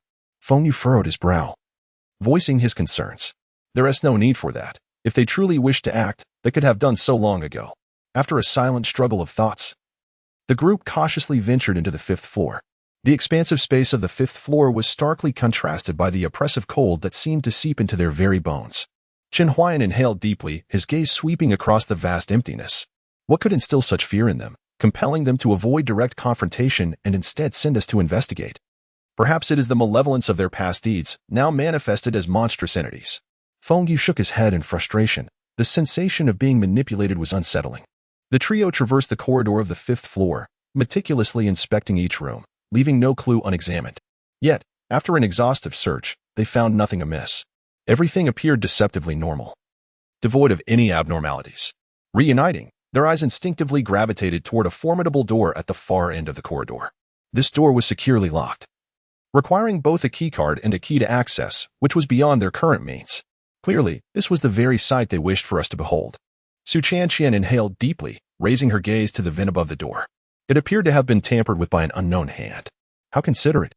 Lend me your assistance. Feng Yu and Chun Huayan exchanged knowing glances and promptly formed a human ladder. Having entered this foreboding realm, they felt compelled to investigate further. Su Chanqian ascended onto their shoulders with ease.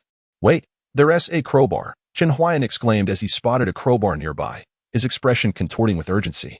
He picked it up and handed it to Su Chanqian. Nodding in acknowledgement, she discarded the makeshift leg of a chair and grasped the crowbar, carefully crawling into the ventilation duct. Suddenly, without warning, the 5th floor was plunged into darkness, the abrupt change startling everyone. Su Chanqian steadied her breath and advanced toward the first fan, using the faint light from the duct to disable it with the crowbar before cautiously proceeding.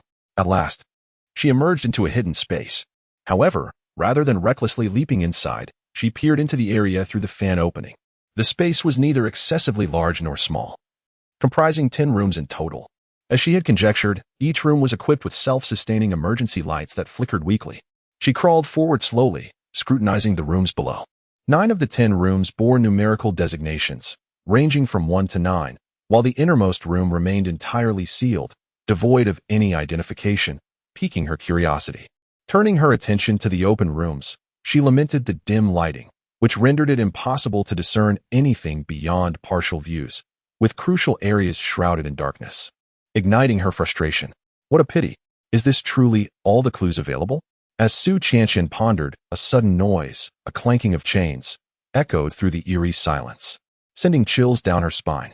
She strained to locate the source of the sound, but to no avail, compelling her to draw upon her past experiences to steady her breath and maintain composure. She fixated on the 3 opened rooms, daring not to make a sound. Once the noise subsided, she cautiously retreated, each movement executed with utmost care to avoid detection. Simultaneously, she stealthily reached for the crowbar slung behind her, exerting considerable effort to bring it before her, readying herself to crawl backward. With a thunderous crash, a massive bone knife plunged into the ventilation duct. The sharp tip mere inches from Su Chanqian's body. There was no time to evade. Her left arm was swiftly sliced open, blood gushing forth. Had she not turned slightly, the blade would have pierced her heart. Enduring excruciating pain, she dared not glance at the assailant, frantically crawling backward, unwilling to delay for a moment. With a sickening sound, the bone knife was violently withdrawn, only to strike the duct again, drawing closer with each assault. Through the widening gap, she glimpsed a grotesque visage, obscured in white mist, yet radiating an aura of lethal intent. Clenching her teeth, Su Qianqian pressed on, her left arm bleeding profusely as droplets fell into the duct.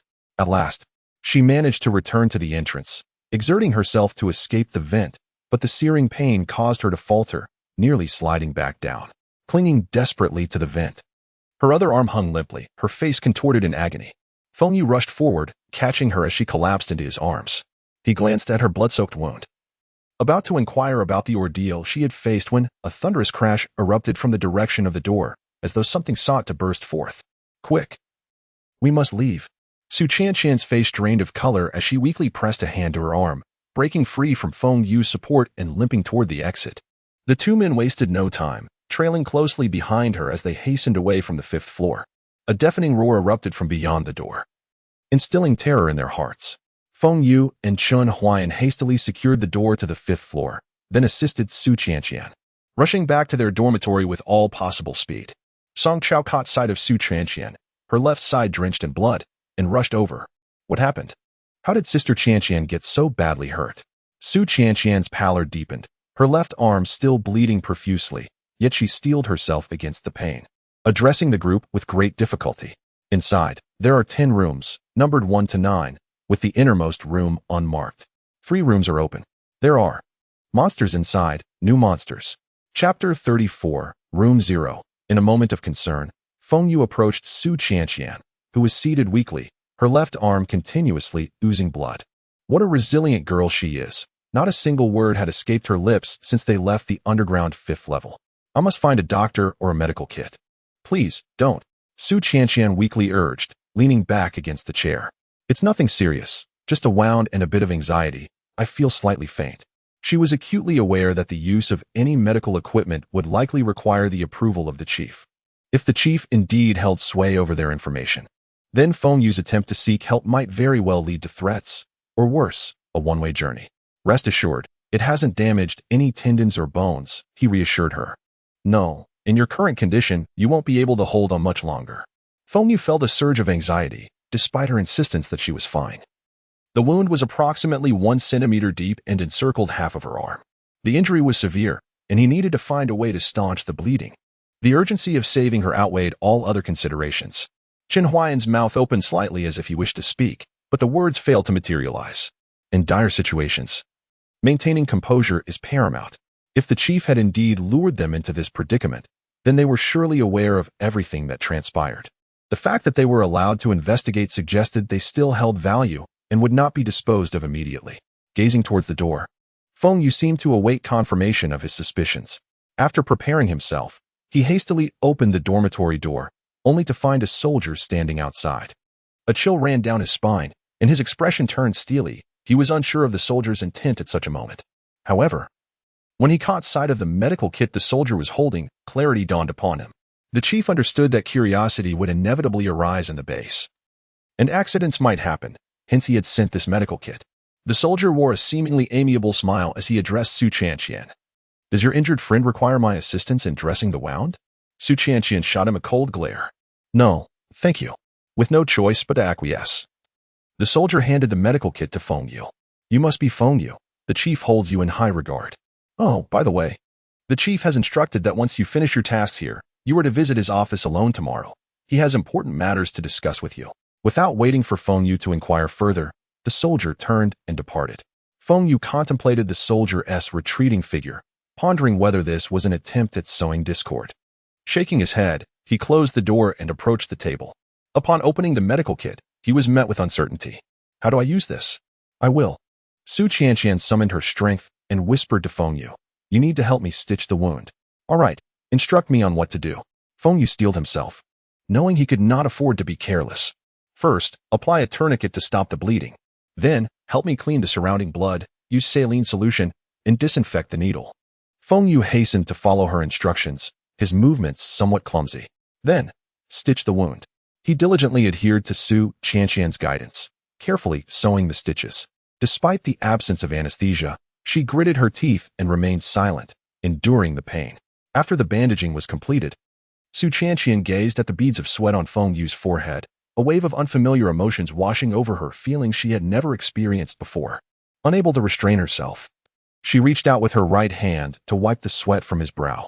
Don't worry, as long as we return to the bazaar flight, you will recover.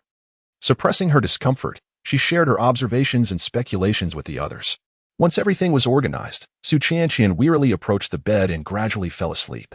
Song Qiao promptly stayed by her side, and witnessing this scene, the others felt a weight lift from their hearts. Feng Yu furrowed his brow, filled with concern. She could no longer afford to take risks. Having lost so much blood, her body would be extremely weakened. Uncle Chen, you are the strongest, if anything goes awry. We will need your assistance to carry Su Chanqian to the bazaar flight. Chen Huayan nodded solemnly. From now on, it will rely on the two of us. And me. Song Chao added, her voice soft yet resolute. She could not bear the thought of those around her risking their lives while she stood idly by, unable to assist. Tears glistened in her eyes, making her appear pitiable. Feng Yu smiled at her. Song Qiao, Su Chanqian requires attentive care right now. This task is crucial, and you are the only one suited for it. Song Qiao glanced between Feng Yu and Su Chanqian, contemplating for a moment before nodding firmly to alleviate any discomfort among them. All right, I understand. I will take good care of Sister Chanqian. Chen Huayan looked to Feng Yu. Can we ascertain any clues at this point? Feng Yu frowned slightly, lost in thought. From the information we have gathered, it is evident that the bizarre phenomenon sealed in the underground fifth level is indeed peculiar. Among the three open doors, one is unfamiliar, while the other two must correspond to the vengeful spirits that appeared on the second and third days.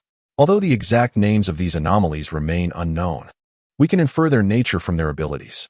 This implies that each day will witness the emergence of a new bizarre entity, totaling 10.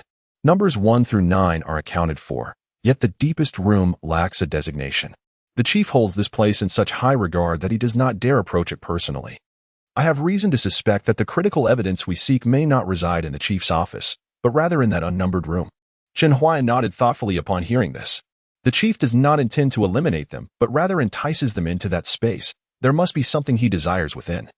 It appeared that the anomalies were bound by certain constraints, otherwise, a mere door could not possibly contain them. Do you recall when the first anomaly manifested?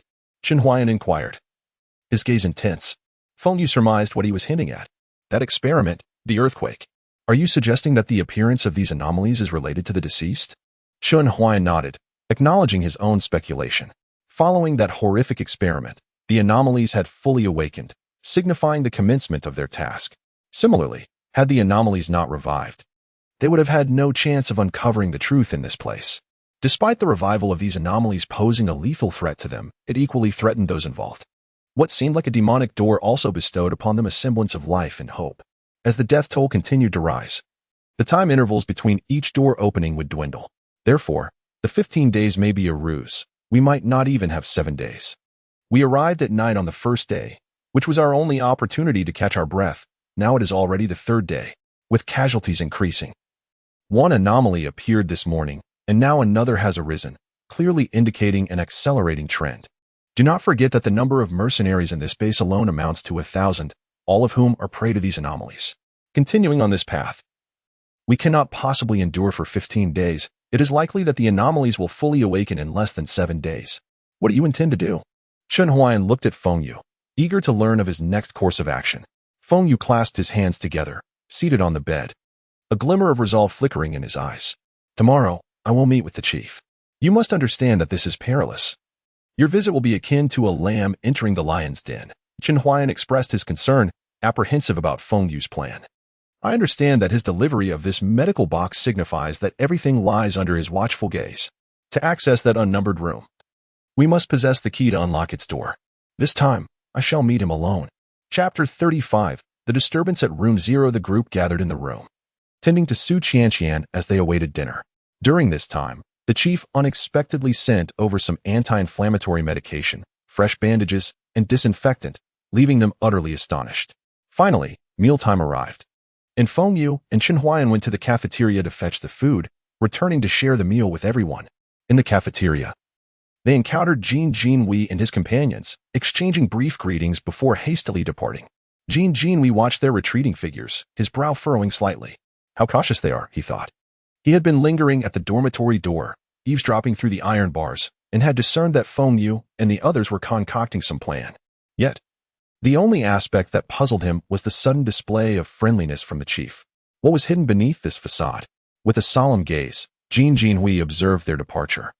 Feng Yu and Chen Huayan returned to the dormitory, gently placing the packed meals on the table. Song Qiao walked softly to Su Chanqian's bedside and gently called her. Sister Chanqian, it's time to eat. Let me do it. You go eat. Feng Yu interjected, picking up a steaming bowl of meat porridge and approaching Su Chanqian's bed.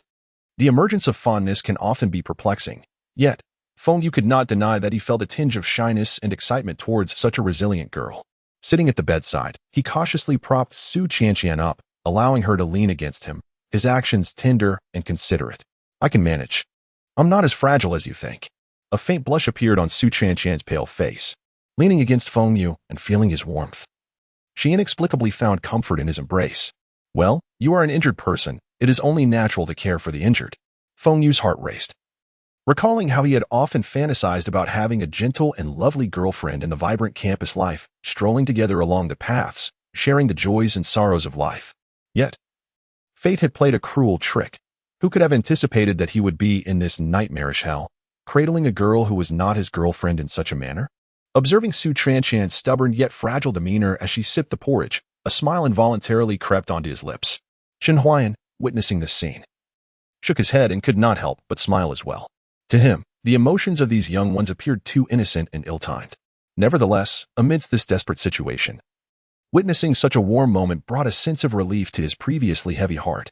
Song Qiao also smiled gently, but behind her smile lay profound sorrow. Silently eating, her thoughts drifted elsewhere. In the past, Wang Yi would often hold her like this, gazing up at the vast starry sky on the school's running track. He would always weave grand visions of the future, and she would blissfully recline in his embrace, captivated by his words. However, those beautiful memories were irretrievably lost after everything that had transpired.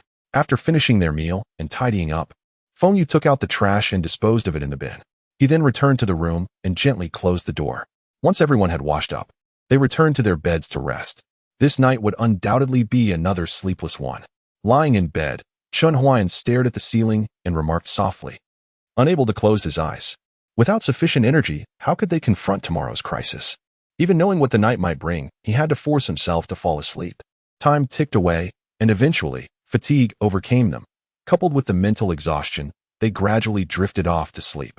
At precisely midnight, a shadow quietly appeared at the dim end of the corridor. The already feeble lights began to flicker ominously the moment the shadow emerged. As it moved, the lights gradually extinguished, and even the walls began to peel away, as if they had entered another realm. What a familiar place! A place filled with resentment and hatred. Wherever the shadow roamed, green mist spread voraciously, as if alive, corroding everything in its path. The wall plaster crumbled away, as if it had endured countless years in an instant. The shadow slowly approached the first room. Merely getting close caused the door to succumb to corrosion and gradually collapse. With a deafening crash, reminiscent of steel corroding and breaking, the sound pierced the silent night, jolting everyone awake. However, Feng Yu did not immediately open his eyes. Instead, he turned over and lay on the bed, slowly opening his eyes. At this moment, the room was engulfed in darkness, rendering visibility non-existent. What is happening? Song Chao's voice trembled with fear. There is something outside, but it seems to be at a distance. From now on, everyone must remain silent. The shadow appeared disinterested in the first room. It did not linger but continued toward the other rooms. Bang, bang. The doors of all the rooms could not withstand such terrifying corrosion, breaking apart with a series of thunderous sounds. The shadow finally arrived at a door, seemingly sensing something. Its green glowing eyes fixating on the entrance. It then resumed its slow advance. Jin Jinhui and his companions had naturally heard this series of disturbances. Do not speak. Remain quiet, he urged his companions in a hushed tone, his nerves taut. In this atmosphere of extreme fear, no one dared to utter a sound. Even as the noise of the doors being corroded echoed loudly, they could only stifle their terror and maintain silence, not daring to breathe. The shadow continued to traverse the corridor, ultimately arriving at the door of Feng Yu's group. Crackle, crackle. The wall plaster fell away continuously, and in the darkness, no one knew what was truly happening. The group breathed heavily, trembling with anxiety. Bang, bang. The door finally gave way, the connections completely shattering. Fortunately, as the door fell, it became lodged in the doorway, not collapsing entirely. Through the crack, Feng Yu glimpsed a pair of eyes glowing with an eerie green light, exuding an aura of endless dread and terror, as if scrutinizing him from the depths of hell. Instinctively, he shut his eyes, afraid to observe any longer, lest he be discovered. Fortunately, the figure outside seemed not to concern itself overly with the occupants inside. After pausing briefly, it continued onward, gradually departing, leaving behind an eerie silence and the sound of the group's startled breaths. Chapter 36, Room 0. A desperate gamble. Has the monster departed? Song Xiao murmured, curled up in her blanket, her voice quaking. It should have left. There's no sound. Chen Huayan furrowed his brow, recalling the harrowing scene from earlier. Unfortunately, the darkness of the room obscured any understanding of what had transpired. In such a dire situation, it would be unwise to recklessly turn on the lights to investigate. The fear was palpable. What could that sound have been? It seemed to originate from our front door. What shall we do now? Do not act rashly, ignore everything, and continue to sleep. The fourth morning, the group groggily rose from their beds, the night's terror having robbed them of restful sleep. Feng Yu glanced at Su Qianqian, whose injuries had yet to heal. The fright from last night might have exacerbated her condition. Qianqian, how are you?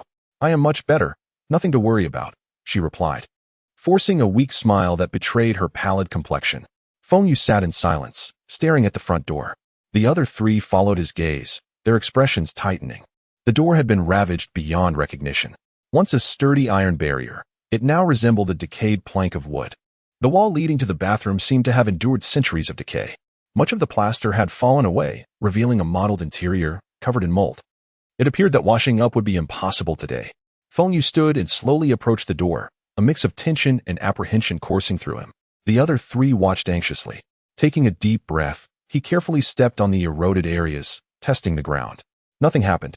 He continued forward until he reached the door. With a gentle push, the door collapsed, its weight a stark contrast to the former iron door, resembling the difference between cotton and steel. The door. It's gone, Song Qiao whispered, her final shred of safety shattered. Feng Yu inhaled deeply, suppressing his inner dread, and stepped into the corridor. Creak, creak, the corridor lay in disarray, resembling a long-forgotten ruin. Each step crunched on fallen plaster, the silence amplifying the noise. This power is truly grotesque. Though it was an eerie ability, Feng Yu couldn't help but admire it in secret. It transcended human comprehension, instilling a mix of fear and reverence within him. It's all right now. Everyone, come out. He endeavored to sound calm, offering his companions a semblance of courage. Cautiously, they emerged into the corridor. Simultaneously, upon hearing voices, Jin Jinhui and the others stepped out as well. The eight exchanged glances, relief evident in their eyes after surviving the ordeal. Are those two still inside? Jin Jinhui asked, his gaze drifting towards them. They had anticipated the possibility of misfortune befalling the two individuals. No, I woke up early and confirmed that the corridor was silent. A collective gasp echoed as a sense of foreboding settled among them. Jin Jinhui nodded at Chen Huayan, and the two silently headed towards another room. They gently pushed open the decayed door, refraining from entering, but their expressions conveyed the grim truth to the others. Feng Yu and the others approached, the scene within nearly causing Song Qiao to retch. Inside, two figures were sprawled, one on the floor and the other half kneeling. They were entangled in mycelium, which writhed as if alive, draining the essence of their beings. A grotesque mass pulsated in the vicinity of their abdomen, rhythmically throbbing, supplying power to the insidious filaments. The room resembled a dense spider's web.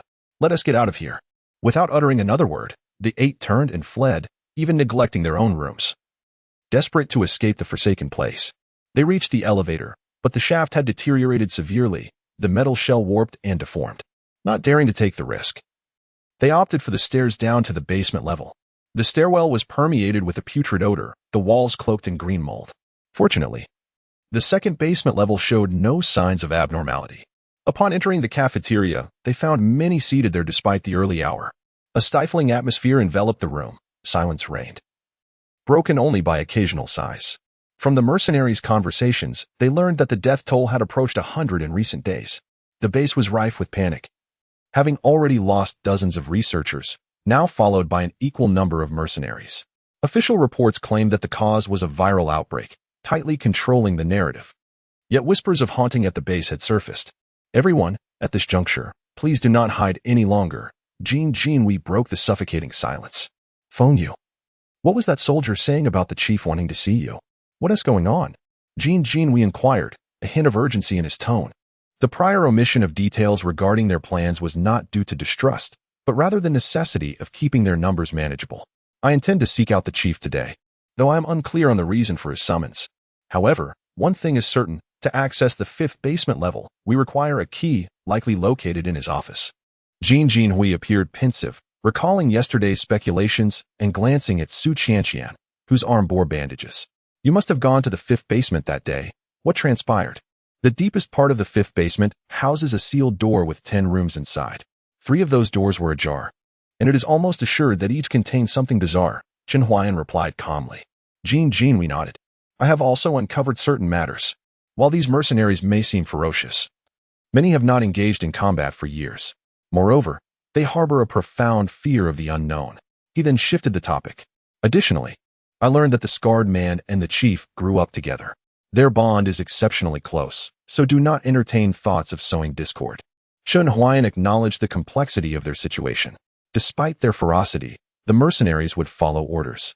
The primary concern remained the scarred man and the chief. After ensuring no crucial details were overlooked, he turned to Feng Yu. Are you truly resolved to go? Feng Yu nodded. I will head there after breakfast. Seeing his determination, Chen Huayan refrained from further discouragement. Someone must seek out the clues to serve as the vanguard.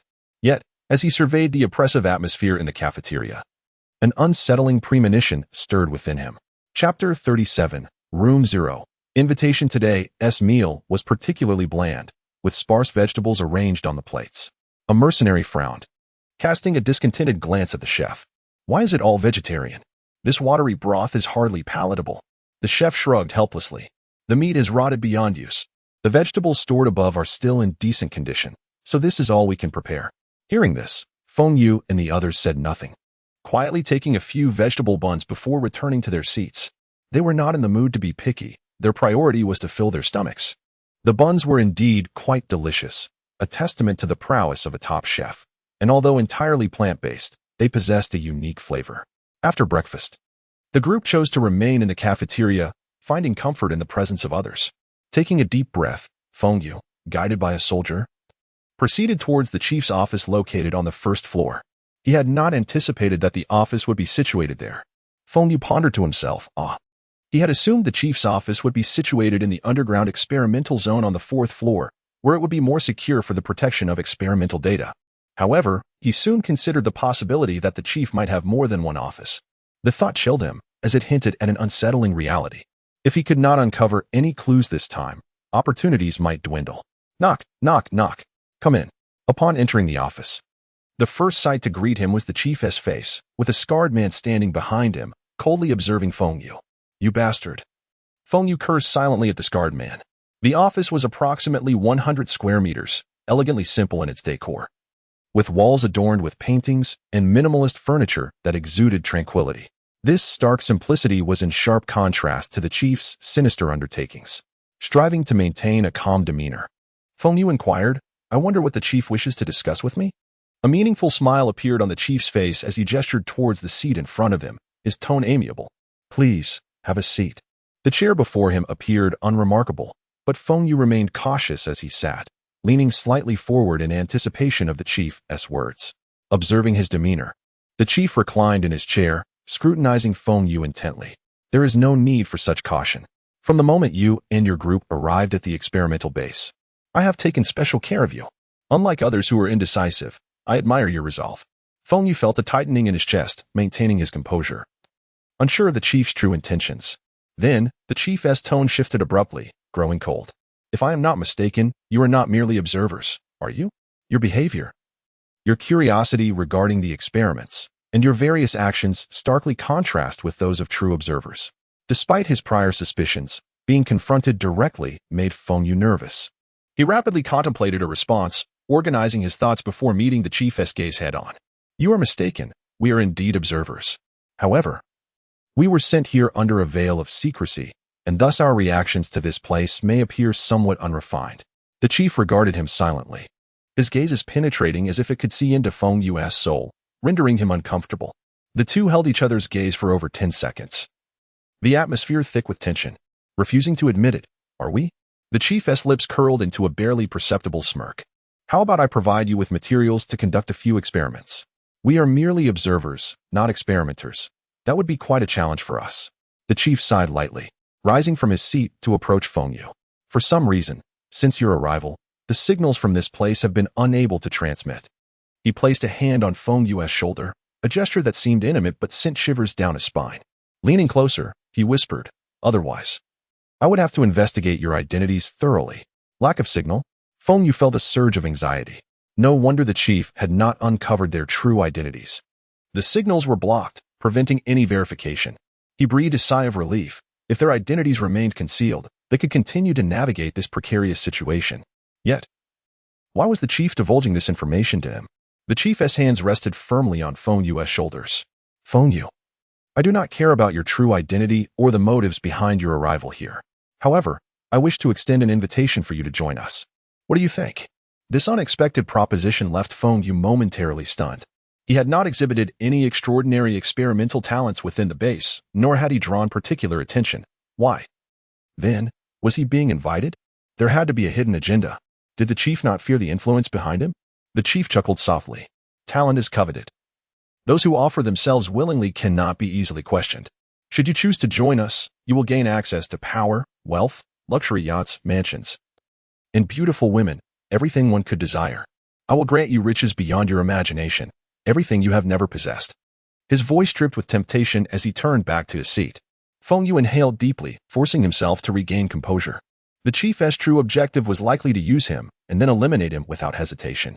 Such a callous disregard for human life, paired with ruthless methods, signaled a fundamental moral divergence.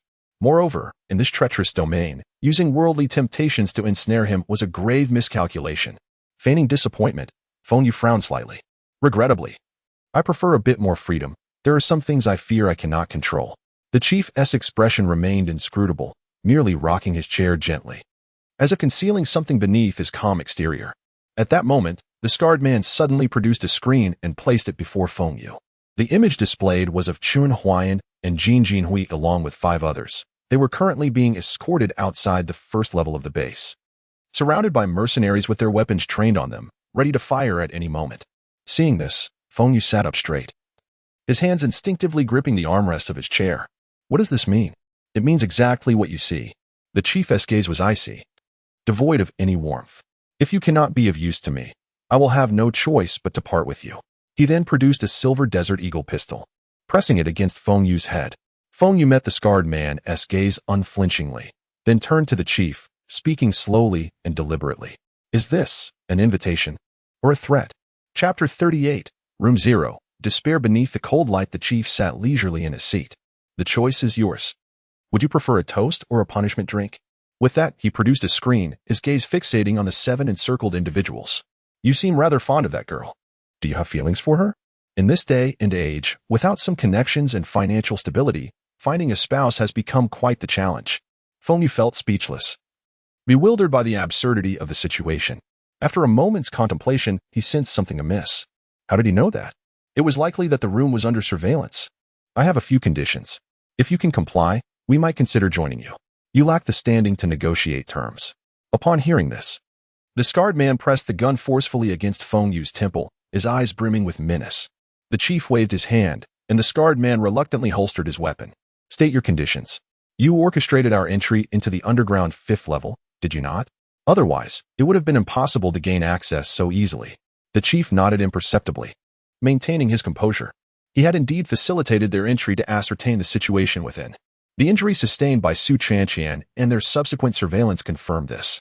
However, there were reasons compelling him to remain. The past's actions yield today's consequences, a truly vexatious reality. Feng Yu took a deep breath, staring unwaveringly at him. First, my companions, the 7 of them, must not be harmed. The chief showed no hesitation, nodding in agreement. That is acceptable. Second, our current quarters are no longer viable. We require accommodations on the 1st floor. This request stemmed solely from a concern for everyone's safety. On the 1st floor, in case of an emergency, an immediate evacuation from the base would be feasible, although facing the unknown might still pose a risk. At least the chances of survival would increase compared to being trapped underground. After a moment's contemplation, the chief scrutinized Feng Yu. That is not possible. There are no available rooms on the 1st floor. However, you can stay on the second underground level with the soldiers. Feng Yu pondered this. He truly had no better alternatives. After some deliberation, he replied, "Fine. Just prepare 2 adjacent 4-person rooms for us." Initially, he had hoped for 8 rooms, so that if something went awry, others could escape swiftly. However, sharing quarters with mercenaries left him uneasy. It was safer for everyone to remain together. After all, sometimes, humans can be more perilous than ghosts. The chief, upon hearing this, glanced at the screen in his hand and instructed those on the other end. Bring these individuals to the second underground level and prepare 2 adjacent dormitories for them. With that, his gaze returned to Feng Yu, a semblance of a smile playing on his lips as he awaited the final request. 3 requests are customary. Please, state your third. Feng Yu inhaled deeply. Third, I wish to know why you sent us to the 5th underground level and what secrets lie hidden there. The chief's smile vanished, replaced by a hint of coldness in his eyes as he slowly stood and gazed out the window. That is information you need not concern yourself with. However, there is indeed a matter I require your assistance with on the 5th level. Speak. Feng Yu observed him quietly, realizing the chief harbored a significant apprehension regarding the 5th underground level and that pressing him further would not be prudent. I need all 8 of you to clear out the 5th underground level. Naturally, you have a special task. Retrieve the experimental data from 10 rooms. The data is contained within file bags. Once you arrive, you will see them. Remember, do not examine the contents within. His gaze carried a warning, as if to suggest that any disobedience would result in immediate retribution. Feng Yu nodded, a cold smile forming in his heart. If he were to glimpse the contents, the chief would undoubtedly eliminate them without hesitation. He had been ruminating on how to uncover the clues to the rooms, yet unexpectedly, the answer had been divulged. Initially believing the experimental data would reside with the chief, it now seemed clear that the data was stored within those rooms. We require your authorization to access the sealed room on the 5th underground level. We need the access card and key. The chief, expressionless, retrieved a small box from his drawer, revealing an electromagnetic card and a key. He slid it across the table to Feng Yu. Complete the task, and then you may negotiate further conditions. With that, the chief and the scarred man departed the office. Bang! Once they left, Feng Yu remained seated, filled with murderous intent. Gazing at the small box in his hand, he realized the chief had long prepared for this moment, waiting for his arrival. He took a deep breath, suppressing the rage within him, and slowly rose to head toward the door. Suddenly, his pupils constricted. The grand door had vanished. He turned in shock only to find the windows had also disappeared, the entire room engulfed in thick mist. Apart from the table and 2 chairs, everything else had vanished. Was he witnessing a ghost in broad daylight? A wave of profound unease surged within Feng Yu, causing his breath to quicken. When he turned again, a figure was seated in the very spot he had just occupied, its back to him, exuding an intense black mist, even from a distance.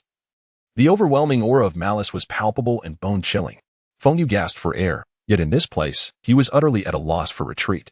The shadow sat silently, seemingly engrossed in examining its palm. It was the female specter. Feng Yu recognized that hand at once, particularly the familiar nails. It was the very entity they had encountered first. The peril of that night was etched into his memory, never to be forgotten.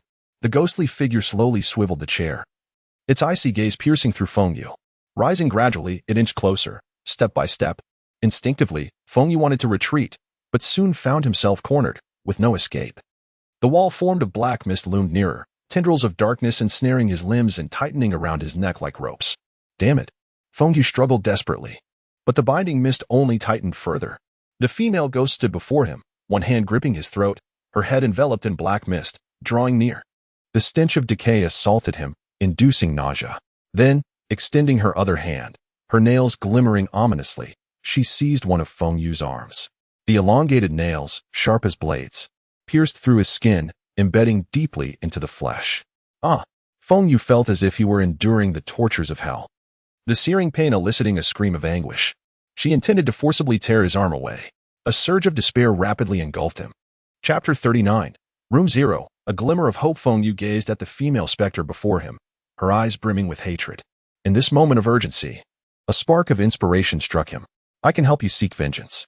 Having reached a dead end, he could only place his faint hope upon the specter, who might still harbor a trace of consciousness.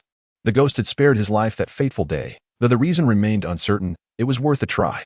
I know your deaths are undoubtedly linked to this place. If you allow me to uncover the truth, I swear I shall bring those responsible to justice.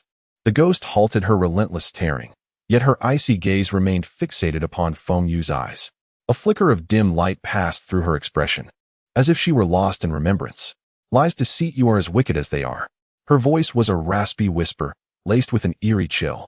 The mist enveloping the space swirled violently under an unseen force, creating an oppressive atmosphere that made it difficult to breathe. It was unimaginable how deep her resentment had run during her life. Meeting the ghost's frigid stare, Feng Yu felt a surge of fear.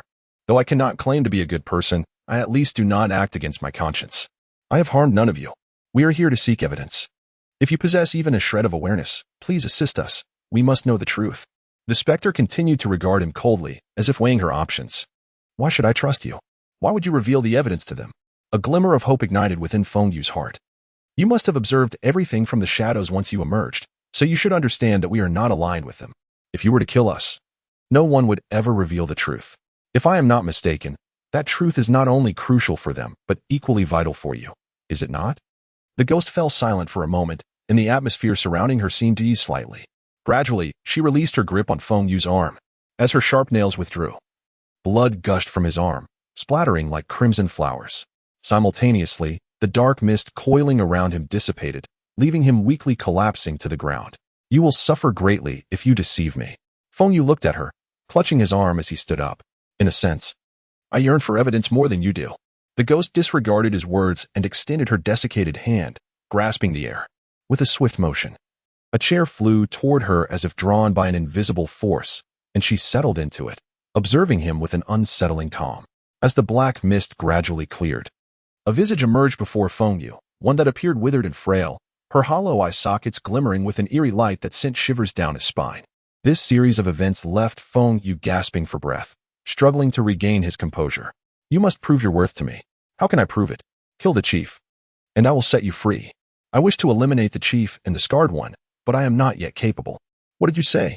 The ghost's eyes turned a fierce crimson, as if she were on the verge of losing control. Feng Yu, witnessing her reaction, quickly added, The beast sent us to the 5th floor to retrieve evidence. I suspect there lies something that could ruin him entirely. The 5th floor is where you met your demise. If I am correct, there should be evidence of your deaths there. If I can bring forth those items, they can serve as proof. The ghost gazed at the young man with a chilling stare, emitting a laugh reminiscent of a night owl. Naive, do you truly believe that even if the evidence were made public, how many would actually believe it? Can you single-handedly oppose the forces behind them?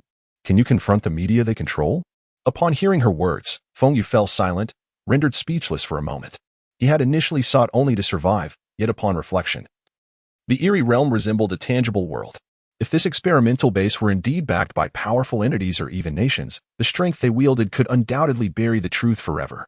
People tend to care only for matters that directly affect their interests. How could they easily accept a truth rife with intrigue and conspiracy? But if it posed no threat to him, why would he compel us to seek evidence? Feng Yu furrowed his brow, turning his gaze to the ghost in hopes of receiving an answer. He cannot destroy the evidence and will never be free.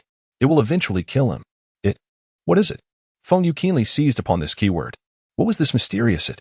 Why did the ghost exhibit both deep trepidation and a hint of longing when mentioning it? Can you tell me what truly transpired back then? The ghost suddenly fell silent, her lips sealed as if bound by an invisible force, rendering her reticent to divulge the truth. As Feng Yu observed her silence, he felt a sense of urgency akin to an ant on a hot pan. The chief had been unyielding, and now the only lead lay with the ghost, their sole hope of unraveling the mystery. You have escaped. Why not directly eliminate the chief and the scarred one? If you do not kill them, why then do you turn your aggression toward me? Gazing at the ghost, who now seemed devoid of murderous intent, Feng Yu summoned unexpected courage to confront her. The ghost appeared unfazed by his inquiry, as if lost in contemplation. We cannot kill him. Only it can end him after the seal is utterly broken. Resentment has transformed into a prison. We cannot escape, and neither can we attain liberation. As her words settled, Feng Yu's mind raced with curiosity about this enigmatic it. From her tone, he sensed an intangible anguish that cursed both the living and the dead. How ironic. He shook his head in disbelief, realizing that this curse had inadvertently become the chief's lifeline. He turned his gaze back to the ghost. How do you wish for me to proceed? Bring him to the underground 5th level. And how can I assist you in breaking free from this curse? The ghost slowly lifted her head, her gaze locking with Feng Yu's, each word deliberate and measured. Seek the root, trace the origin.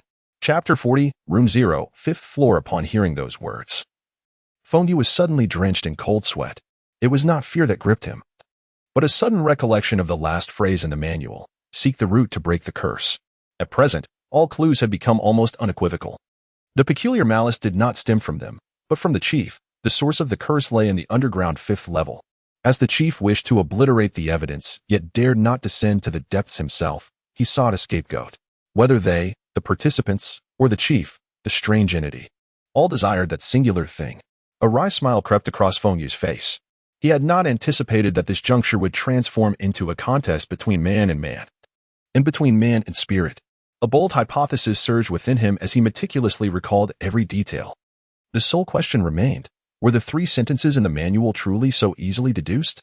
Were the clues perhaps too overt? Suppressing his impatience, he resolved to first descend to the underground 5th level to ascertain the situation. He raised his gaze once more toward the female ghost.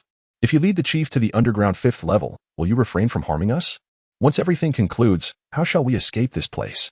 The female ghost gradually turned her head, her gaze settling upon Feng Yu.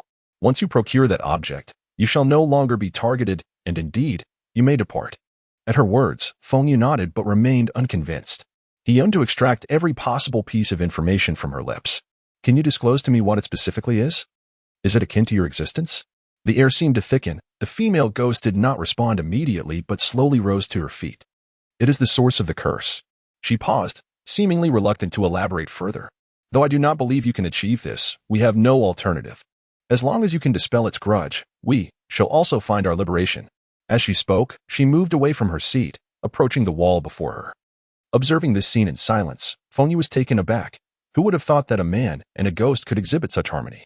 The object you seek resides in room 0. But remember, the door to the truth must be consecrated with blood. The gate of life will open, and death shall inevitably follow. The figure of the female ghost gradually faded into the black mist, leaving only her voice resonating in the eerie space. As for the other 2 spirits, I can momentarily prevent them from acting against you. But after that, you are on your own. Remember, if they destroy the object, we too shall lose the last vestige of consciousness. As the black mist dissipated, the office returned to its former state. Dispel the grudge?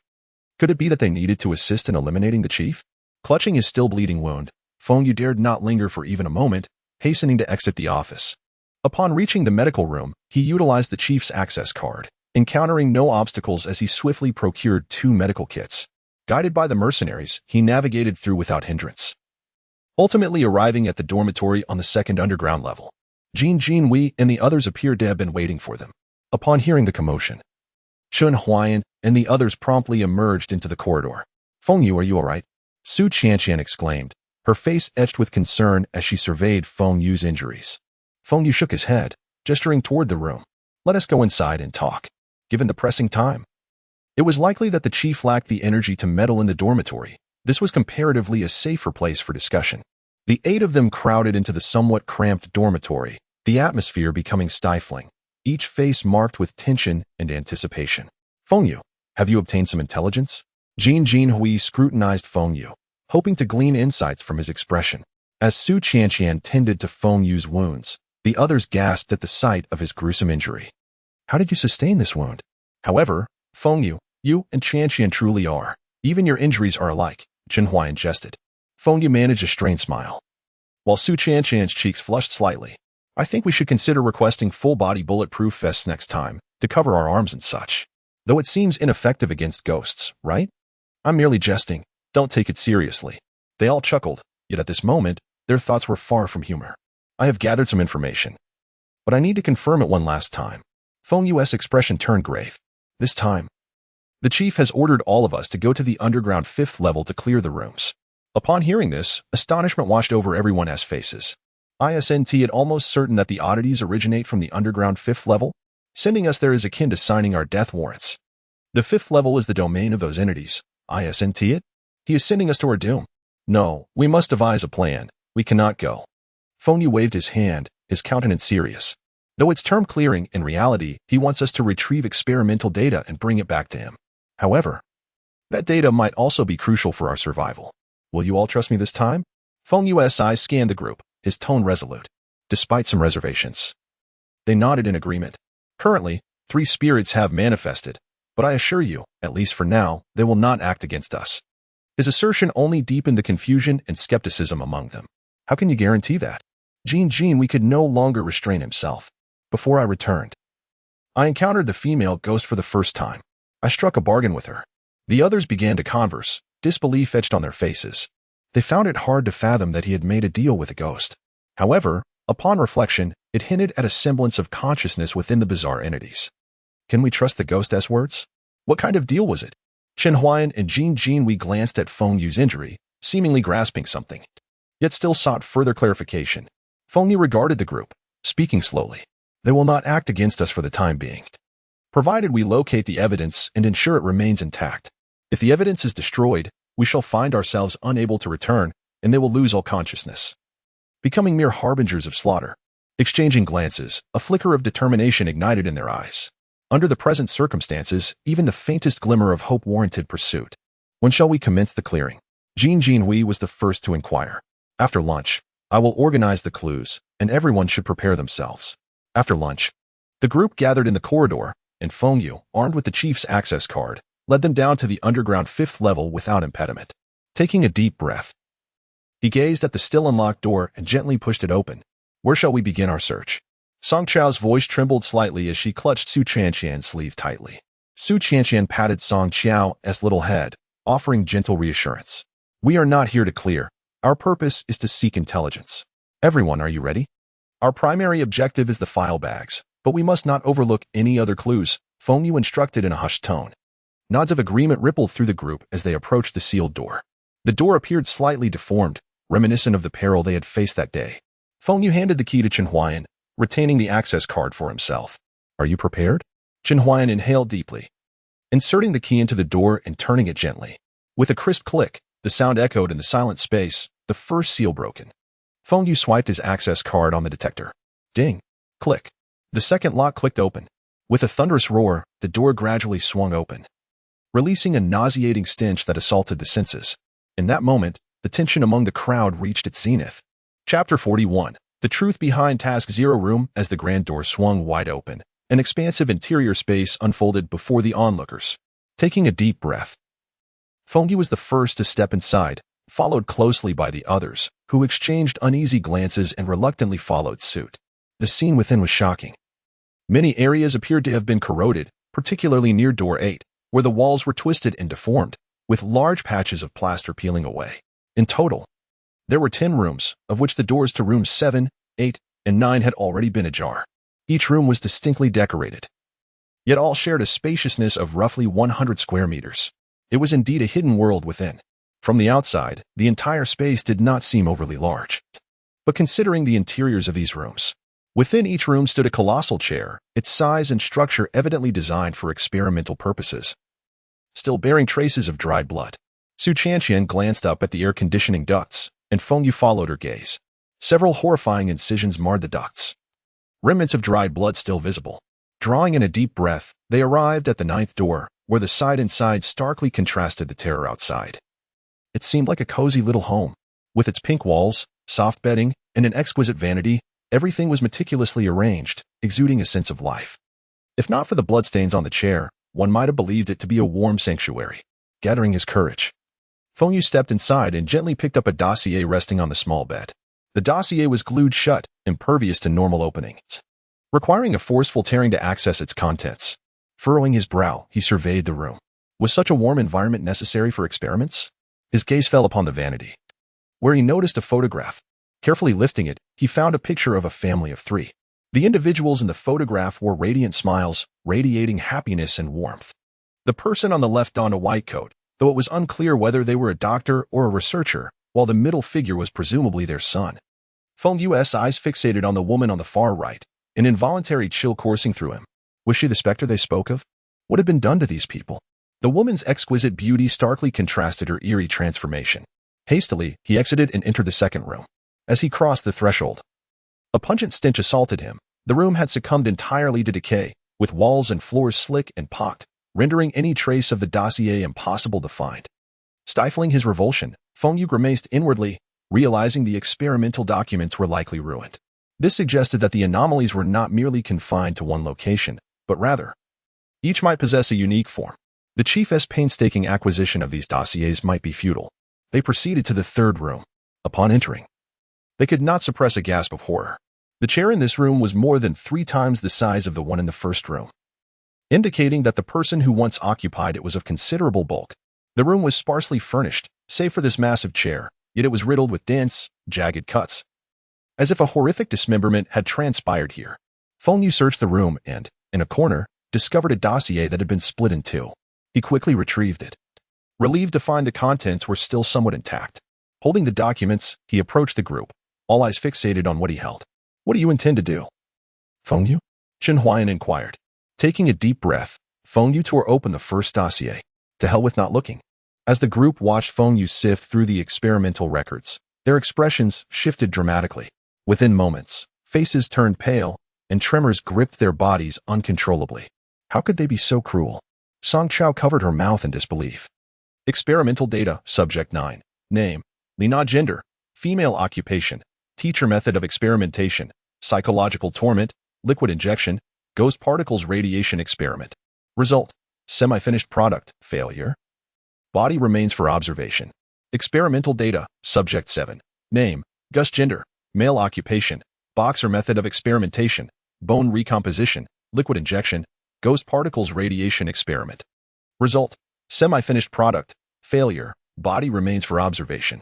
The detailed records revealed unimaginable torment endured by these individuals during their lifetimes. To ascertain the combination of human suffering and ghost particles, they had forced her son to be roasted alive before her eyes. Continuous liquid injections disrupted her bodily functions, while exposure to high radiation sought to elicit a special reaction between her body and the ghost particles. To validate the feasibility of bone recomposition under the influence of ghost particles, they had relentlessly shattered his bones, awaiting natural recovery before shattering them again. Repeating this grotesque cycle dozens of times. Various experimental liquids were injected throughout, observing the changes in their bodies. The group could no longer bear to witness the horrors, turning away in fury, trembling with rage. With a total of 9 rooms, it was evident without needing to look that these individuals had suffered immense anguish in life. Yet, what troubled Feng Yu most was the room devoid of a number, what they referred to as Room 0. Furrowing his brow, he fixed his gaze on the iron door. Chen Huayan seemed to sense Feng Yu's thoughts and placed a reassuring hand on his shoulder. "Don't rush. Let us think of a way together." They slowly approached the imposing door, where a keyhole glinted with a cold metallic sheen. Feng Yu glanced at Chen Huayan, who understood the unspoken cue, and produced a key. Inserting it into the keyhole, Chen Huayan turned it gently, only to find it utterly immovable. This key doesn't unlock this door, though he was not overly surprised, for the chief would not easily allow them access. Meanwhile, Feng Yu, holding the dossier, suddenly conceived a new idea. "What was the discovery you mentioned earlier?" Jin, we interrupted his contemplation. Feng Yu raised his head, pointing towards the door of Room 0. "The evidence we seek, the key to unlocking the ghostly flight, resides behind that door. If we can access Room 0 before the others, we will not transgress any taboos, ensuring our safety. Otherwise, when that door opens automatically, we shall have no means of escape." Chapter 42, Room 0. Extreme cold. Securing the evidence and leaving this place is our only hope for survival. Feng Yu gazed steadily at the others, his mind racing with calculations. By a fortunate twist of fate, they found themselves caught between the chief and the enigmatic forces. If leveraged appropriately, this could significantly enhance their chances of survival. For now, neither the chief nor the mysterious entities would act against them, but exceptions could arise. They could not place their hopes in others. Time was of the essence. Feng Yu's gaze shifted towards the others. The chief's objective was merely to ascertain how many doors had been opened. He may not yet realize that all these doors would soon be ajar. Li Junqi regarded Feng Yu with a troubled expression. If we disclose this information to him, could he decide to eliminate us on the spot? Feng Yu shook his head, attempting to soothe the group's anxieties. There is no need to divulge everything to him. Rest assured, what he desires is located within Room 0. Until he acquires it, he will not harm us. The chief seeks to obliterate the evidence. The enigmatic forces aim to lift the curse above, while they must obtain it to unlock the ghost flight and discover the path back home. Let us hope for a favorable outcome. Chen Huayan patted Feng Yu on the shoulder, and Jin we approached. "Feng Yu, what are your plans moving forward?" Feng Yu glanced at the files in his hand. Though currently of little use, they might serve to deceive the chief into granting his trust, allowing him to procure the key and unlock Room 0. If he could safely transport the evidence to the ghost flight, Perhaps they could finally return home. With that thought, Feng Yu directed his gaze towards the 9 doors. Only in this manner could they attain liberation. However, when his eyes fell upon the door marked with the number 6, an involuntary shiver coursed through him. At some point, it had cracked open slightly. Though the gap was narrow, it stood out starkly against the surface, and, ominously, there was not a sound to be heard, rendering it far more chilling than any thunderous noise. Seeing Feng Yu's astonished expression, the others followed his gaze. In that moment, they all forgot what they were meant to do. Didn't you say they wouldn't act against us? The tense breaths accompanied Jin Hui's inquiry. Feng Yu swallowed hard, struggling to maintain a calm tone. I did mention that the 3 who emerged would not harm us. But this is the 4th. So what now?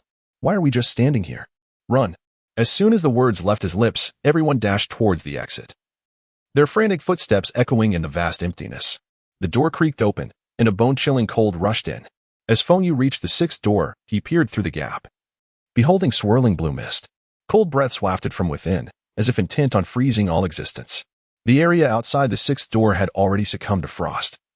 The floor and ceiling were encased in ice, plunging them into a new ice age. Ah, a familiar scream echoed. Feng Yu turned to see Song Qiao slip on the icy surface, crashing to the ground. You all need to go. In this critical moment, Feng Yu yelled to the others and rushed to help Song Qiao. Song Qiao, Feng Yu. Su Qianqian cried out, her voice filled with urgency. Yet she was firmly held back by Chen Huayan. Trust them. Before her words could fade, a hand, entirely encased in ice, slowly gripped the 6th door. There was no time left. Feng Yu felt a surge of dread as he pulled Song Qiao up and turned to dash toward the 9th door. Simultaneously, the figure enveloped in frost forcefully pushed the door open. With its emergence, an overwhelming coldness reigned over the space, covering everything in frost. It appeared to revel in the sensation of regained freedom, its chilling aura intensifying. Bang! A faint sound reverberated in the stillness, tolling a morose bell that captured the attention of the ice-blue figure. It slowly turned its head towards the 9th door, gliding toward the room. As it drew closer, an icy breath spread forth, freezing everything in its wake. At that moment, Feng Yu and Song Qiao concealed themselves within a wardrobe in the 9th door room. The wardrobe was cramped, and the 2 of them huddled together, the space feeling exceedingly confined. Feng Yu feared that Song Qiao might make a sound out of fear. So he wrapped his right arm around her neck, covering her mouth and pressing her head tightly against his chest. He braced himself against the wardrobe door, daring not to move, even softening his breath as his heart raced violently in his chest. The cold clung to him like a shadow when that figure entered the room. Feng Yu felt as though countless icy needles had pierced his back, a piercing cold mingling with excruciating pain that penetrated to his very marrow. Clinging tightly to Song Qiao, he found himself trembling uncontrollably. Crack! The figure surveyed the experimental chair in the room, seemingly provoked by something, and suddenly erupted into fury. A torrent of coldness surged forth, transforming the chair into a throne of ice. It extended its hand and clenched it forcefully. Under this terrifying power, the entire chair shattered, ice fragments scattering across the floor with a crisp sound. Roar! A terrifying roar echoed throughout the room, a release of long-suppressed rage. Yet it only tormented Feng Yu and Song Qiao, trapped within the wardrobe.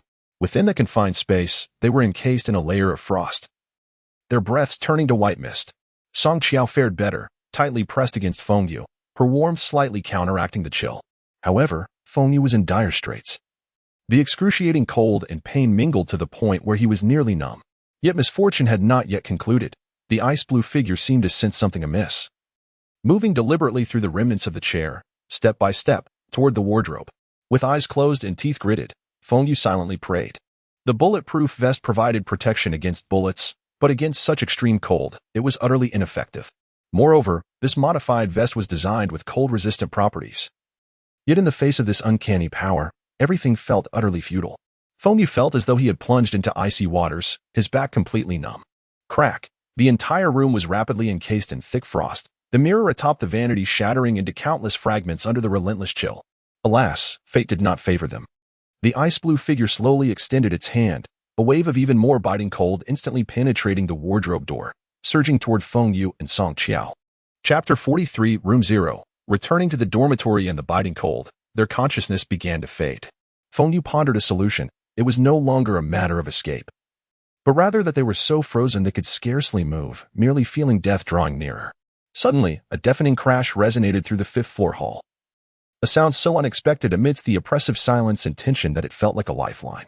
The icy blue entity that had been fixated on the cabinet door shifted its attention outward, momentarily halting the terrifying aura that had locked onto Feng Yu and Song Qiao.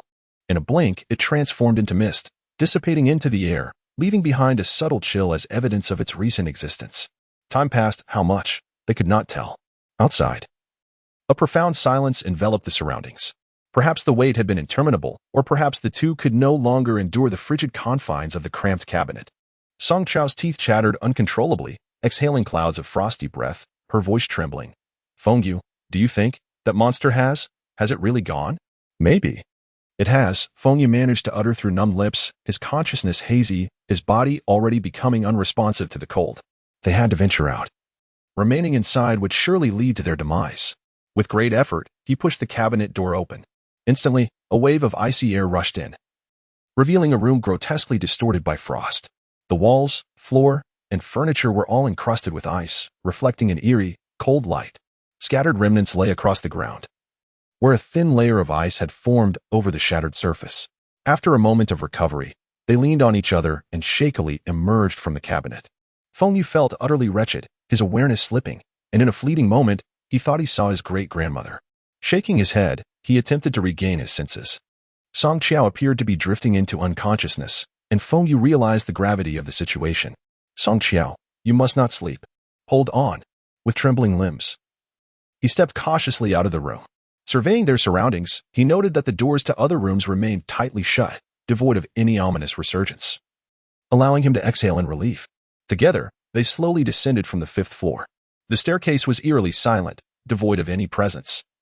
Their heavy breaths and quaking footsteps the only sounds breaking the stillness. Song Qiao clutched Feng Yu's arm tightly, fearful of an unexpected appearance. Had she been alone on this desolate staircase, especially after their recent harrowing experience, she feared she might have succumbed to fright. After an indeterminate time, they finally reached the 2nd basement level. Su Qianqian paced anxiously in the corridor, ready to rush down to check on them if not for Chen Huayan's intervention. Upon spotting Feng Yu and Song Qiao supporting one another, her eyes sparkled with relief as she hurried to assist them back to their room.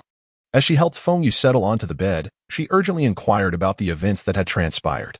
After hearing their account, she quickly instructed Feng Yu to lie down and fetched a medical kit. Feng Yu removed his shirt and lay on the bed, revealing a back marred by alarming pallor, interspersed with patches of swelling. Observing his condition, Su Qianqian released a gentle sigh. It appeared to be a case of mild frostbite, but thankfully, it was manageable. I'm so sorry, if it weren't for me. Song Qiao's eyes brimmed with tears, her voice quavering with emotion. Just as she began to apologize, Feng Yu waved his hand to silence her. It's not your fault. The ground became unexpectedly slippery. No one could have foreseen that. Fortunately, we survived. Su Qianqian turned to Song Qiao, softly reassuring her, you needn't worry. In the realm of the strange, injuries sustained can be healed upon returning to the spectral flight. Upon hearing this, the group collectively exhaled in relief. This was indeed a special privilege granted to those chosen to enter the realm of the bizarre. Without such an advantage, completing their mission would be impossible. Even those fortunate enough to return after being afflicted would be left uncertain of their survival. Truth be told, this peculiar ability was something to envy. As Feng Yu lay on the bed, feeling Su Qianqian's gentle ministrations, his thoughts drifted far and wide. Since the onset of the 2nd challenge, the capabilities of the bizarre had left him utterly astounded. Coupled with the enigmatic nature of the spectral flight, he wondered what it would be like to wield such power. Lost in daydreams, he couldn't help but sigh. Observing Su Qianqian tending to his wounds, he understood why nations outside the realm of the strange sent representatives to accompany those entering the spectral flight. Such abilities, once wielded by the wrong hands, could lead to dire consequences. The very place they occupied served as a testament to this reality. Once someone grasped a power beyond comprehension, madness seemed inevitable. Stop overthinking, he told himself. Right now, surviving is what matters most. There will be time to ponder other matters later. Su Qianqian gently patted his back. Though her touch was light, it still caused him to wince in pain. Do you think the realm of the strange could truly be a world of its own? Feng Yu, resting on the bed, contemplated aloud. Initially, he believed they were traversing through a series of levels, but now he felt differently. The entities here, be they human or ghostly, seemed to possess their own consciousness, giving him the impression of an authentic world. After a prolonged silence, Su Qianqian finally responded, no one knows the truth. Perhaps when we enter the spectral flight for the 12th time, we'll uncover the answers. A heavy silence enveloped the group. Chenhua sighed nearby. 12 challenges. We've only just completed the second, and our group is nearly decimated. I just want to resolve this quickly and return home to cherish that month of freedom. Feng Yu's gaze turned inward, finally grasping the despair of those who had come before them. Even the elite assembled by the nation had met their end after the 11th entry into the spectral flight. How many more times could they endure? Even death seemed a more merciful alternative than enduring the torment within the realm of the strange. He glanced at his companions. Song Chao curled into a ball under the covers, Chenhua in deep in thought, and Su Chanqian calmly administering medicine. A smile crept onto Feng Yu's face. They were comrades who had faced the trials of life and death, capable of entrusting their backs to one another. Closing his eyes, he lay on the bed, wholly desiring a moment of respite. Chapter 44, Room 0. Under control. Feng Yu closed his eyes to rest. Knock, knock, knock. The urgent sound of knocking jolted everyone's nerves. Chenhua hurriedly rose to open the door, revealing Jin Jinwei and his group standing at the entrance. Although the others appeared relatively composed, Jin Jinwei was drenched in sweat, as if he had just returned from an exhausting run. Upon seeing Feng Yu, his tense demeanor instantly relaxed, and he let out a long sigh of relief. Feng Yu, are you all right? Feng Yu slightly shook his head, indicating that he was not seriously harmed.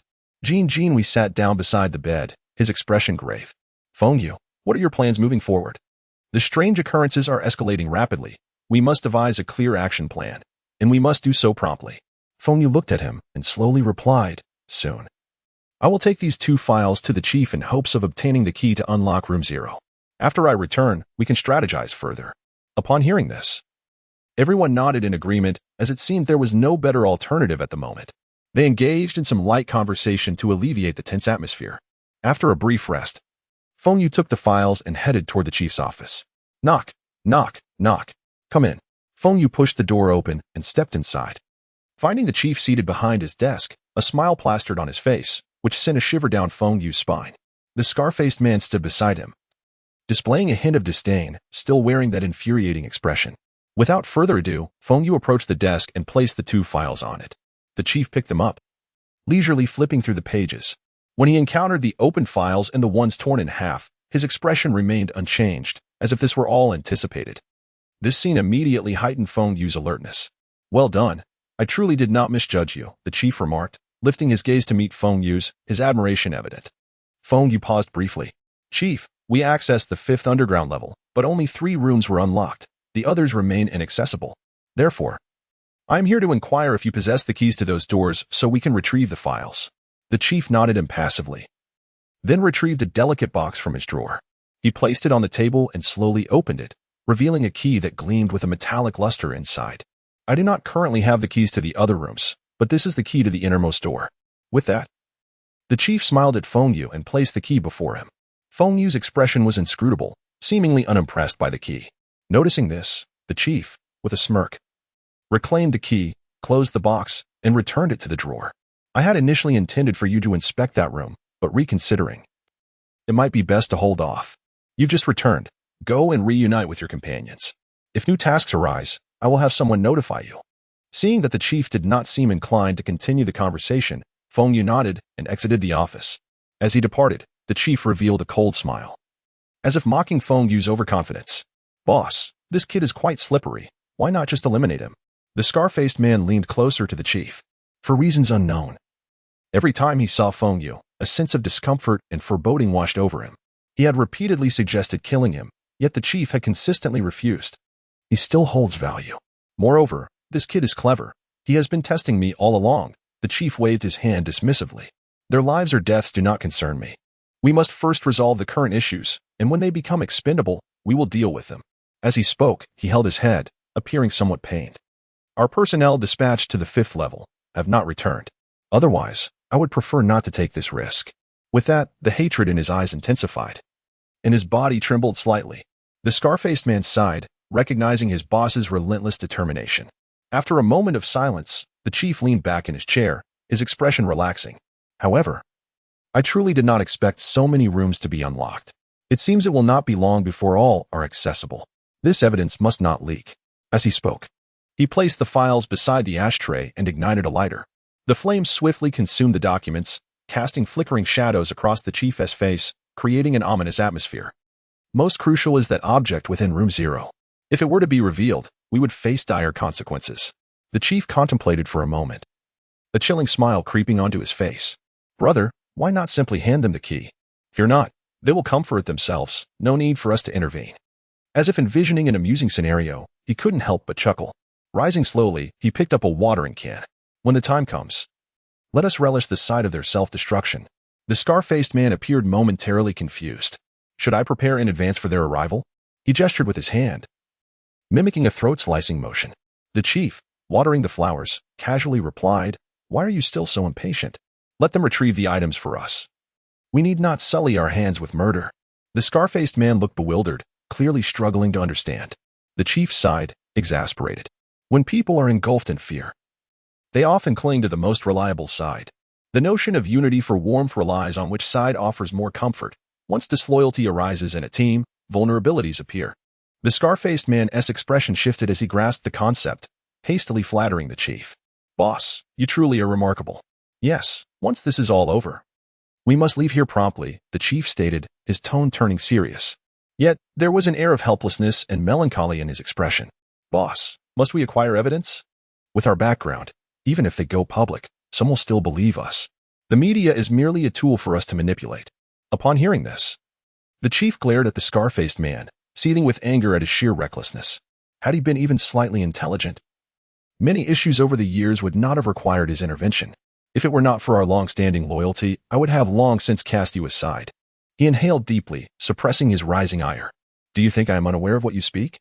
However, until the curse is lifted, even if we fled to the ends of the earth, we would meet a tragic end. Do not forget the deeds of our past."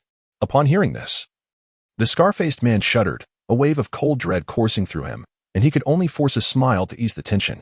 Neither the strange occurrences nor the powerful figures behind them were to be trifled with. With a resigned sigh, the chief continued tending to the flowers, humming a little tune. "Rest assured, everything is well within our control." Chapter 45, Room 0, Shadows of Slaughter. Beneath the night at this moment, Feng Yu was retracing his steps down the corridor, his footsteps heavy with an unshakable sense of dread. He harbored a suspicion he was reluctant to acknowledge, yet the chief's recent behavior had all but confirmed it. A chill suddenly surged in his gaze as he contemplated this realization. Upon returning to the room, Su Chanqian, Song Qiao, and Chen Huayan immediately surrounded him. "How did it go, Feng Yu?" Su Chanqian inquired with genuine concern, her eyes scanning him for any signs of injury.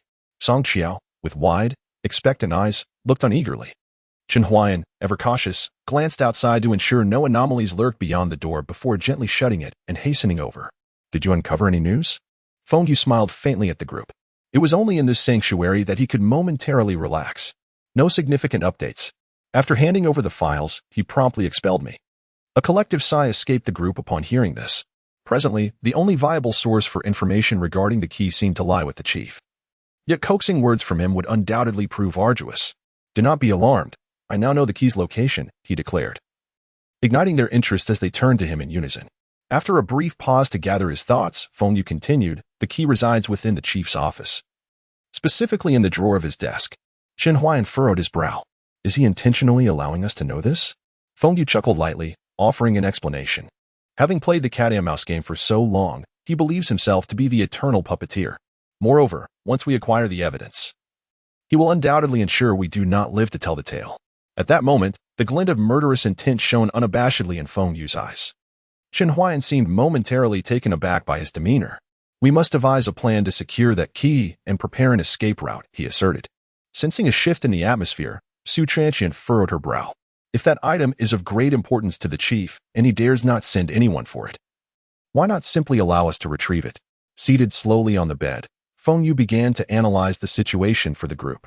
"If my suspicions are correct, he has indeed sent others before. They merely met their demise. You must consider," he continued, "if one harbors an intense hatred for another, would they permit their adversary free rein?" Chen Huayan pondered this for a moment. "Certainly not. If the enmity is profound, I would never allow them to thrive." Realization dawned upon Chen Huayan. "Feng Yu, are you suggesting that those anomalies would never allow anyone sent by the chief to obtain evidence?" "Precisely," Feng Yu affirmed.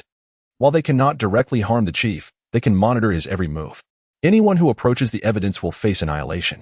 After a moment of silence, Su Chanqian voiced her own conjecture. "Given the chief's character, even if he suspects something, he he would never venture into peril himself. Thus, it seems we are the only ones capable of retrieving the evidence.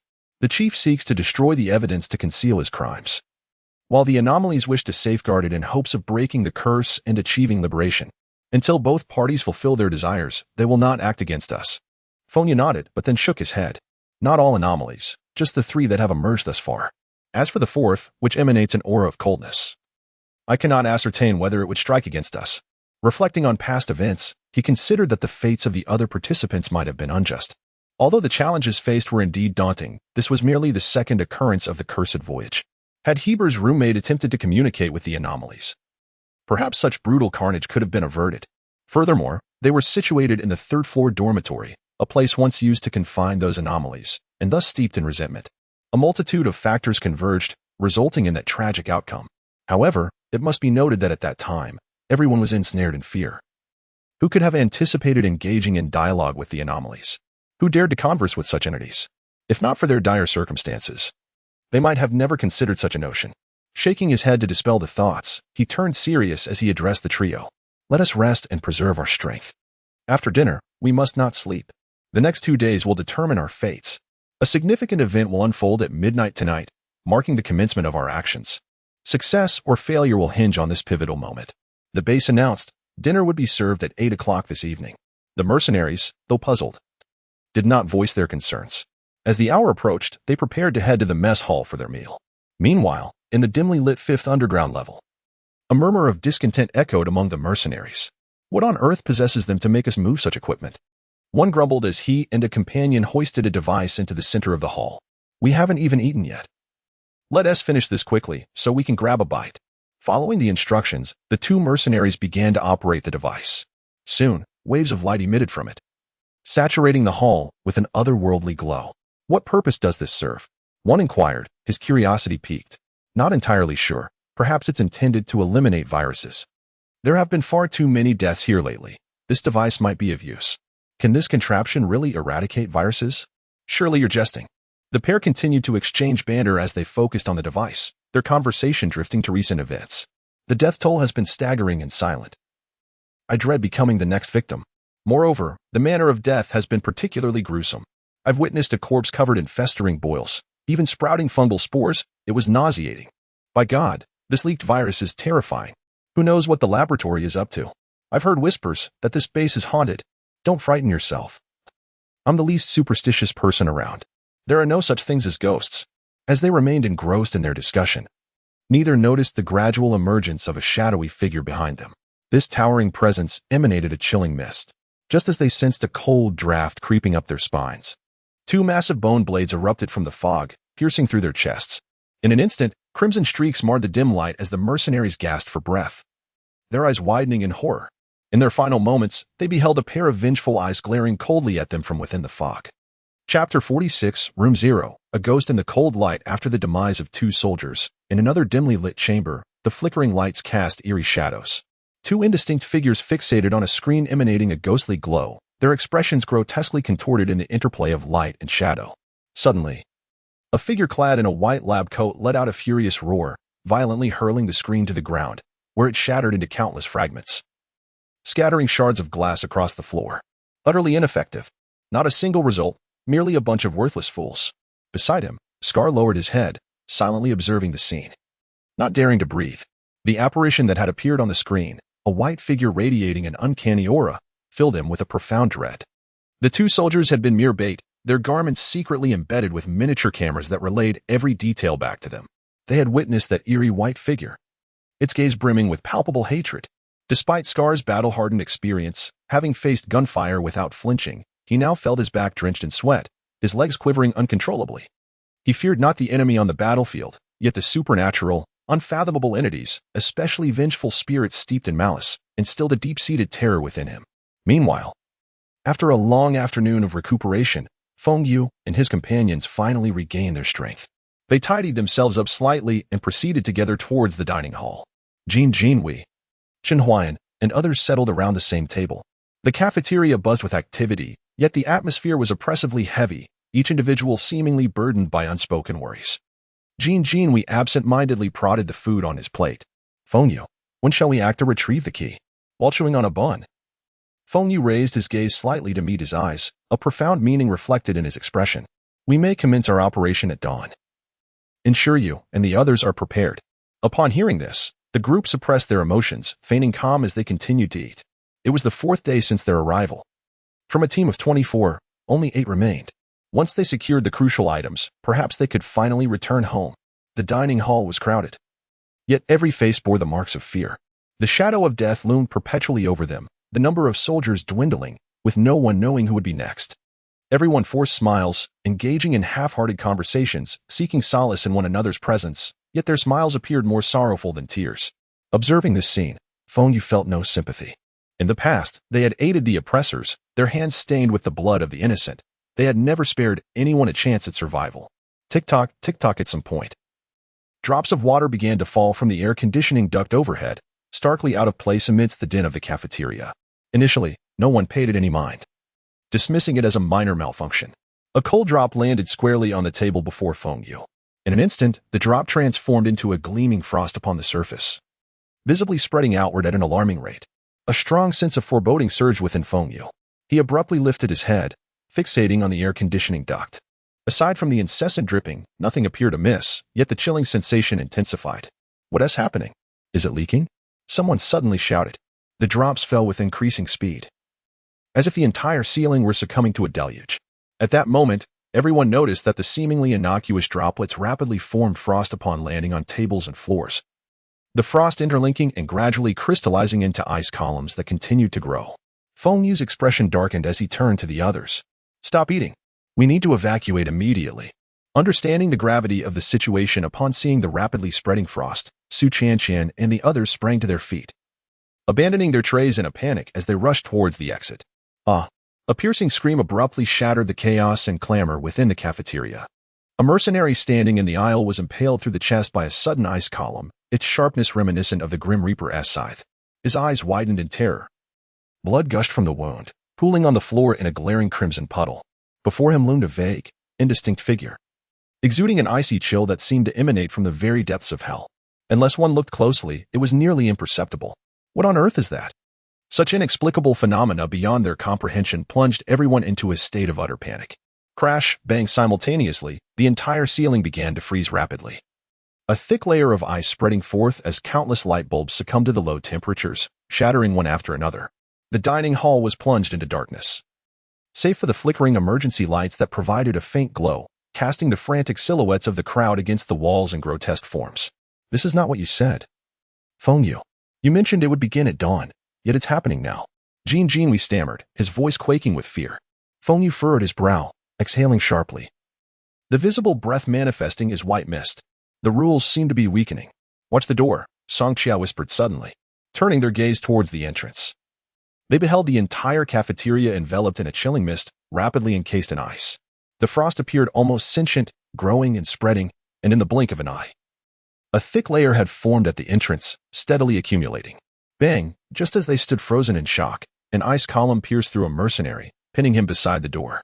Another thick ice column shot up from the ground with blinding speed, impaling another mercenary before he could utter a sound, his eyes wide in death, unblinking. We're out of time. Run! Chen Huayan shouted desperately, his voice laced with urgency. Fortunately, the group managed to escape before the icy barrier completely sealed the door. Quick, run! Someone shouted, and that cry sent the already chaotic scene spiraling further into disarray. Everyone dashed towards the exit, but the speed at which the ice consolidated at the door was alarming.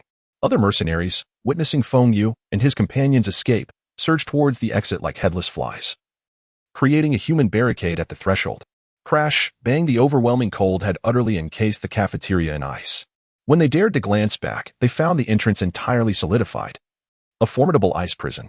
Those who had failed to escape were trapped alongside the ice wall, their bodies ensnared, faces twisted in expressions of eternal terror and despair, transformed into lifelike ice sculptures. They writhed in agony, their eyes glistening with frozen tears, yet they could only suffocate slowly within the icy confines. Feng Yu surveyed the surroundings. Noting that only a fraction of the group had managed to escape, the majority remained trapped inside. Screams echoed within the cafeteria as the mercenaries, unarmed and defenseless, faced this unforeseen calamity, powerless to resist, forced to watch their doom unfold before them. Feng Yu and the others gazed through the ice wall, witnessing countless figures frantically fleeing within. Panic-stricken, individuals rushed to the entrance, wielding chairs or any other objects within reach, desperately striking the icy barrier and the bodies of their frozen comrades, yet their efforts proved futile. Suddenly, a flash of azure light illuminated the scene. A figure pressed against the ice wall was instantaneously severed in two, blood gushing forth like a fountain, splattering against the frigid surface. The gruesome tableau, juxtaposed against the ice, appeared particularly harrowing. The crowd recoiled in terror, their eyes transfixed on the blood-stained wall, rendering the situation within utterly obscured. The surviving mercenaries exchanged fearful glances, each pair of eyes brimming with dread. What manner of monstrosity was this? Chapter 47, Room 0, Alarm. They deceived us. This is by no means a virus. This world truly harbors ghosts. This is nothing short of unilateral slaughter. The mercenaries were left in shock by the gruesome and brutal carnage witnessed in the cafeteria. Each face marked by an indelible trace of fear, their eyes reflecting the daze and dread of having survived a calamity. What are you still standing there for? Quickly activate the alarm and order everyone to evacuate immediately. If we delay any longer, all our brothers will perish. A burly man with a thick beard shouted at the bewildered soldiers nearby. The soldiers, snapping out of their stupor, hastily nodded and stumbled away, their frantic expressions betraying their inner turmoil. At this moment, preserving their own lives had become their singular focus. As the soldiers descended into chaos, Feng Yu and his companions had finally managed to reach the staircase, each one trembling with trepidation, especially Jin Jinhui, whose face had turned pale. Stammering as he looked at Feng Yu, his voice quavering. Feng Yu, do you truly believe we can trust those ghostly beings? Did you not see? They kill without any semblance of rules. In his agitation, he stepped forward, grasping Feng Yu's shoulder with a vice-like grip. Feng Yu furrowed his brow and gently patted Jin Jinhui's hand, signaling him to release his hold, before sweeping his gaze over the survivors. Everyone, I comprehend the fear that grips your hearts, but our most pressing task is to secure the key, unlock Room 0, obtain the evidence, and then escape this cursed place. He exhaled slowly and continued, we must depart immediately for the chief's office. At that moment, the girl saved by Jin Jinhui took a couple of steps back, her voice tinged with sorrow. Can I not go? I feel that place is surely more perilous now. I truly cannot bear it. Li Junqi and Sherry echoed her sentiments. We prefer to retreat to our dormitory and hide. You can gather your things and find us later. Chen Huayan, who had been contemplating their plan, erupted in fury upon hearing their words. What nonsense is this? Are you suggesting that we risk our lives while you sit back and await the spoils?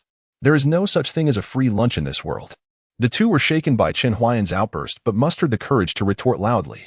This ill-conceived plan was proposed by Feng Yu. Surely it is you who should take the risk. Everyone knows the chief is the root cause of all this chaos. Who knows if those ghostly beings have not been lying in wait, eager for us to march to our doom? You. Chen Huayan trembled with rage, pointing at the young man, ready to unleash a tirade, but was interrupted by Feng Yu, who raised a hand to silence him. Feng Yu remained composed, addressing the three. If you wish to return, you may do so now. Upon hearing this, the trio felt as though a great weight had been lifted from their shoulders, and they fled without a backward glance. Jin Jinhui displayed a hint of regret, his lips poised to speak, yet ultimately chose silence as he hurriedly followed them out. Feng Yu, this. Chen Huayan gaped in disbelief, turning to Feng Yu. Placing a reassuring hand on Chen Huayan's shoulder, Feng Yu replied calmly. Those who are paralyzed by fear are of no use to us. They may even become a liability. With determination, he directed his gaze towards the staircase. Let us move. Time is of the essence, and we must procure the key swiftly.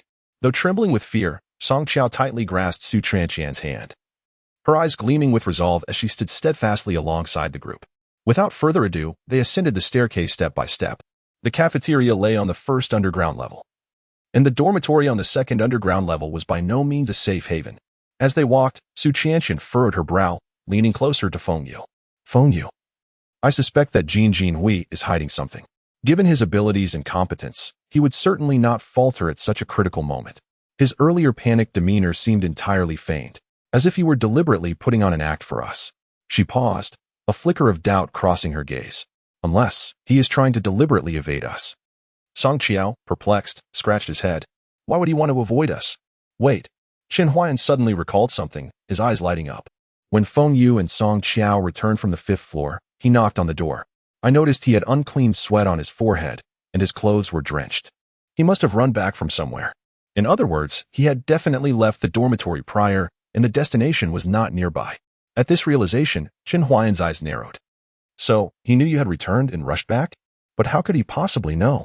Unless, surveillance. Feng Yu, listening to Chen Huayan's analysis, displayed no overt reaction.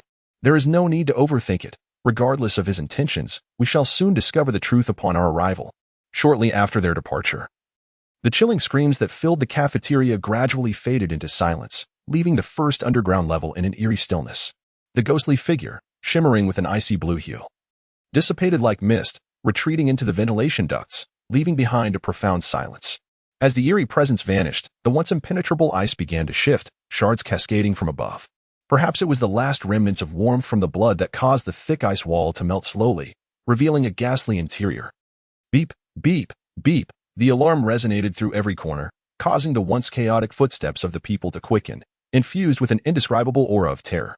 Some oblivious individuals continued with their tasks, completely unaware of the impending danger. Attention!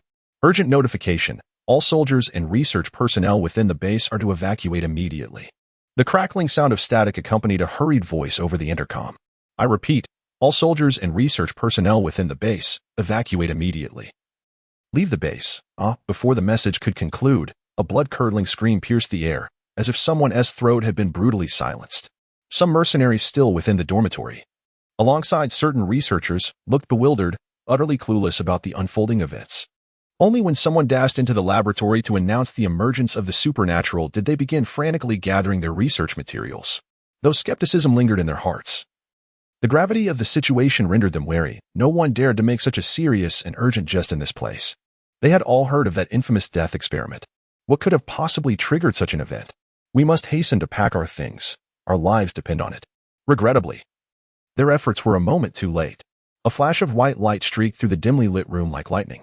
Under the yellow glow, a shadowy figure's head detached from its body without warning, the form slowly collapsing, leaving only fingers still twitching. Speaking of defiance. Chapter 48, Room 0, the birds are gone. The bow is hidden. The slaughter continues, and the entire experimental base is filled with wails of despair. In the depths of the fourth underground level, within laboratory number 3, a seasoned researcher with graying hair and thick glasses anxiously shouted at his subordinates, all data must be taken away. These are the results of years of our dedicated research. We cannot abandon them. Lin Lao, it's terrible. A young researcher burst into the room, panic etched across his face. What is the matter? Why are you so frantic? Lin Lao's brows furrowed, a sense of foreboding rising within him. Lin Lao, it's really bad. Everyone in laboratory number 1 has been killed. The researcher's voice cracked with despair, teetering on the edge of collapse. What? Lin Lao's eyes widened, the color draining from his face. What on earth happened? Explain yourself. It's those monsters. They have returned. What monsters? Lin Lao pressed, his unease intensifying. The ones from the ghost experiment. The researcher faltered, his lips quivering. Too terrified to continue, fearing the mention of a taboo. Upon hearing this, Lin Lao was drenched in cold sweat. Of course, he remembered that experiment. It marked the onset of a nightmare, a horrifying endeavor they had attempted to control but had spiraled out of grasp. Everyone, evacuate immediately. Only take the essential data. Your lives are the priority. Lin Lao decisively led the charge toward the laboratory exit. As she stood in the corridor, she instinctively glanced back toward laboratory number 1.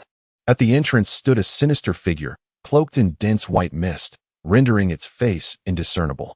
However, its extraordinarily robust physique sent a shiver down Lin Lao's spine. Particularly alarming were its hands, wielding 2 enormous bone blades that gleamed with a chilling light in the dim surroundings.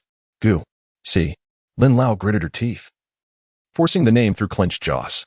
With that, she dared not look back, immediately leading her colleagues toward the rear elevator. The facility was vast, and there were multiple elevators.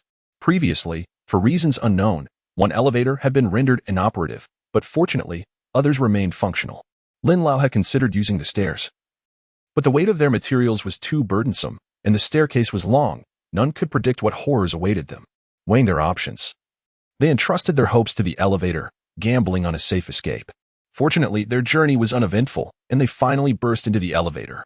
It began to ascend slowly, emitting a faint humming sound. A momentary relaxation of tension washed over the group. Bang! The elevator had scarcely begun its ascent when a dull thud struck fear into their hearts. What was that noise? Lin Lao instinctively looked upward, the sound seeming to emanate from above the elevator. Bang, bang! The noise repeated, growing increasingly frantic. Lin Lao's expression turned ashen. A dreadful realization dawned on her. Her eyes widening in horror, pupils constricting sharply. It's over. Those two words became her final utterance in this world. Bang, the elevator, which had reached the second underground floor, suddenly plummeted without warning. It spiraled out of control, descending rapidly toward the fifth level. A cacophony of twisted metal screeched as the elevator collided violently, its occupants annihilated by the overwhelming force, blood splattering across the cabin. A figure exuding a miasma of decay flickered before the elevator, observing the gruesome scene before vanishing into the darkness. Simultaneously, in a room on the second floor of the base, half-draped curtains allowed beams of searchlight to filter through, illuminating the figures of the chief and Scar. The chief stood silently by the window, his icy gaze fixed on the soldiers and researchers fleeing the facility. "Brother, when do we strike?" Scar inquired, his eyes cold as he surveyed the chaos outside. "Are you ready?" "Just waiting for your command." "Kill." The chief uttered the word with chilling finality. Scar immediately seized his walkie-talkie. "Engage." No sooner had he spoken than countless lights appeared outside the facility. Tap, tap, tap. A barrage of gunfire erupted suddenly. All mercenaries who had just escaped the base were ruthlessly mowed down by the unexpected hail of bullets. Ah. The air was filled with piercing screams. Why are you attacking us?" A bloodied soldier gasped, his voice trailing off as he succumbed to his injuries. After a frenzied onslaught, as the acrid smoke began to dissipate, 10 figures adorned with skull masks emerged from the shadows. They moved in unison, their expressions devoid of warmth. Weapons gleaming ominously, initiating an indiscriminate massacre of all fleeing mercenaries and researchers. "You. After dedicating over a decade to this base, I have contributed my share. Why?" A researcher, pallid and desperate, retreated step by step, rage and despair filling his eyes. "Chief, you scoundrel. I curse you all to an untimely death." Before he could finish, one of the skull-masked soldiers, like a wraith, swiftly drew a kukri from his waist, its blade shimmering with a thirst for blood. He lunged forward, mercilessly plunging the knife into the researcher's throat. Then, grasping the researcher's hair with one hand and the kukri with the other, he pulled forcefully. Thud. The chief and Scar stood in the room, their expressions unchanging, emotionless as they observed the scene unfolding before them. "Skull, cease this." The chief addressed the walkie-talkie coldly. The soldier, engrossed in his gruesome trophy, seemingly heard the command. He licked the blood from his blade and discarded the severed head. "Boss, what is the next task?" The chief, gazing at the electronic screen on the table, pondered for a moment before speaking into the walkie-talkie. "Maintain your positions outside. Allow not a single survivor to escape. Await my command." With that, the chief switched off the device. He then approached a corner of the room, retrieving a special key from a drawer and inserting it into his safe mounted on the wall. Click. With a soft sound, the safe creaked open, revealing a red button inside. "Brother, isn't it a bit premature?" Scar hesitated, concerned about the possibility of unforeseen complications. The chief shook his head, inhaled deeply, and decisively pressed the button. Ding, ding, ding. The sound of a timer echoed ominously. The countdown of 3 hours had commenced. Meanwhile, beneath the mysterious hall of the 5th underground level, a faint sound arose. A vast space lay concealed beneath, which could easily be deemed the 6th underground level. Yet, this immense space housed a singular colossal device, now emitting a faint red glow, its digits flickering incessantly. 3 o'clock, 00 Chapter 49, Room 0, The Deceit of Humanity on the Other Side. Jean we returned to the room with his team. Surprisingly, there was no trace of the previous panic on their faces. Bang!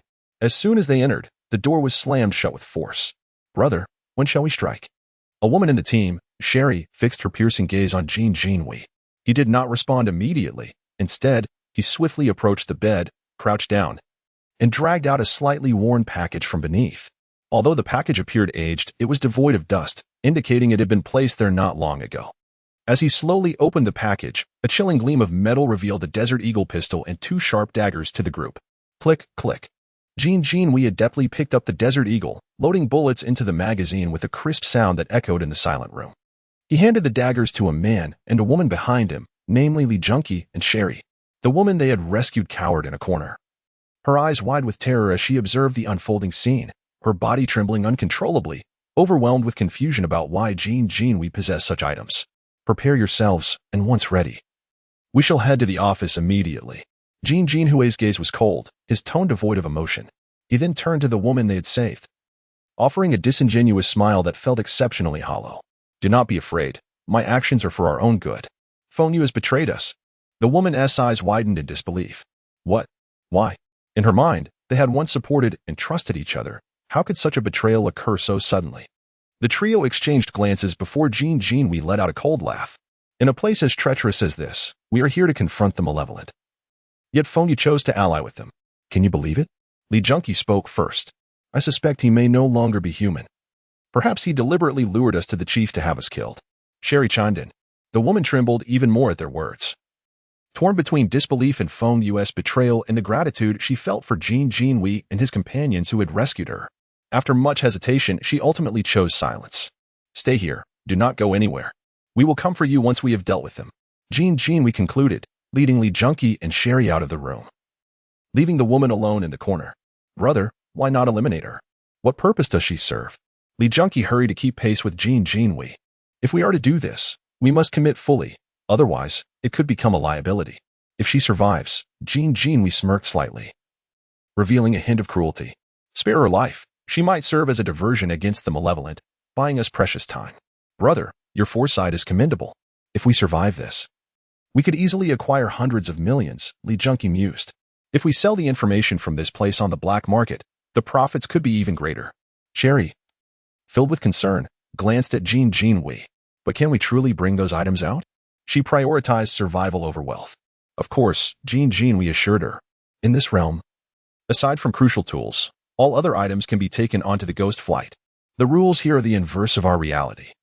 While no items can be brought into this realm, those from it may be taken out. However, generally speaking, there is little of value worth taking outside aside from those critical tools. Each time we enter this realm, those tools serve various purposes and may even counter the malevolent. Unfortunately, once they are taken out, they become ordinary items and cannot be used in future ghost flights. As Jin Jinhui listened to Li Junqi and Sherry excitedly discuss their imagined lives filled with opulence upon their return, he felt a dark cloud of ambition gather in his heart. He harbored no trust for anyone but himself. To him, the promised fortune would be entirely his if he could escape with it. He planned to concoct a reason to abandon the mission when the time came. With a sneer, he dismissed the thought of sharing his spoils with others. After all, if they were dead, who would know what he had done or discovered? Meanwhile, on the second floor of the experimental base, the chief observed Jin Jinhui's movements through the surveillance footage, a subtle smile playing on his lips. Scarface stood by, his eyes cold. He despised betrayal above all. The chief picked up the intercom, his voice low and somber. Commence the operation, Skeleton. In 20 minutes, you will advance into the base. Remember, do not reveal your position. Scarface and I will meet you at the staircase. Understood. The team leader then turned to the 10 individuals beside him. Prepare for the hunt. The 10 immediately began methodically organizing their gear. The crisp sound of bullets being loaded into magazines resonating in the air. Brother, what if we encounter those creatures? Our weapons are ineffective against them. Scarface voiced his anxiety to the chief. We gamble. If those creatures intended to attack us, they would have done so long ago. The reason we refrained from venturing to the 5th floor was the fear that once we did, our restraints would vanish. But now, we have no choice. The chief's expression darkened. Let them serve as decoys. Let them clear the path for us before we proceed to claim our prize. Not to mention, the other personnel in the base should provide enough diversion for a while. Scarface nodded, standing quietly beside the chief, a hint of resignation in his gaze. These individuals had been nurtured by them, yet now they were perishing one by one. Suddenly, the lights throughout the experimental base extinguished without warning. The night enveloped the facility in an impenetrable darkness, fear sweeping over the occupants like a tidal wave. Instinctively, everyone pressed against the walls, their bodies trembling uncontrollably. Those still within the base panicked, while personnel in other buildings outside faced an unknown slaughter. Without any warning, chaos erupted. And those who believed themselves fortunate to escape soon found themselves victims of their own comrades' ruthless attacks. The sole entrance to the base transformed into an insurmountable chasm between life and death. However, within half a minute, the backup power kicked in. Yet, the light was dim, barely illuminating the surroundings, casting a feeble glow that seemed poised to extinguish once more. This dimness not only failed to dispel fear but added an eerie atmosphere to the entire base. At that moment, regardless of whether it was Feng Yu, Jin Jinhui, or the chief, all breathed a sigh of relief when the lights flickered back on. At this moment, Feng Yu and his 3 companions stood before the office door. With a creak, the office door stood ajar, not fully closed but merely leaning against its frame. A gentle push caused it to swing open slowly. Feng Yu took a deep breath and stepped inside with deliberate calmness. Chapter 50, Room 0. The illusionist Feng Yu and the others entered the office. The grand door labeled 5 on the 5th underground level slowly creaked open. A surreal, colorful light gradually emerged from behind the door, flickering as if it were desperately resisting something. The figure that appeared was neither fully human nor entirely otherworldly, emanating a chilling aura. With each step it took, blood-red energy intertwined and clashed with the surrounding colorful light. Under this corrosive influence, the vibrant hues around the figure dimmed, yielding to a sinister dark red. As if soaked in blood, exuding an indescribable eeriness. The figure lifted its head, and from its center, waves of colorful ripples radiated outward. This peculiar oscillation effortlessly penetrated the walls, spreading throughout the base. In an instant, the figure transformed into a dark red light, dissipating into nothingness, as if it had never existed at all.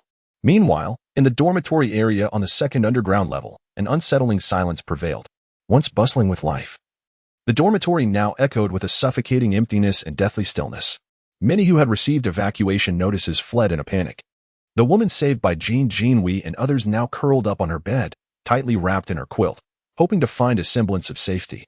Listening to the chaotic sounds of people fleeing outside, her heart ached to escape alongside them. Yet, in this perilous place, where could she possibly flee to? Helplessly. She could only place her hope of survival in the hands of Jinwei and his companions, praying they would procure the necessary items to whisk her away from this nightmare. Gunfire occasionally erupted from below, where personnel on the 3rd and 4th levels were desperately struggling for survival. "Don't find me. Don't come looking for me." The woman trembled beneath her covers, incessantly murmuring. Visions of her former teammates haunted her mind, recalling their tragic final moments. Those gruesome and terrifying images lingered, fueling her escalating fear, which threatened to engulf her entirely. Just then, a cold breeze swept through the 2nd underground level, sending shivers down her spine. But where could this wind be coming from? After all, she was still inside her room. Suddenly, a series of sharp knocks interrupted her thoughts. Bang, bang, bang. The noise startled her, her heart racing to her throat. Summoning her courage, she cautiously peeked out from under the covers, her voice quivering. "Who is it?" Yet, no one responded. Bang, bang, bang. The knocking persisted, growing more frantic. Who is knocking? The woman was now utterly terrified. Fortunately, this time, a voice finally broke through. "It's me, Jinwei." Upon hearing this, her heart instantly eased, though a tinge of anxiety remained. "Did you return so soon? Have you got the items?" "We got them." "Hurry and open the door, let's leave." The moment she heard this, exhilaration surged through her, and she leapt from her bed, racing towards the door. However, as she reached the entrance, she suddenly froze, an inexplicable sense of unease washing over her. "Are you really Jinwei?" "It's me. Who else could it be?" "What about the other two?" They went to gather evidence. They will be back soon." The voice outside carried a hint of impatience. The woman hesitated, feeling an unsettling familiarity mixed with strangeness in that voice. "Open the door quickly. If you don't, I might be in danger." The urgency in the voice heightened. After much deliberation, she resolved to first open the small window atop the iron door to assess the situation. As she trembled while opening the window, she found nothing outside but endless darkness and a faint light. No one was there. What on earth was happening? Suddenly, a pair of blood-red eyes appeared at the window without warning, followed by a chilling, sinister laugh. "Hee, I've found you." "Ah." The woman screamed in terror, desperately trying to slam the iron window shut. "Don't come closer. Don't come closer." But it was too late. A mist began to seep through the gaps in the window, rapidly filling the room. Shaking, she grabbed a chair and frantically shoved it against the door in a futile attempt to barricade herself. Moments later, she felt an increasing chill behind her, as if an invisible force was slowly approaching. A whisper, light as a feather, floated into her ear from behind. "I found you." The woman froze, fear engulfing her completely. Dropping her backpack, she hastily removed the chair blocking the door and flung it open, bolting away without a second thought. "Don't kill me. Don't kill me. Help. Save me." Her desperate cries echoed through the empty corridor, reverberating in the silence yet receiving no reply. She sprinted down the hall. But no matter how fast she ran, it felt as if she were trapped on this level forever. "Where's the staircase? Where is it?" She cried out in despair as she ran. Before she could comprehend her situation, the chilling presence behind her intensified, as if some dreadful entity was rapidly closing in. She could only push herself to run faster. Finally, she spotted what seemed to be a corner ahead. Her eyes lit up with a glimmer of hope. "Have I finally reached the staircase?" The overwhelming fear nearly robbed her of rational thought. She dashed towards the corner and turned without hesitation. Suddenly, her body froze. Her pupils dilated in disbelief, filled with utter terror. She struggled to gaze ahead at the figure before her, Jin Jinhui, with blood-red eyes and a twisted visage. In his hand, he wielded a long knife, which was plunged deep into her body. Jin Jinhui leaned closer to her ear, exhaling a frosty breath. "I found you." Chapter 51. Room 0 was filled with an atmosphere of murderous intent. Accompanied by desperate sobs, the sound gradually faded into the eerie corridor. The woman's death stirred no ripples. Everything returned to a state of unsettling calm. On the second basement level, in the dormitory, the slain woman lay quietly on the bed. Appearing as if she were simply asleep, her features rendered particularly pale in the dim light. It seemed as though the preceding scene had merely been a figment of a dream. Yet, strangely, blood was slowly oozing from the woman's eyes, nose, ears, and mouth, trickling down her cheeks, corners of her mouth, and neck, creating a ghastly crimson pattern upon the sheets. Meanwhile, Jin Jinhui and his companions remained oblivious to the events transpiring in their dormitory, as they were embroiled in a crisis of their own. "How long have we been climbing? Why does this staircase seem endless?" Sherry complained, her breath coming in gasps, her voice echoing in the stairwell, tinged with fatigue. Li Junqi, too, was beginning to panic.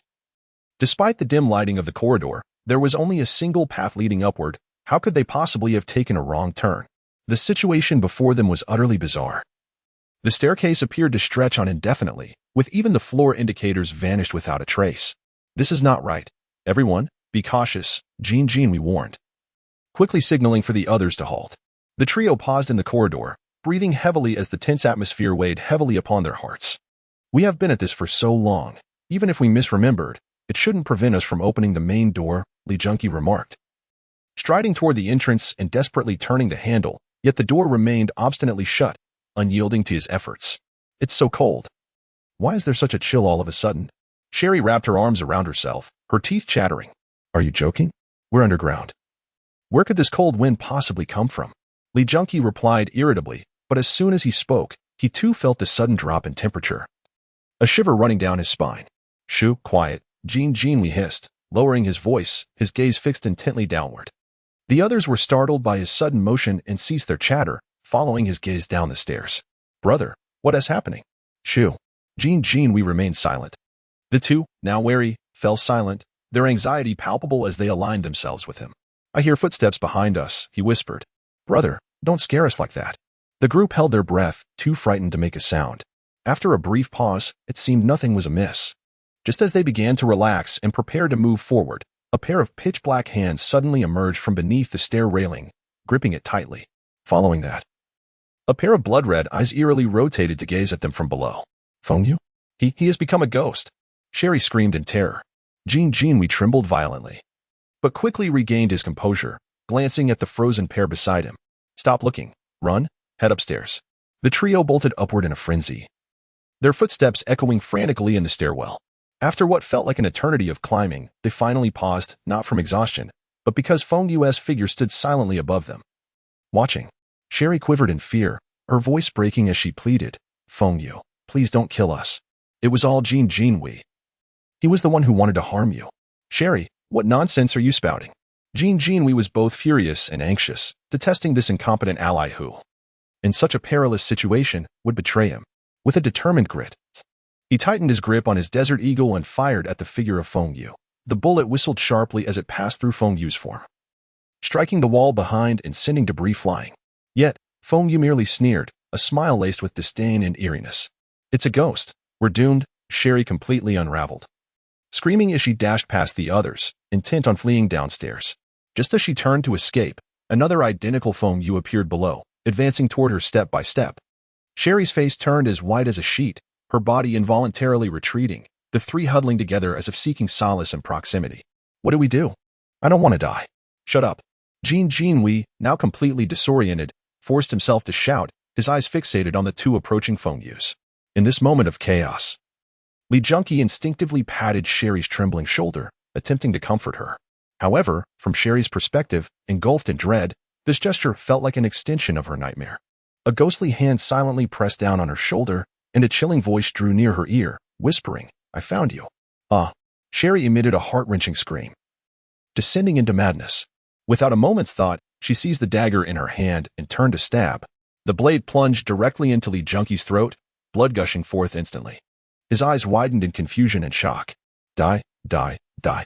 Sherry screamed frantically, the dagger stabbing and pulling out repeatedly, blood splattering across her hands and face. Jin Jinhui, witnessing Sherry's descent into insanity, momentarily disregarded the two eerie Feng Yus and rushed to restrain her. Yet, Sherry seemed to have completely lost her wits. She suddenly turned. As if seeing something terrifying, and without hesitation, drove the knife into Jin Jinhui's shoulder. Ah, Sherry, have you gone mad?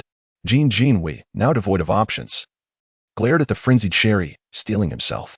With a gunshot, Sherry slowly collapsed to the ground, the floor drenched in blood, chaos reigning. Jin Jinhui appeared resigned. Sitting weakly on the floor, clutching his wounded shoulder as blood seeped between his fingers. Desperation filled his gaze as he scanned the surroundings. Contemplating using his gun to end his own life, when he suddenly realized the two Feng Yus had vanished without a trace. What is happening? Ignoring the searing pain, he struggled to stand, his gaze wandering in confusion around him, only to discover he was indeed in the stairwell of the first floor. He gently pushed open the door. Stunned into silence. They had somehow made it to the first floor? A sharp pain shot through Jin Jinhui's mind as he tried to piece together the events that had transpired. Indeed, the three had reached the first floor and attempted to open the door, only to find it unyielding, prompting them to continue ascending endlessly. Suddenly, a chilling realization struck him. So we've actually been stationary all along, we never moved. He turned to the others, finding Li Junkie with his neck nearly severed. Blood flowing freely, and Sherry's head bearing the mark of his gunshot. An illusion? There were no ghosts at all. Ah, Jin we finally comprehended. Unleashing an enraged scream as his legs buckled beneath him, collapsing onto the ground. They had not even located Feng Yu, yet they had turned on one another. And now he was left utterly alone. After sitting in silence for a moment, a profound rage began to swell in Jin Jinhui's eyes. He gritted his teeth, enduring the pain coursing through his body, and gradually rose to his feet, advancing step by step into the first level of the base. Chapter 52, Room 0. Returned to campus at this moment, Feng Yu and his companions had successfully obtained the key, encountering no obstacles throughout the entire process. Gently opening the drawer, he beheld the key lying quietly within, extending his hand to grasp it slowly, a wave of complex emotions washing over him. Just as he stood up, a sudden chill swept through the room, carrying an intense coldness. Where could this wind be coming from in such a room? Before he could react, a wave of discomfort surged upon him. Feng Yu felt a dizzying sensation, his legs giving way, and he found himself slumping uncontrollably onto the chair. Darkness enveloping him as he collapsed to the floor. Time passed, though he could not tell how long. Feng Yu, wake up. It's time for class. A voice echoed urgently in his ear. Feng Yu opened his heavy eyelids, and a pristine white wall came into view. His head throbbed painfully, unable to stifle a groan. He shook his head laboriously, attempting to clear his mind, and slowly surveyed his surroundings. In an instant, he froze. This was the school dormitory, the familiar bunk beds, the recognizable desks and chairs. Everything was so achingly familiar. At that moment, only he and his good friend Wang Xin remained in the dormitory. Old Wang, where am I? Old Feng, are you daft? Where else could you be but at school? Hurry up, or you'll be late for class. Wang Xin stood below the bed, arms crossed, looking up at Feng Yu with a mock-scolding smile. Seeing him dawdle in bed only fueled his irritation. What is wrong with you? Hurry up. All right. No need to rush, Feng Yu replied as he slowly got up. He felt unwell, a strange sensation gnawing at him. Yet he could not shake off the memories of the events that had transpired at the base, the bloodshed, the eerie scenes still vivid in his mind. But why did everything feel so hazy? Could it be a dream? To test his theory, he pinched the flesh of his thigh hard. Ouch, that hurts. This isn't a dream, he gasped in pain, his features contorting in response. If this was a dream, then perhaps the bizarre flight and his previous experiences at the base had been mere illusions? But that couldn't be right. The excruciating pain he felt when he was injured had been so real that even now, the memory left a lingering ache. What was happening? Why were his memories so muddied? Never mind, as long as it's not real. He genuinely wished to avoid returning to that realm of terror. With little time for contemplation, he hastily climbed out of bed, dressed with agility, grabbed 2 books, and followed Wang Xin towards the teaching building. Along the way, he observed the familiar faces of classmates milling about, the well-known paths of the campus, all utterly reminiscent of his memories. Yet, he furrowed his brow, a peculiar sensation rising within him. He couldn't recall what had transpired yesterday. Old Wang, what class did we have yesterday? Wang Xian looked at him with an expression of bewilderment, as if he were staring at a stranger. Yesterday was Sunday, today is Monday. Have you lost your mind? We went out for drinks, and you got tipsy, declaring your infatuation with the beauty from the next apartment, yet you were too afraid to confess. You're such a hopeless case, Wang Xian chuckled, a teasing grin spreading across his face. Feng Yu chuckled along, thinking that forgetting was perhaps for the best. They soon arrived at the classroom, where students were already seated in neat rows, the teacher preparing to commence the lesson. Upon spotting Feng Yu and Wang Xian breathlessly standing at the door, a murmur arose in the classroom. The most seemed unfazed. Teacher, I had a stomachache and went to the restroom. I'm sorry for being late. Feng Yu spoke with a calmness that suggested he was accustomed to such excuses. The teacher of human resources adjusted his glasses, scrutinizing him through the lenses, before gently shaking his head. Take your seat. Yes, teacher, he replied promptly.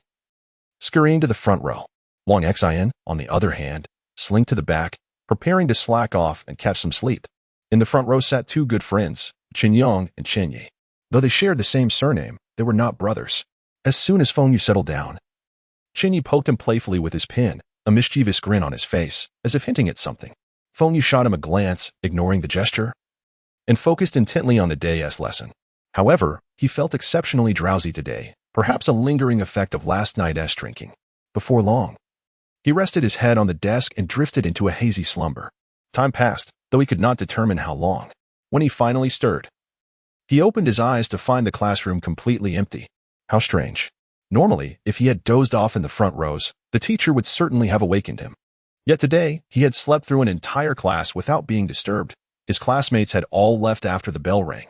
This was decidedly unusual. Why did he feel as if he had forgotten something? Awake now? Feng Yu was startled, turning to see Wang Xian seated at a desk behind him, quietly observing. How odd. Hadn't he noticed anyone there just moments ago? Rubbing his eyes, he felt a fleeting sense of something peculiar surrounding Wang Xian, akin to a colorful mist that exuded an inexplicable eeriness. Shaking his head and blinking, he looked again, and everything appeared normal. Wang Xian was still the familiar friend he knew, with nothing amiss. Feng Yu, I'm not sure what to say. You dare to sleep through human resources class? Aren't you afraid that old curmudgeon will assign you extra tasks? Wang Xian grinned mischievously, clearly amused. Feng Yu could only respond with a blank expression, raising his hands in surrender. I don't know what's wrong with me. I'm just so tired today. It's really strange that the teacher didn't wake me. Oh well, it's just one class, he said with a wicked smile, stretching his arms as he tried to shake off the fatigue.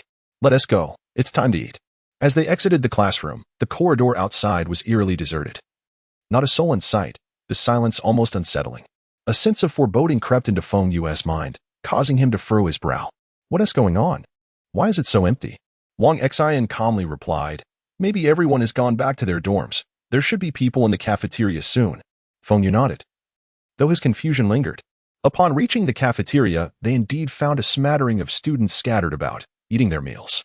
The cafeteria staff remained as warm and friendly as ever. Child, let me serve you a little more. You need to eat well while you're still growing, the cafeteria lady cheerfully remarked, her face beaming with kindness as she added an extra spoonful of vegetables to a young girl's plate. Thank you, Auntie. The 18 or 19-year-old girl smiled brightly, revealing two adorable dimples as she returned to her table, chatting and laughing with her roommates. To Feng Yu, this scene should have been heartwarming. However, inexplicably, he felt that everything here was vastly different from his memories. The difference was not superficial but rather an unsettling sensation that resonated deep within him. An inexplicable eeriness pervading the atmosphere. Furrowing his brow slightly, he glanced back at Wang Xian, who was currently enjoying a plate of chicken leg rice, his favorite dish. Despite the rich aroma of the food wafting through the cafeteria, Feng Yu suddenly found himself devoid of appetite, staring blankly at the feast before him. He let out a sigh and slowly settled into the chair opposite Wang Xian, his heart heavy with growing doubts and unease. An ominous feeling that something dreadful was about to transpire. Chapter 53, Room 0. The words of the heart. Wang Xian sat in his seat, his gaze fixed intently on Feng Yu. Aren't you going to buy some food? Feng Yu lifted his head, his expression somewhat dazed as he looked at him. I can't eat. I have no appetite. It feels like something is weighing on my mind, but I just can't remember. After speaking, he weakly rested his head on the table, attempting to clear his thoughts. At that moment, Wang Xian paused his actions, wiped his mouth with a napkin, and quietly stared at Feng Yu, his eyes revealing an elusive emotion. Sometimes, I truly miss the school days. His voice suddenly grew somber, as if reminiscing from a distant past. "Aren't you in school? What is there to miss?" he muttered, but before he could finish, everything around them abruptly fell silent, as if the volume had been muted. The once noisy cafeteria was now enveloped in stillness. A chill shot through Feng Yu. Rising from his feet to his heart, he looked up sharply, only to find Wang Xin's expression had turned exceedingly indifferent. "Why aren't you eating?" Wang Xin's words came out flat, sending shivers down Feng Yu's spine. "Have you already forgotten what you promised to others? Allow me to remind you. Seek the source. Break the curse." In an instant, Feng Yu's mind was struck like a lightning bolt, and vague memories surged forth like a tide. He recalled everything that had transpired in that terrifying base, the gruesome scenes, the bizarre events. Every detail was strikingly vivid. Those events were certainly not dreams, but had indeed occurred. Then here, Feng Yu looked around in terror. Where had the cafeteria and classmates gone? The entire space seemed to have been reshaped, leaving only a solitary table, 2 rows of cold, empty chairs, and himself facing this entity that resembled Wang Xin yet was undoubtedly not. Fixating on him, Feng Yu's voice trembled slightly with fear. "You are not Wang Xin. Who are you really?" Wang Xin did not respond immediately. He merely waved his hand, and the chicken leg meal on the table vanished in an instant. He then pointed to the seat in front of him, motioning for Feng Yu to sit down. After hesitating for a moment, Feng Yu slowly took a seat. Feeling as though he were submerged in an ice cellar, the entire space contained only the 2 of them. No, it was certainly not human. Gathering his courage, Feng Yu gazed at the anomaly before him. "How do you know this phrase?" Wang Xin's lips curled into a slight, enigmatic smile. "I am aware of the discussions you have had in the dormitory." A wave of intense unease washed over Feng Yu, tightening his chest. Could this entity have been lurking beside them all this time? No, it was not part of those that had emerged before. Most likely, it had been released after the massacre in the cafeteria. But how could it have known when they had already taken action? Suddenly, a flash of insight struck him, and he looked up at Wang Xin. This entity could not only induce illusions but also read others' memories. "Do not be alarmed. Had I intended to kill you, I would have acted long ago." Wang Xin chuckled, observing the ever-changing expressions of the boy before him, feeling somewhat helpless. Sometimes he appeared astute, while at other moments he seemed rather foolish. "What is your elaborate scheme?" Feng Yu stared intently at Wang Xin, eager to uncover the truth. Wang Xin paused, a hint of melancholy crossing his features. "Liberation." His eyes brimmed with helplessness and pain. "Once we obtain the crucial evidence and return it to the cursed flight, you will naturally be liberated." Wang Xin shook his head with a smile, a trace of mockery evident, as if ridiculing Feng Yu's naivety. "What do you mean?" Feng Yu felt puzzled by this ambiguous attitude. He scrutinized Wang Xin's expression, seeking clarity. "Do you truly believe it is that simple? Even if you obtain the evidence, you probably won't be able to return home." Wang Xin's words echoed like whispers from a demon, sending tremors through Feng Yu's body. As he spoke, he conjured 2 steaming cups of tea, gesturing for Feng Yu to taste, while he himself lifted one and drank it in one gulp. Feng Yu regarded the tea warily, filled with caution, reluctant to take a sip. Yet he endeavored to calm his racing heart, turning his gaze back to Wang Xin. For now, it seemed he bore no intent to harm him. "What do you truly know? Can you share it with me?" Feng Yu implored, his eyes filled with yearning. The latter simply shook his head. "I cannot divulge everything directly, but I can offer you a few hints." Wang Xin paused, seemingly weighing his words, before slowly continuing. "The hands of evil extinguished the candle of life. The heart of hypocrisy ignited the kindling of resentment. Thus, it became a sinister prison of endless grievance." This is not merely one statement, but 3. Feng Yu found himself bewildered. Had he not just fragmented the first line of the manual into 3? Was this truly a hint? Moments later, as if catching a glimmer of inspiration, he suddenly turned to Wang Xin and tentatively asked, "Do you mean that what we need to break is not 1 curse, but 3 curses?" Panic surged within Feng Yu, not born from fear of the anomaly, but rather from the realization that their long-held beliefs might contain a fatal flaw. If it truly entailed 3 curses, the first curse must refer to evil, the second, hypocrisy. But what was the third? Could the hands of evil denote the chief? And the heart of hypocrisy ignite the kindling of resentment, transforming into a cage? Evil and hypocrisy. Suddenly, clarity struck him, sending another wave of chill through his body. Had they not assisted the chief in transporting the innocent to the laboratory, thus becoming accomplices in that deadly experiment? Did that not qualify as evil? To survive, they pretended to be benevolent while watching their companions fall victim to the anomaly. Was that not hypocrisy? Thus, it seemed the curse had already manifested during their transportation of the innocent. It was then they had violated the rules of this level. Should they refuse to transport, the mercenaries would immediately kill them. Should they comply, the curse would descend. They had all broken the rules. My sister did not misjudge him. This fellow may be foolish, but perhaps he truly holds promise. Observing the contemplative Feng Yu, Wang Xian smiled and nodded. He could read Feng Yu's memories, thus he comprehended all that he thought. Planting the seeds of evil must yield evil fruit. The cycle of cause and effect is unerring. Seek the source to break the curse. Chapter 54, Room 0, Reunion. Feng Yu's heart surged like a tempest as he made a startling discovery. This revelation indicated that in order to locate the enigmatic flight once more, 3 curses must first be lifted: sin, hypocrisy, and a third, unknown curse. Taking a deep breath, he endeavored to calm his tumultuous thoughts, but at that moment, his mind was on the brink of collapse rather than tranquility. Time was of the essence. According to the current circumstances, if the curses were not lifted, the mysterious flight would not materialize. Yet, it was only by returning to the enigmatic flight with evidence that the curses could be eradicated entirely. Was this not a deadlock? Without lifting the curses, the flight would not appear. Without the flight's appearance, the curses could not be lifted. He forced himself to settle down, meticulously organizing his thoughts and leaving no detail unexamined. As for what the third curse entailed, it seemed that only by uncovering the evidence in Room 0 would the answer be revealed. Wang Xian gazed at Feng Yu and sighed. Feng Yu, no matter what challenges you face, do not become too entrenched in your own thoughts. In your world's linguistic framework, death conveys but one meaning: the end of life. For instance, there is only the fact of death. There is no expression of dying as an ongoing state. Yet, look at our current situation. As he spoke, Wang Xian's form began to transform. Resembling a swirling mass of vibrant yet eerie mist, within which the faint outline of a corpse could be discerned. Feng Yu stared intently at this bizarre scene, and a spark of insight flickered in his mind, as if he had grasped a crucial clue. Are you suggesting that the path to board the flight had already been opened while we were en route with the evidence? The curses wrought by the chief and Scar may require a specific form of death to be lifted. Perhaps the curse upon the enigmatic being can be resolved through the mysterious flight. But how can the curses of the participants be lifted? He raised his head, intending to ask Wang Xian, but found the colorful figure fading away like a candle flickering in the wind. Feng Yu, your time is running short. Remember, when you open Room 0, hope and despair will descend simultaneously. That is the rule, and we cannot alter it. So soon? As he watched the figure dissipate, Feng Yu was momentarily stunned, and suddenly, a splitting headache engulfed him. He could not help but let out a cry of anguish, curling into a ball. When he finally managed to open his eyes again, he saw a clawing figure lunging ferociously toward him. Instinctively, Feng Yu summoned all his strength and threw a punch.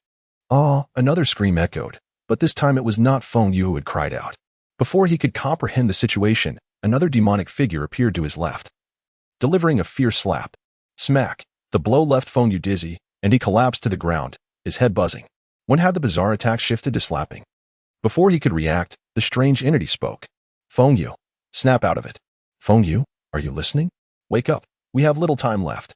A frantic female voice pierced through the chaos. What the hell, Feng Yu? Why did you hit me? Another voice chimed in, filled with indignation and grievance. Was that Chen Huayan's voice? At that moment, Feng Yu finally managed to open his eyes with great effort, his vision gradually clearing to reveal 3 figures. One was Su Chanqian, her face etched with concern as she stared intently at him. Another was Chen Huayan, clutching his nose, his expression rife with resentment. And a little girl, Song Qiao, stood in the corner, her arms crossed over her chest, her gaze curious as she observed the scene before her. Chanqian, Uncle Chen. Song Qiao. Feng Yu's mind was a fog, having just escaped that dreadful illusion, and he felt utterly drained, barely able to speak. Although the 3 were anxious, they helped him sit upright against a chair. After resting for a moment to regain some strength, he recounted his experience in the illusion. An illusion? Su Chanqian furrowed her brow, deep in thought. I have encountered similar situations in the records left by our predecessors. An illusion is essentially a visual deception, and the deepest layers of an illusion deceive the brain. In simple terms, the bizarre can resonate with the frequency of your brain, invading it and creating a convincingly false reality. Upon finishing, she looked at Feng Yu with a glimmer of disbelief in her eyes. However, you seem to have emerged relatively unscathed. You must understand that such instances can lead to severe brain damage or even death. Feng Yu glared at Su Chanqian. Aren't you supposed to show me some concern? I'm not joking with you, Su Chanqian replied seriously. The records of our predecessors detail this bizarre ability in dreams. Any damage inflicted upon you will be relayed by your brain to your body, allowing you to experience it as if it were real. Moreover, should you die within the illusion, your brain will directly ascertain that you are indeed dead. Feng Yu looked at her, puzzled. You mean total brain death, you fool. Even if a deity were to arrive, they could not save you.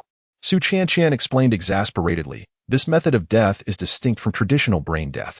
Traditionally, it refers to the loss of all brain function, including the brainstem, due to primary or secondary brain injury. However, brain death under the influence of the bizarre is far more terrifying. It can resonate with brain frequencies, causing catastrophic ruptures in blood vessels, imbalances in neuronal membrane potentials, and the abnormal release of neurotransmitters leading to cellular self-destruction. In severe cases, brain tissue may collapse due to decay, leading to increased intracranial pressure and bleeding from all orifices. Regaining his composure, the group allowed Feng Yu to rest for a while.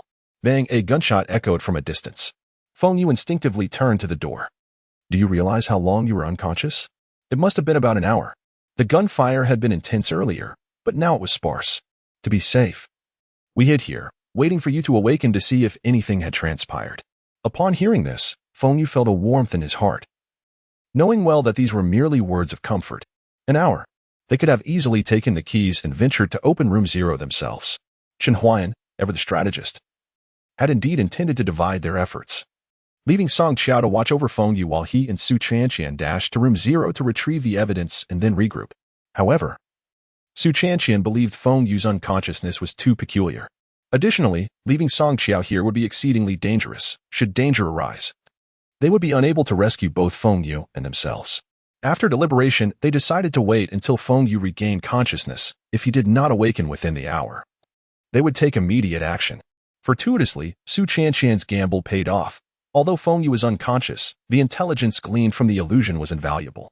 Feng Yu nodded, suggesting they discuss the specifics as they moved. All right, while the chief and the other bizarre entities remain unaware of our presence, let us take the keys and swiftly make our way to the 5th floor. However, just as she opened the door, before anyone could react, a glimmering desert eagle was pressed against her head. Chapter 55, Room 0, A Scheme Against Jin Jinwei. The crowd reluctantly uttered this name, their eyes fixated on the familiar figure at the door. Yet, he appeared pallid, his clothing stained with blood, beads of sweat cascading down his forehead. Injured? Ah, Feng Yu, did you obtain the key? Jin Jinwei pressed the gun firmly against Su Qianqian's head, slowly stepping into the room. His voice, though feeble, carried an unmistakable malice. In that case, hand over the key to me. His hand trembled slightly, seemingly waiting for Feng Yu to deliver it. Feng Yu, do not give it to him. If you do, our fate is sealed. If you refuse to surrender it, you will all meet your demise right now. With a steely gaze, Feng Yu clutched the key tightly, moving beside Su Qianqian and pulling her behind him. Chen Huan also shielded Song Qiao, carefully observing Jin Jinhui's every move. Without a hint of hesitation, he tossed the key into Jin Jinhui's hand. Then, he regarded him with an unruffled demeanor. Jin Jinhui, you know well that there is no need to push matters to the brink. Upon hearing this, Jin Jinhui's emotions were ignited. Feng Yu, if it weren't for your misguided arrogance, insisting on collaborating with those strange entities, how would we have arrived at this juncture? Had we allied with the chief sooner and smoothly acquired the crucial artifact, returning to the bizarre flight, we wouldn't be in such dire straits. The desert eagle he wielded was pressed firmly against Feng Yu's head, as if he were prepared to pull the trigger at any moment. I have now found a more reliable ally. Feng Yu merely regarded him silently. Given his current madness, he was beyond reason. The so-called crucial artifact could very well be the evidence of the chief's murders. Such a thing, how could the chief ever entrust it to him? Yet, Feng Yu could not fathom what had driven him to this state. So, you chose to cooperate with the chief? A cold laugh echoed. Feng Yu, spare me the pretenses. Are you not also after that final artifact? The value exhibited in this ordeal, once the information is returned, could easily fetch hundreds of millions. With such a fortune at stake, I refuse to believe you are not swayed. No sooner had he spoken than the surrounding air grew colder. To possess the means to acquire wealth is futile if one has no life to spend it. Feng Yu glared at him coldly, while Chen Huan displayed a hint of disdain. Su Qianqian appeared entirely indifferent, and Song Chao's sole desire was to survive. Sometimes, the human heart can be more terrifying than a ghost.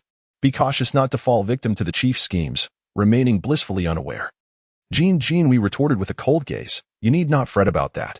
It is your own fate that warrants your concern. I am curious. What precisely did you use to sway the chief? What benefits did he bestow upon you that made you trust him? Feng Yu regarded him, curiosity flickering in his calm eyes. We cast a glance at Feng Yu, a smug expression gracing his features. Ah. I merely informed him about the bizarre flight and promised to take him along once I acquire the evidence. In return, he copied a set of experimental data from this base for me to take. Just the mission target alone is valued at 100 million. Coupled with this precious experimental data, it is priceless. Observing the avarice etched on the faces before him, his heart was heavy with sorrow. How could someone as cunning and treacherous as the chief easily trust another, or allow those privy to his secrets to live? If all goes as expected, the chief merely seeks to secure an escape route for himself. With the destruction of the experimental base, he has lost value to the nations and powerful factions. After committing so many vile acts, only death awaits him. The chief's true intention is to traverse the bizarre flight to our world. The mere thought sent a chill down Feng Yu's spine, leading him to introspect deeply. If they could traverse the bizarre flight to this world, then could the chief and his cohorts also use it to reach their world? So that is it. This is the very reason the chief is aiding Jin Wei. For he is undoubtedly a colossal gambler. A manageable person, driven by sufficient incentives, can easily be turned into a puppet. If the chief truly gains access to the bizarre flight, then Jin Wei is as good as dead. Once they reach our world, armed with this information, and with the other side none the wiser, a torrent of bloodshed is sure to ensue. Gazing at Jin Wei, it was evident he had been wholly consumed by his desires, incapable of rational thought. To hope he might retain a shred of conscience was but a fanciful dream. Surprisingly, however, Song Qiao stepped forward at that moment. Her voice, though somewhat fragile, brimmed with indignation. Jin Wei, it was you who sought collaboration initially. And now it is you who betrays us. Do you not feel shame? Jin Wei looked at Song Qiao, equally astonished, not expecting the seemingly frail girl to dare to counter him. I am not like you. I still possess a bright future, while you are doomed to face death. This is a curse, and none of you can escape. As for me, I am not cursed. I can take all this back home and relish a wonderful future. Upon finishing, Jin Hui's gaze shifted back to Feng Yu, his eyes betraying a murderous intent. He had long since prepared to swallow the data to evade scrutiny upon returning. Feng Yu had made a deal with a demon. My apologies. Just as he prepared to strike, Su Qianqian and Chen Huayan positioned themselves beside him, ready for action. But just as Jin Wei intended to pull the trigger, a scream emanated from somewhere on the first floor. Upon hearing it, Jin Wei seemed to recall something, and a sinister smile surfaced as he abandoned the plan to kill Feng Yu. Do you not believe in the bizarre? Then I shall leave you to be slain by it. I am curious to see if you can still laugh after that. As he spoke, Jin Wei pocketed the key, then retrieved another key from his other pocket and slowly closed the door. Click. The group realized they had been locked in this room. That scoundrel. He is indeed collaborating with the beastly chief. His intent in sparing us is to use us as bait. Chen Huayan was infuriated, striking the door with a powerful fist. After venting for a moment, he turned to the others. What now? Su Qianqian smiled gently, her expression radiating a calm reassurance. Though I do not know what transpired with him, it is evident that he is in a state beyond rational thought. Moreover, as she spoke, her gaze shifted to the three individuals. She slowly approached the window at the back and gently drew back the curtain. This is the first floor, not the basement. Chapter 56, Room 0. Playing into the trap at this moment, Jin Wei clutched his chest with both hands. Each step he took felt excruciatingly arduous. Soon, he was nearly there. Waves of weakness washed over him, eroding his body, a pained expression spreading across his face. Yet, he understood that all of this was worthwhile, as long as he could obtain the crucial item to escape this cursed place. In the darkness, a pair of blood-red eyes fixated on him, scrutinizing his every movement. Surprisingly, it did not attack Jin Wei but remained quietly observant. Meanwhile, Feng Yu and the others stealthily re-entered the base through the back door. They descended the corridor step by step. An eerie silence enveloped them, with only their faint footsteps echoing in the empty passage. Feng Yu, I still can't comprehend why you said giving him the key was the most prudent decision. The four of them continued their slow descent down the stairs. Moments ago, Feng Yu had mentioned that the anomaly would not harm them on their way to the 5th underground level. This seemed to make sense, as the true targets of the anomaly were not them.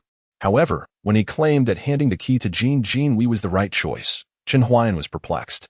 Uncle Chen, do you remember what happened when I returned from the chief's office for the first time? He nodded slightly, recalling how Feng Yu's arm had been grievously wounded by the anomaly at that time. It was then that Feng Yu had struck some sort of pact with that female ghost. Just moments ago, another anomaly had conveyed the same message to him in the illusion. When the door to room 0 opened, hope for life emerged, yet death followed closely behind. Do you mean? Chen Huayan did not finish his sentence but instinctively sensed Jin Jinhui's fate. Unexpectedly, his greed would lead to his own demise. Everything in this place was tragic. The key to opening the door required a blood tribute. Feng Yu's gaze grew increasingly frigid. He never considered himself a saint, destined to save this or that. If given the choice, he would wish never to set foot in this place again.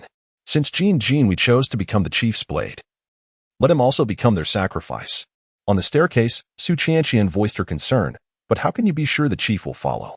If he doesn't come, can we still lift the first curse? Rest assured, he will come, Feng Yu replied confidently. To lift the curse, he must destroy the evidence, otherwise, even if this space is obliterated, he will not escape. The anomaly will find him again. Their pace gradually slowed, and taking a deep breath, Feng Yu noted that Jin Jinhui was injured and would naturally not move swiftly, so there was no need for them to rush. Should we find a gun just in case? Su Qianqian calmly analyzed the situation. The current experimental base was littered with corpses. The chief wouldn't come unprepared to find them. If they could locate a firearm, it might serve as a means of self-defense. No, that's unnecessary, Feng Yu interjected. Firstly, guns are ineffective against anomalies, and secondly, if the anomaly sees us armed, it might have the opposite effect. Furthermore, I have a method to eliminate the chief and his cohorts. The group nodded slowly, their hearts filled with trepidation as they continued their descent. None of them anticipated that what was initially speculated to be a 15-day journey would reach a critical moment just 5 days in. This realization underscored the importance of scrutinizing every piece of information within the anomaly. Otherwise, a moment's carelessness could lead to irrevocable consequences. Feng Yu. But you just mentioned that reopening the anomaly requires lifting 3 curses. The chief's death is one, obtaining the evidence to access the anomaly is another. But how do we lift our own curse? Now that they had arrived at a pivotal juncture, it was imperative to gain clearer understanding. Unfortunately, Feng Yu could only shake his head in resignation. I'm uncertain. The curse descended upon us when we transported innocent souls to the experimental base. As for how to lift it, I believe we must prove that we are not aligned with the chief and his ilk. At this moment, Chen Huayan, who had been striving to maintain his composure, revealed a contemplative expression. He did not believe it would be so simple, although they had only reached the second stage. The intricacies were layered, one upon another. The most direct feeling this phase imparted to him was that when they thought they had found the true answer, they would discover that the truth remained far beyond their expectations. However, discussing it further was futile. They needed to ascertain what the so-called evidence in room 0 truly was before making any deductions. Suddenly, Feng Yu halted, prompting an instinctive stop from the others. A serious expression flickered across his face. I sensed in the illusion that the anomaly seems to harbor a deep fear of room 0. Meanwhile, on the second floor of the base, the dim yellow light flickered on the walls. Big brother, shall we begin? Scarface, unable to contain his impatience, clenched his fists tightly. For over an hour, he and the chief had been fixated on the surveillance footage, watching helplessly as countless souls fell victim to the anomaly. The gruesome and horrifying scenes replaying endlessly in his mind. If he were not allowed to act soon, he felt he would be consumed by fear. The chief, his expression grave, nodded slowly, exhaling a cold breath. He prided himself on having witnessed countless scenes over decades. Yet he never anticipated being so profoundly enveloped by an unknown terror. Is everything prepared? Scarface nodded affirmatively. All set. The evacuation tools are ready. The chief refrained from saying more and proceeded downstairs alongside Scarface. Below, of the original 10 members in skull masks, only 6 remained. They were bloodied and disheveled. Each person immersed in a peculiar silence, as though they had just endured a life-and-death struggle. What happened?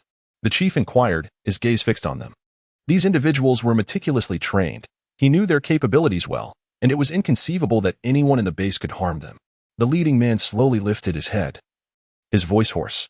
I don't know what happened, but number 7 suddenly went mad and shot 3 brothers.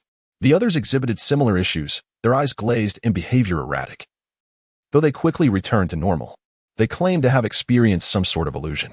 Chapter 57. The Fatal Embrace in Room 0. Jin Jinhui leaned against the wall, struggling to reach the 5th underground level. It was all worth it. His lips were cracked, murmuring to himself, his eyes revealing a near-maniacal obsession. In his fantasies, a bright future beckoned him.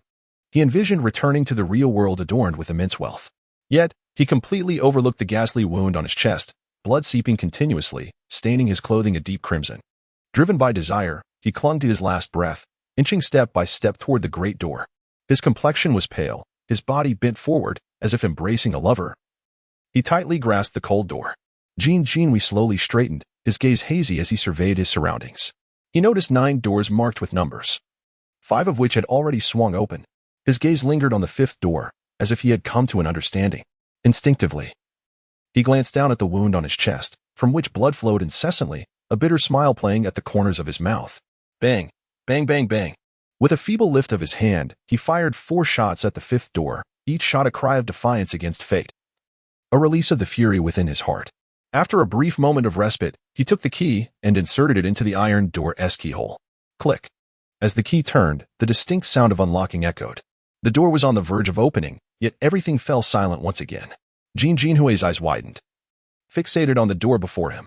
He reached out, knocking forcefully, the sound trembling. What does this mean? What could it possibly signify? He shouted into the void. But only silence responded.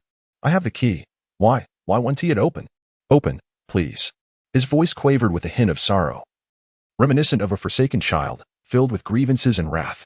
He pounded desperately on the door, but his weakened body rendered his efforts futile. Ultimately, his legs gave way, and he collapsed before the iron door. In that moment, all hope within him dissipated like fragile bubbles, utterly vanishing. The sensation of weakness surged like relentless waves, overwhelming him. He could no longer hold on, his body slumping against the door, his gaze hollow as he muttered incessantly. Why is this happening? Suddenly, a deep rumbling sound reverberated through the air. Startled by the unexpected noise, Jin Jinhui trembled, slowly lifting his head, utterly bewildered, entirely unaware of what was unfolding. Creak, creak. At that moment, the door marked 4 began to open, accompanied by a spine-chilling sound. Terror filled Jin Jinhui's eyes, his body trembling uncontrollably as he frantically groped the ground, desperate to find something to support himself. Yet, his legs felt numb. After great effort, he barely managed to stand, swaying unsteadily. Finally, the 4th door swung fully open. A corpulent figure emerged slowly from behind it. Jin Jinhui swore he had never seen anything so bizarre. A chill coursed from his feet to his head. The figure had no neck. Its upper body, from head to abdomen, was grotesquely fused. Its hair was long, unmistakably that of a woman, damp and dripping, pooling on the floor beneath. Its skin was grotesquely swollen, as if it had been submerged in water for ages, bearing the visage of one long deceased. No. This is not fair. Jin Jinhui screamed in terror, his voice piercing and shrill. He limped towards the doorway, his steps frantic and unsteady. The newly emerged figure possessed 2 large, seemingly innocent eyes, a smile gracing its face, yet to Jin Jinhui, that smile was more terrifying than the most ghastly of specters. It slowly opened its arms, advancing toward him with a deliberate, eerie gait. In a panic, Jin Jinhui raised his handgun, his finger trembling as he pulled the trigger. Bang! The bullet whistled sharply, striking the entity in the abdomen. Yet, the specter merely caressed its belly, the smile on its face unwavering. Jin Jinhui was engulfed in sheer terror. He desperately fled toward the main hall beyond the iron gate. As he neared the grand gate, a semblance of relief flickered across his weary face, as if he glimpsed the hope of life. But just then, the corpulent figure appeared at the entrance. It was the specter again. It sauntered into the hall, its smile intact, eyes radiating warmth. Jin Jinhui was momentarily dazed, instinctively turning to see another specter approaching him from behind, moving with the same slow, eerie steps. He turned again, and another specter emerged from the left, advancing toward him. Surrounded by these 3 identical spectral figures, he retreated, his back pressed firmly against the wall, with no further escape. Despair filled his eyes, a whimper of hopelessness escaping his throat. Ha ha ha ha ha. At this moment, he completely broke down, tears mingling with laughter, fear and madness intertwining on his face. He slowly raised his gun, aiming it at his own head, his finger trembling as he pressed the trigger. Click, click, click. He persistently pulled the trigger, yet all he received in response were the merciless echoes of emptiness. Instantly, fear enveloped him like a tangible shroud. He suddenly recalled that this Desert Eagle contained only 7 bullets. He had fired one at the eerie Feng Yu, used another to kill Sherry, and just moments ago, he had fired 4 at the 5th door, his last bullet expended. As the 3 smiling figures approached him, Jin Jinhui's breath quickened and became erratic. No, go away. All of you, get away. He screamed hoarsely, his feet desperately pushing against the ground. He struggled to rise, seeking a glimmer of survival. Yet, sadly, the 3 figures, still smiling, closed in on him, extending their icy embraces, wrapping him tightly. As their bodies made contact, Jin Jinhui felt himself sinking into a viscous abyss, his form melding with theirs. Regardless of how fiercely he struggled, he could not escape their grasp. "Ah, no, I cannot die yet. Help." One figure gently pressed its hand upon his head, guiding it down onto its belly, as his body began to merge completely. In this moment, aside from his limbs futilely thrashing, his entire being was being devoured by the three specters until he ultimately vanished from sight. The three figures slowly coalesced into one, their forms shrinking, reverting to their original state. It caressed its belly, as if savoring the delicious feast it had just consumed. Then it quietly stared into the darkness. Observing its own distorted shadow, tears beginning to flow from its eyes. Seemingly sensing something, it slowly turned its head toward the grand iron gate, peering outside with a glimmer of curiosity in its gaze. Chapter 58. The Truth of Room Zero, the videotape outside the door. For silhouettes concealed themselves at the staircase, too afraid to breathe. Having just witnessed a harrowing scene, merely recalling it sent shivers down their spines. The ghostly figure was disturbingly abstract, and the manner of Jin Hui's demise was utterly terrifying. Song Qiao trembled uncontrollably, while Su Chuanqian held her tightly. At that moment, the ghost with damp hair approached the staircase with an eerie gait. A black mist, ghost-like in nature, silently manifested above the gate, revealing blood-red eyes that emitted a chilling glow. After a moment of mutual gaze, a flicker of confusion appeared in the ghost's eyes, reminiscent of a child feeling wronged. Then, her form dissolved into droplets, dissipating into the space, leaving behind only a faint, eerie presence. The black mist gradually faded away until it vanished completely. Creak, creak, the sound of turning gears shattered the silence, and the long-sealed door of the mysterious and fearsome Room Zero slowly creaked open. The echo of the gears resonated in the vast hall. After calming their nerves, the four summoned their courage and peered inside once more. Room Zero had been unlocked. Chen Huan, unusually tense, spoke with a slight tremor in his voice. The ghost seemed to have disappeared. Song Qiao cautiously peeked out, her eyes wide with seriousness, her demeanor resembling that of a startled rabbit. "Let's go." Feng Yu inhaled deeply, attempting to steady his voice. The four stepped through the gate, moving toward Room Zero. Su Chuanqian's gaze inadvertently swept toward Room 4, which appeared to have been soaked in water.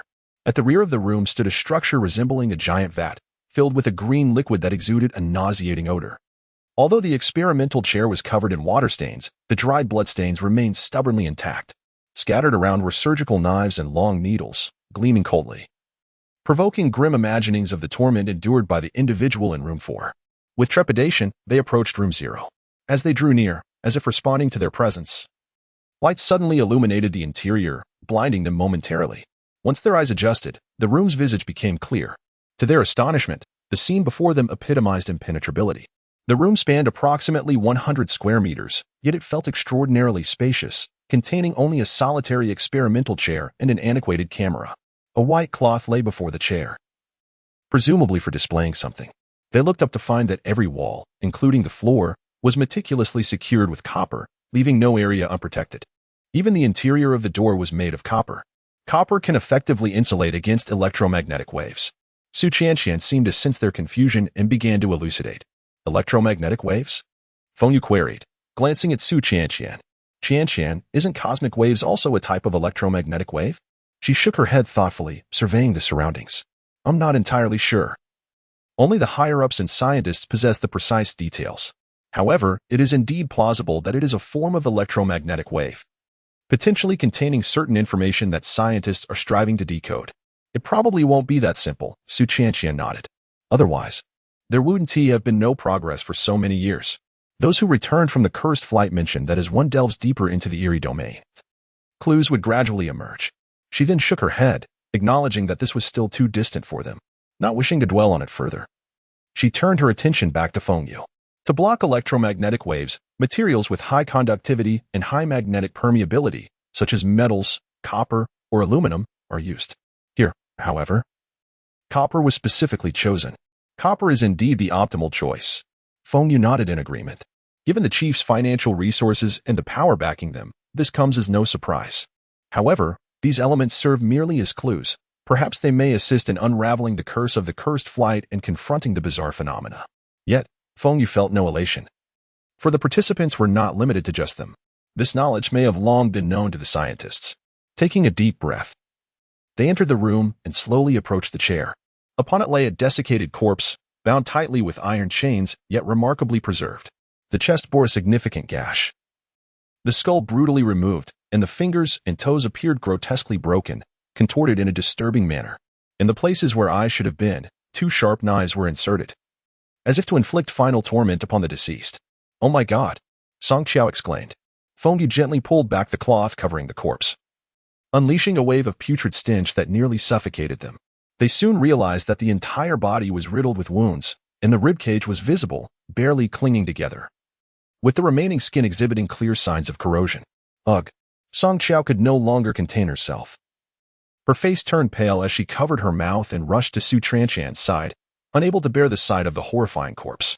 Feng Yu and Chen Huayan exchanged glances before slowly draping the cloth back over the corpse. Simultaneously, they inhaled sharply, attempting to dispel the fear within. This must have happened many years ago, yet the stench of decay still lingered. Feng Yu turned his gaze toward the ancient camera. "This should be the evidence we are seeking." Chen Huayan nodded, stepping forward. "I'll handle this. I know how to use it." He approached the camera, meticulously inspecting it. After confirming its functionality, he adeptly adjusted the shutter speed and focus, swiftly completing the necessary operations. It appeared that the film had been loaded into the camera all along. "Turn off the lights." Su Tranqian nodded, scanning the area until she found the switch and extinguished the lights. The room was instantly engulfed in darkness, save for the dim light emitted by the old camera. As the camera whirred to life, black and white images gradually emerged on the screen before them. The hearts of the onlookers raised uncontrollably, on the cusp of unveiling the onset of this malevolence. Chapter 59, Room 0, The Hypocritical Gentleman. As the power of the camera was activated, the lens flickered briefly before gradually illuminating. Subsequently, the screen began to play a series of images frame by frame, comprising a total of 3 video segments that unfolded before the audience. Although the videos bore no sound, the content presented was sufficient to convey their meaning. The first video. Within a research facility, 2 scientists were engrossed in their studies, one of whom was the chief they had previously encountered. Initially, they were close partners, brimming with enthusiasm for their experiments. However, as their research progressed, differences began to emerge. One scientist vehemently opposed the use of human subjects in experiments, deeming it a violation of ethical standards. Conversely, the chief was singularly focused on accelerating the research process, insisting on human experimentation and even demanding the use of living subjects, claiming it to be a sacrifice for the advancement of science. This led to fierce arguments, shattering their friendship and igniting animosity that escalated into physical confrontation. Within the company, the chief was perceived as a kind and approachable mentor. Yet, beneath this facade lay immense ambition. He bribed senior officials with money, weaving a web of power to monopolize the research outcomes. During a company meeting, he crafted the illusion that he was the principal investigator. When the opposing scientist attempted to present the truth and voice his opinions, everyone chose to side with the chief. Not only that, but he was also accused of plagiarism, of stealing the chief's research results. Faced with an overwhelming tide of accusations and mockery, explanations fell on deaf ears. Witnessing former colleagues and friends, who had once pledged their support, now coldly aligning with the chief, despair consumed him. Ultimately, he relinquished his research and departed from a place once filled with dreams. The second video. The scientist returned home, disheartened, and turned on the television. Inundated with praises for the latest scientific achievements, interspersed with insults and scorn directed at him, the masses, swept up in the tide, paid no heed to the truth of the matter. Each face bore expressions of derision, as if they suspected the narrative might not be genuine. Yet, who cared? The scientist felt as if he were plummeting into a deeper abyss of despair. Just when hope seemed lost, his wife silently took his hand. They exchanged no words, but their silence spoke volumes as they leaned against one another, finding warmth in the cold world around them. Days later, astonishingly, the chief announced that the scientific achievement indeed involved the scientist and personally visited him to apologize. His seemingly sincere demeanor led everyone to commend the chief's magnanimity, hailing him as the rightful leader in scientific research. The scientist, fully aware of the chief's true nature and recalling the innocent lives that might suffer due to the experiments, resolved to return and expose the truth. He embraced the chief in tears, yet both held their own intentions. The scientist's gaze was resolute, oblivious to the chief's serpent-like, malevolent stare fixated on his wife and child. The third video. The scientist returned to the laboratory, only to be met with a scene that defied belief. The lab was strewn with corpses, some contorted, others with exposed organs. Anguish and fury surged within him. The once admirable chief had devolved into a heartless beast. Yet, it was too late to flee. Before he could escape, he was captured by the sudden appearance of a scarred figure and plunged into captivity. His wife and child, too, were taken by this figure through unknown means and imprisoned. The chief emerged leisurely, his mask of hypocrisy fully torn away, revealing a grotesque visage. His eyes gleamed with madness as he held a piece of paper that ominously proclaimed, "This experiment can only achieve the slightest possibility when emotions reach their utmost extreme." And what could that extreme emotion be, if not the profound depths of pain and despair? With a wave of his hand, the chief ordered his subordinates to bring the scientist's son into an ornate cage. The scientist's wife struggled desperately yet was forcefully subdued. Flames erupted mercilessly, swiftly consuming the child, whose heart-wrenching screams pierced the air like daggers, embedding themselves in the hearts of the scientist and his wife. Gradually, the child was reduced to ashes, leaving behind only a small sculpture. The wife pleaded, yet no one extended a hand. The onlookers remained cold and indifferent. Once released, she stumbled forward, her eyes filled with despair and sorrow. Her trembling hand hovered above the sculpture, yet she dared not touch it, fearing that this final remnant of hope would dissipate like smoke at her fingertips. As her psyche crumbled and her emotions surged, the chief hastily initiated the experimental apparatus. Amidst a flurry of light and strange vibrations, heedless of the woman's wails, he succeeded in creating a half-formed abomination, a grotesque fusion of flesh and spirit. Subsequently, this creature was confined to room 9, meticulously decorated to mirror their once harmonious home, each corner saturated with memories, serving as a relentless torment to his wife's psyche. The scientist was then dragged into another laboratory, where the chief ordered him locked inside, forcing him to repeatedly witness recordings of his betrayal, the world's scorn, and the tragic demise of his wife and child. Concurrently, he endured a barrage of cruel tortures, branding, acid burns, toxic injections, dismemberment, and the removal of his skull to repeatedly pierce his brain with fine needles. The scientist's body was drenched in blood, and his mind teetered on the brink of collapse from the unending torment. Seizing the opportune moment, the chief activated the inhumane experiment once more. This time, the experiment succeeded, achieving the so-called perfect union of bodily disintegration and soul amalgamation. Leaders of certain factions watched these experimental scenes through AI imaging, promptly applauding the chief. The experiment was deemed a resounding success. The video concluded here, leaving the audience in silence, at a loss for words. Qin Huayan gazed at the final video, sensing something amiss as he observed the individuals applauding. None of those depicted in the video showed any empathy for the scientist's plight. Their expressions were solely driven by the pursuit of power and wealth. Clad in tailored suits, they likely wielded substantial influence, perhaps even comprising politicians, all while maintaining a facade of righteousness. Sin? Hypocrisy? Betrayal? Qin Huayan murmured to himself, pondering the implications. Su Qianqian glanced at the covered corpse, a shiver of fear coursing through her. Song Qiao watched the video, then turned to the others, hesitating to speak. The darkness of the world often surpassed their imaginations. The chief's humanity had twisted. The second video demonstrated he had long desired to take action against his former colleague, using some method. He had installed surveillance equipment in the scientist's home. After a moment of calm reflection, Qin Huayan addressed the group. We now understand the origins of the peculiarities here. However, it seems they were not as terrifying as they appear now. What transformed them into this horror? Feng Yu glanced at the body seated nearby, resembling a slumbering Grim Reaper, then shook his head. The group fell into silence, their only conjecture pointing to the mysterious cosmic radiation. Nevertheless, this was not the time for such considerations. The key artifact must be that videotape. The 3 short films within it likely constitute the source of the curse, the betrayal of a friend, the hypocrisy of the masses, and the sins of humanity, forming 3 distinct curses. Chapter 60 Room 0. A sense of unease began to stir within Qin Huayan. If he were to immerse himself in the situation, considering the depths of hatred, he would discern that sin constitutes the first curse, hypocrisy, the second, and betrayal, the third. Is it betrayal that has rendered Room 0 a prison of unending resentment? No, it is evident that sin, hypocrisy, and betrayal collectively forged this cage. Beside Qin Huayan, a glint of cold murderous intent ignited in Feng Yu's eyes. Since the moment those 2 children perished before him, he had been consumed by an insatiable desire to eliminate the chief and the scar-faced man. Now seemed the opportune moment. His gaze slowly shifted toward the antique camera. If his suspicions were indeed accurate, the moment the evidence was removed, its seal would bang. Before Feng Yu could contemplate further, a gunshot rang out from behind. Everyone turned to see the chief, the scar-faced man, and 6 individuals donned in skull masks entering through the doorway. Uncle Qin, retrieve the videotape from the camera. Feng Yu whispered urgently, his voice low. Qin Huayan fixated on the advancing chief, yet his trust in Feng Yu outweighed his trepidation, prompting him to move toward the camera. Feng Yu swiftly positioned himself at the entrance, confronting the slowly advancing chief and his entourage. Su Qianqian observed Shen Huayan's actions, seemingly grasping the unfolding situation. She leaned in to whisper to Song Qiao, and soon, the two flanked Feng Yu, standing resolutely behind him. "Ah, the esteemed chief has graced us with his presence. I had presumed you had vacated the base," came a voice laced with provocation, revealing no hint of surprise at their arrival.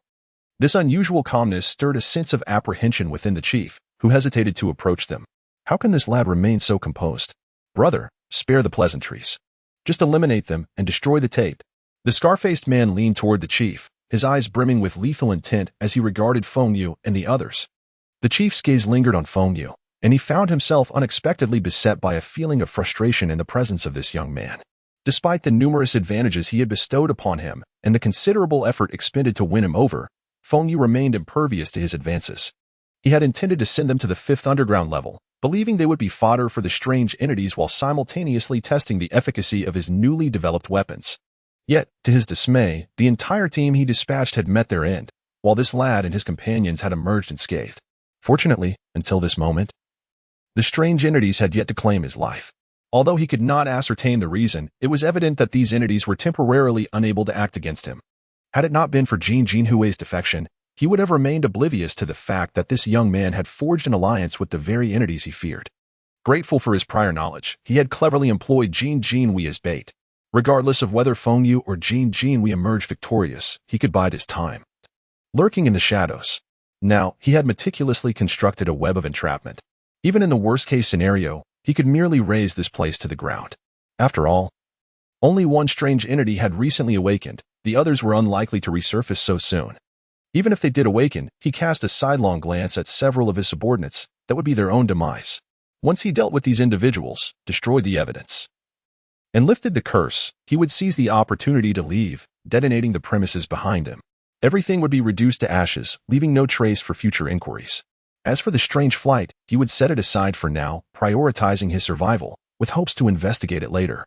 The scar-faced man fixed a steely gaze on Feng Yu. "You appear remarkably calm. I fail to comprehend what backup you possess." Feng Yu disregarded the scar-faced man's presence entirely, addressing the chief instead. "Chief, what exactly were you attempting to validate with that experiment you conducted? Has your research into cosmic radiation unveiled its secrets? Why should I divulge anything to you? I am merely curious as to what kind of experiment could drive you to madness, compelling you to murder your friends." The chief's expression hardened instantly, his gaze darting toward the chairs in the room, a flicker of murderous intent momentarily surfacing. Yet, he quickly regained his composure. He was no fool. He recognized that Feng Yu was merely attempting to buy time, but he would not grant him that opportunity. "Feng Yu, do not waste your breath. Produce the evidence, and perhaps I shall spare your lives." With that, the chief concealed his left hand behind his back, signaling the others to prepare to fire. Noticing his subtle gesture, Feng Yu swiftly grasped the hands of Song Qiao and Su Qianqian, pulling them behind the wall. He understood the chief's character all too well. "Uncle Chen, take cover." The four reacted promptly. "Chief, your misdeeds have accumulated. Today marks your reckoning. I shall see who grants you such confidence," the chief retorted derisively, brandishing a handgun with his finger poised on the trigger. "Eliminate them." With a wave of his hand, 6 skull-masked soldiers advanced. Boom! At that moment, the entire base erupted in violent tremors. The chief staggered, his expression contorted with rage as he glared at the room mere feet away, turning to his men and shouting, "Kill them!" In an instant, gunfire erupted, bullets raining down upon Feng Yu and his companions. The walls here were thick enough to provide temporary shelter. As the adversaries prepared to seize the moment of chaos to retrieve grenades, a chilling sound echoed ominously. Feng Yu, concealed within the room, chuckled as he spoke. "Chief, there is something I neglected to mention. When you tortured Zero by repeatedly playing that recording, all its resentment became concentrated within. Zero is also the source of other strange entities. So, if you were to extract the tape from the camera, what do you suppose would occur?" As his words fell, the doors labeled 1, 2, and 3 swung open simultaneously, unleashing a wave of chilling air that rushed toward the gathering.